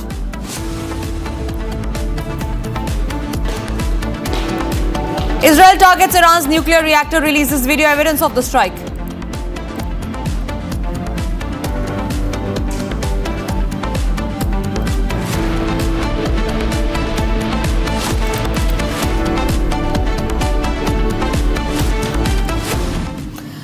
We start this edition with breaking news coming in, which is in regard with the Israel-Iran conflict, where we learned that the Israel Defense Forces have now confirmed that the Arak nuclear facility has been hit. This comes as a major development as the Israel-Iran conflict has entered day 7. Now we learned that there are reports which say that the Israeli force bombed Iran's Arak heavy water reactor. This happened in the morning, along with a second strike on the Natanz enrichment facility and dozens of other military sites overnight. The military announcement as an operation aimed at destroying the Iranian nuclear program entered its 7th day. That's the video that you see on your screens of the nuclear facility in Iran. This is the nuclear facility specifically that we're talking about, that Israel claims to have hit after they launched a missile attack. Now, according to the Israel Defense Forces, a wave of overnight strikes involved 40 fighter jets dropping 100 munitions of dozens of Iranian military facilities in Tehran and other areas of Iran. Kruthat, my colleague, is joining me live on the broadcast on that. Kruthat, this comes as a major development. Targeting of nuclear facilities is what being seen is it's a huge escalation again in Israel-Iran conflict. Where do you see this panning out? Indeed, Tanisha, and it is a very significant target that was selected by the Israelis this time in particular. We saw on the 6 days ago when the initial preliminary strikes began on nuclear facilities. It was the Natanz nuclear facility, which houses a lot of centrifuges, which is used to enrich uranium in the sense that to synthesize uranium from the raw reserves. Now, what is the significance of the Arak reactor is that it helps with plutonium production. It could, in fact, reach plutonium purity in terms of 60% capacity, which is very close to weapons grade plutonium, which needs about 90% purity. Now, the interesting part about the Arak nuclear reactor is that as part of the 2015 Iran nuclear deal, this reactor was rendered useless in the sense that it was stopped by the IAEA. The entire reactor core, the nuclear material or the fissile material which was in the reactor, was sent to Russia. The heavy water reactor, which was particularly targeted, helps with cooling down the nuclear core after synthesizing, purified plutonium and other explosive nuclear fissile materials. And this heavy water reactor was later on filled with concrete and it was rendered inoperational. So that is why this was a site that, since the nuclear deal was put in 2015, was not operational. But there were indications that now that the nuclear deal was withdrawn by Trump in 2018, Iran was slowly making progress of reactivating this entire nuclear reactor. In fact, there were reports suggesting that as early as 2026, this heavy water reactor could be again made operational. That would have significantly helped Iran achieve, enrichment of uranium and plutonium-like materials, which could help them then generate enough fissile material to generate a large arsenal of nuclear weapons. That is why now Iran's Arak nuclear reactor has been targeted by the Israeli Defense Forces, and they have released a detailed video of the strategic significance of the Arak nuclear reactor. As we see the visuals on our screen at the moment, this was the reactor, a heavy water reactor, which is used for cooling down these materials, and it is a very crucial part. It was in fact a long-term project for Tehran. It was sanctioned all the way back in 1990s, but no international country was helping Iran make this. In 2003, they started making it, and in 2015, it was rendered inoperable. So there has been a long journey of this Arak nuclear reactor, which now Israelis claim that they have decisively destroyed through their repeated strikes on the reactor. That's the latest that we are tracking on this development. Absolutely. Kruthat, one more question before I let you go. Now, the Israeli Defense Forces have given out a new statement, and this is again on the targeting of the nuclear facility, where they say, and I quote, "This nuclear reactor in Arak was created for one purpose, that is to build a nuclear bomb." How far is that true? Indeed, as I said earlier as well, that it was a very critical location for enriching plutonium. They had in fact in the past reached up to 60% purity of plutonium at this Arak nuclear facility. It was a heavy water reactor. The technical and scientific aspects, of course, the scientists can explain us better, but what we understand is that this heavy water reactor was used for cooling down this fissile material after it was purified, and it was a very crucial component of the nuclear infrastructure that was developed by Iran over the years. The Natanz province, of course, this facility is about 250 to 300 kilometers away from Tehran in the southern province of Iran, where in the Natanz province there is a centrifuge lab which was also initially targeted, and all the centrifuges were allegedly destroyed by the IDF. However, the IAEA chief Rafael Grossi had confirmed just a couple of days ago that there was no damage done particularly to the centrifuges, as this was a facility that was subsurface or underground, whereas the Arak nuclear reactor is not such. It is on the surface very much, but as I said earlier, it was rendered inoperable as part of the 2015 nuclear deal. The reactor's nuclear core was taken out, which is why, as the forces have rightly said, there is no nuclear leak or fear of radiation leak. What the Israeli Defense Forces have intended to do by this is destroy the reactor's capability to be reactivated, with sources say that it could have been reactivated by as early as 2026. That's the latest that we are tracking on these developments. Absolutely, Kruthat. Thank you very much for sharing those details. In fact, we're getting in more breaking news coming in at this point in time. Again, in regard with the same story, the International Atomic Energy Agency has confirmed that Iran's Arak heavy water reactor was hit in an airstrike. Now, the reactor was not operational and contained nuclear material. The IAEA says that there has been no radiation risk so far. At present, the agency has no information indicating that the adjacent heavy water plant was also struck. So that's the latest information that we have as far as the nuclear facility targeting is concerned. The International Atomic Energy Agency has now confirmed that yes, Iran's Arak heavy water reactor was hit in an airstrike that was fired by Israel. Now, the reactor, however, was not operational and contained no nuclear material, thereby averting any untoward incident that could have taken place. The International Atomic Energy Agency has also said that there is no radiation risk so far. At present, the agency has no information, however, indicating that the adjacent heavy water plant was also struck.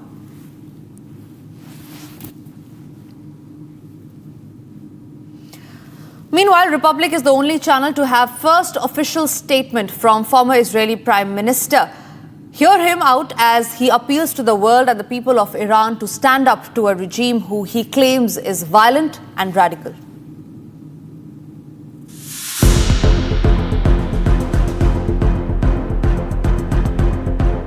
I want to be very clear. This is not a war between Israel and the good Iranian people. The Israelis feel for the Iranian people. The Iranian people are under a terrible regime, an old regime, incompetent, corrupt, radical, violent regime that beyond endangering the world is making the lives of the Iranians horrible. I call upon the Iranian people, this is your moment. This is your moment to stand up, to remove the mullahs if you can, and the world will stand behind you. I also want to say this is a moment where if we didn't act now, the cancerous tumor of Iranian nuclear program would be much worse in a year or 2 years.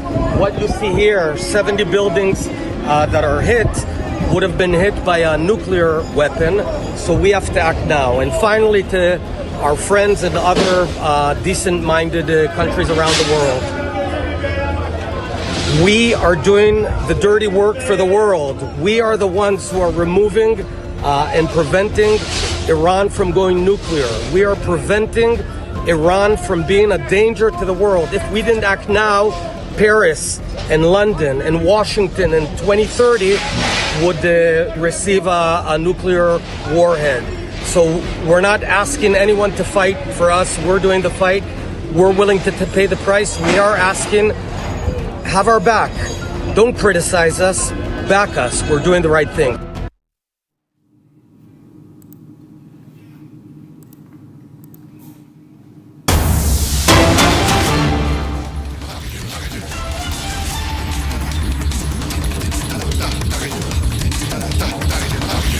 We are now learning that Iran has carried out multiple strikes in Israeli city of Holon, where a hospital, a school and a residential area was targeted. So back-to-back strikes that are happening as a result of tit-for-tat strikes. We learn that a residential area, a school and a hospital has been hit in the Iranian strike. Now remember, the hospital visual that we are showing to you on screen is the largest hospital in southern Israel that has been hit by Iran's missile. Now Israeli hospital was targeted in an Iranian attack, and this is in Beersheba in the southern Israel. Largest hospital has been hit by Iranian missile. However, no injuries or death have been reported so far.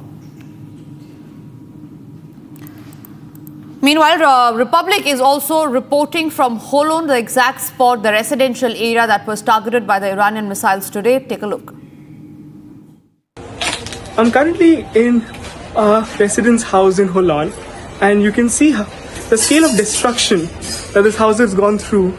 You can look up, see above my head to see the amount of destruction that this house has seen from a nearby rocket that fell right across the street, an Iranian rocket this morning at 7 o'clock. The house is completely destroyed. The citizens have to evacuate from this house and go to another location because it's unlivable. Let me show you some of the visuals from this house at the moment. So this is how the house looks right now. Completely destroyed. There's a bed as well, and you can see how much of the suffering that people have to go through here, because the house here, if you look, everything is destroyed because of the rocket. The rocket fell right across the street there. Right across the street it fell, and currently this entire place is in shambles. The residents, the pets, everybody has to evacuate the house. The windows are gone, and everything around this house is completely destroyed. All right, we're getting in a statement from Russia where they have finally responded to the United States intervention in the Israel-Iran conflict, where they say that US's intervention in Iran would be a terrible spiral of escalation, is what Russia says. They also say that any intervention by the United States in the Iran-Israel conflict would mark a terrible spiral of escalation. The Interfax news agency quotes Kremlin spokesperson That's a big breaking news that we're getting in, where Russia has issued a statement on a possible United States intervention in the Israel-Iran conflict, where they say that if the United States intervenes in the conflict, then this will result in a terrible spiral of escalation. Remember, just a few days back, it was Donald Trump who had warned Khamenei, saying that he knows his location, soon after which Iran had also issued a statement. The supreme leader of Iran had issued a statement yesterday where they had said that any escalation from the side of the United States will result in severe consequences. And in regard with the same, today it is Russia that has spoken out, issued a statement on United States possible intervention in the Israel-Iran conflict, where they have said, they have warned, in fact, saying that any US intervention in the ongoing conflict would be a terrible spiral of escalation.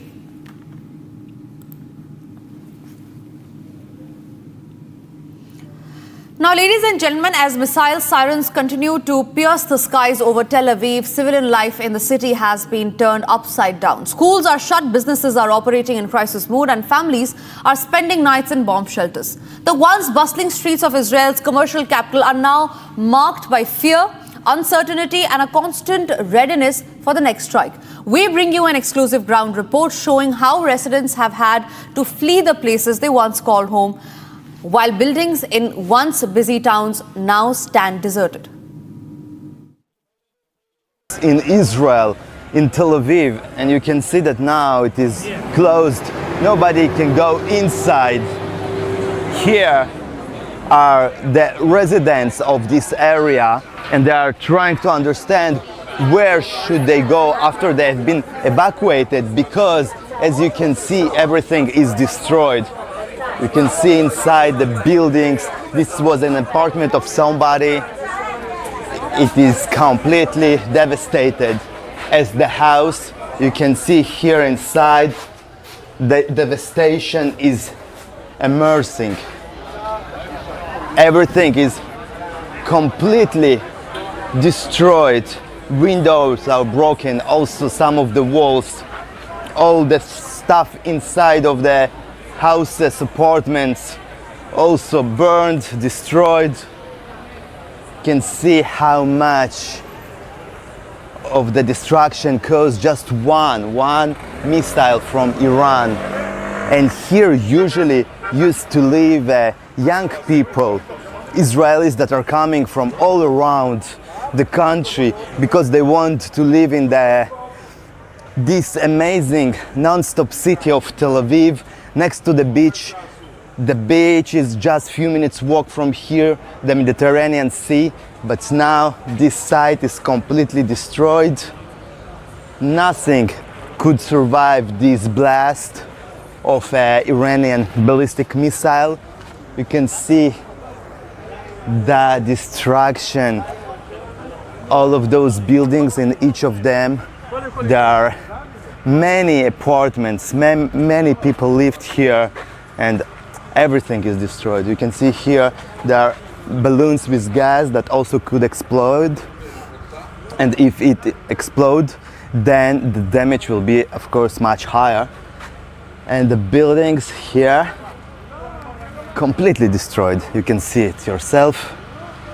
And then now the municipality of Tel Aviv would need to destroy those buildings and build the new ones. And here I'm standing on the place where the ballistic missile from Iran actually hit. It hit now this parking lot, but the shock wave destroyed everything in a radius of hundreds of meters. You can see the impact of this blast. And if those kind of rockets hit the buildings themselves, then of course nothing can survive inside the building and not next to it. This is a residential area. There are no military targets here. There are nothing here except of people that are living here, their life, innocent people that have nothing to do with this conflict between Iran and Israel. Maybe the target of the rocket was this building, because inside at least used to be the consulate of the United States of America and some of the offices of the Embassy of America. And actually the impact of this blast also hit a little bit even the embassy, which is hundreds of meters from here, the main building of the embassy. And you can see the impact. It is just unbelievable. Now I'm standing on the floor, on the ground, under which used to be a construction of an underground metro station, and that's why Israeli security forces, rescue forces, told me that all of this place can collapse because of the impact of the blast. And this is just one neighborhood that was almost completely destroyed, and there are many more neighborhoods like this one, residential areas that also were the targets of the Iranian ballistic missiles. And in all of those places there are a lot of destruction. People are killed, injured, and all of their homes and stuff is lost, as you can see here behind me.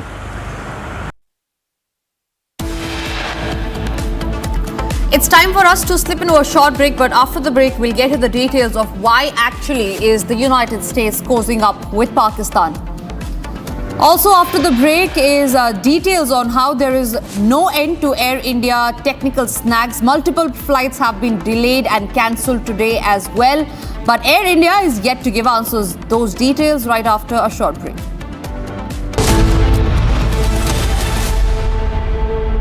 विमल में गुलिस्तां की ये कुछ लजीज फरिश्ते जब साथ गुले तो जी ललचाए और दिल कहे कि स्वाद की जुबान में खुद को ऐसा डुबाऊं कि निकल ना पाऊं। विमल की जुबान कुछ है ही ऐसी, मानते हैं ना? विमल, बोलो जुबान केसरी।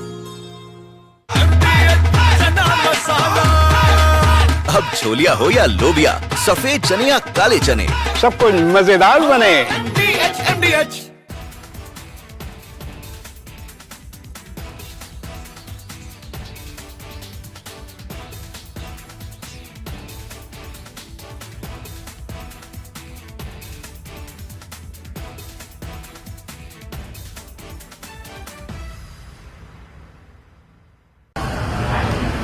असमनीर इस्लामाबाद के कातिल,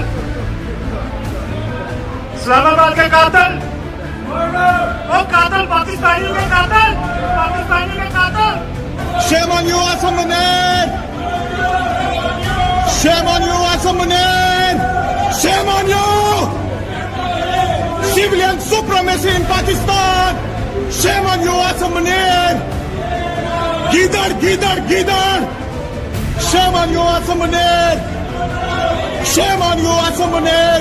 Shame, shame, shame! Shame on you, Asam Munir! We are here to welcome Asam Munir. This is Washington Four Seasons Hotel, and this is telling him what he has done to Pakistan.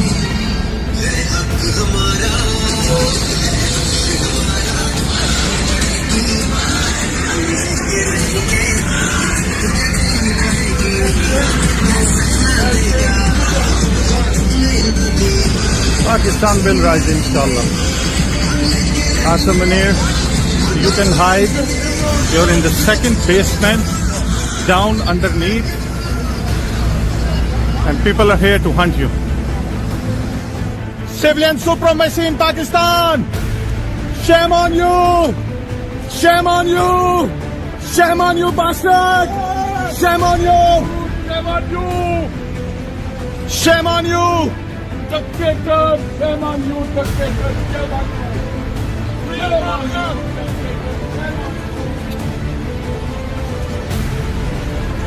आ गया है, ऐसे खलोता है हरामजादा। हाँ,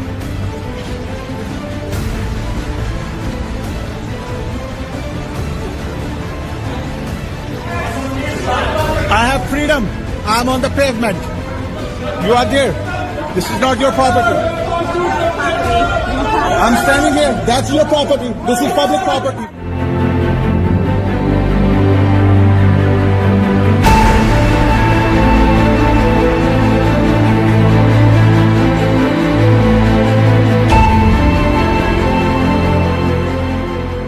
राष्ट्रपति Trump के आग्रह पर आज दोनों लीडर्स की फोन पर बात हुई। प्रधानमंत्री मोदी ने राष्ट्रपति ट्रंप को स्पष्ट रूप से कहा कि 22 अप्रैल के बाद भारत ने आतंकवाद के खिलाफ कार्रवाई करने का अपना दृढ़ संकल्प पूरी दुनिया को बता दिया था। भारत ने यह भी स्पष्ट कर दिया था कि पाकिस्तान की गोली का जवाब भारत गोले से देगा। 9 मई की रात को उपराष्ट्रपति वैंस ने प्रधानमंत्री मोदी को फोन किया था। उपराष्ट्रपति वैंस ने कहा था कि पाकिस्तान भारत पर बड़ा हमला कर सकता है।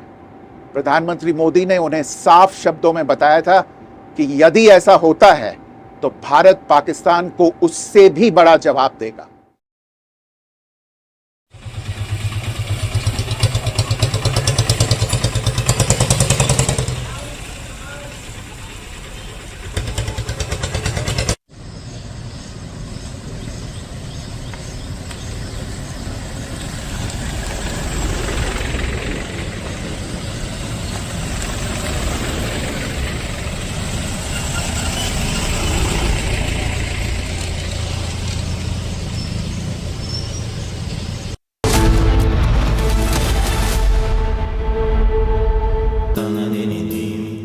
Amity has been ranked among the top universities globally for producing the most employable graduates by the Times Higher Education UK.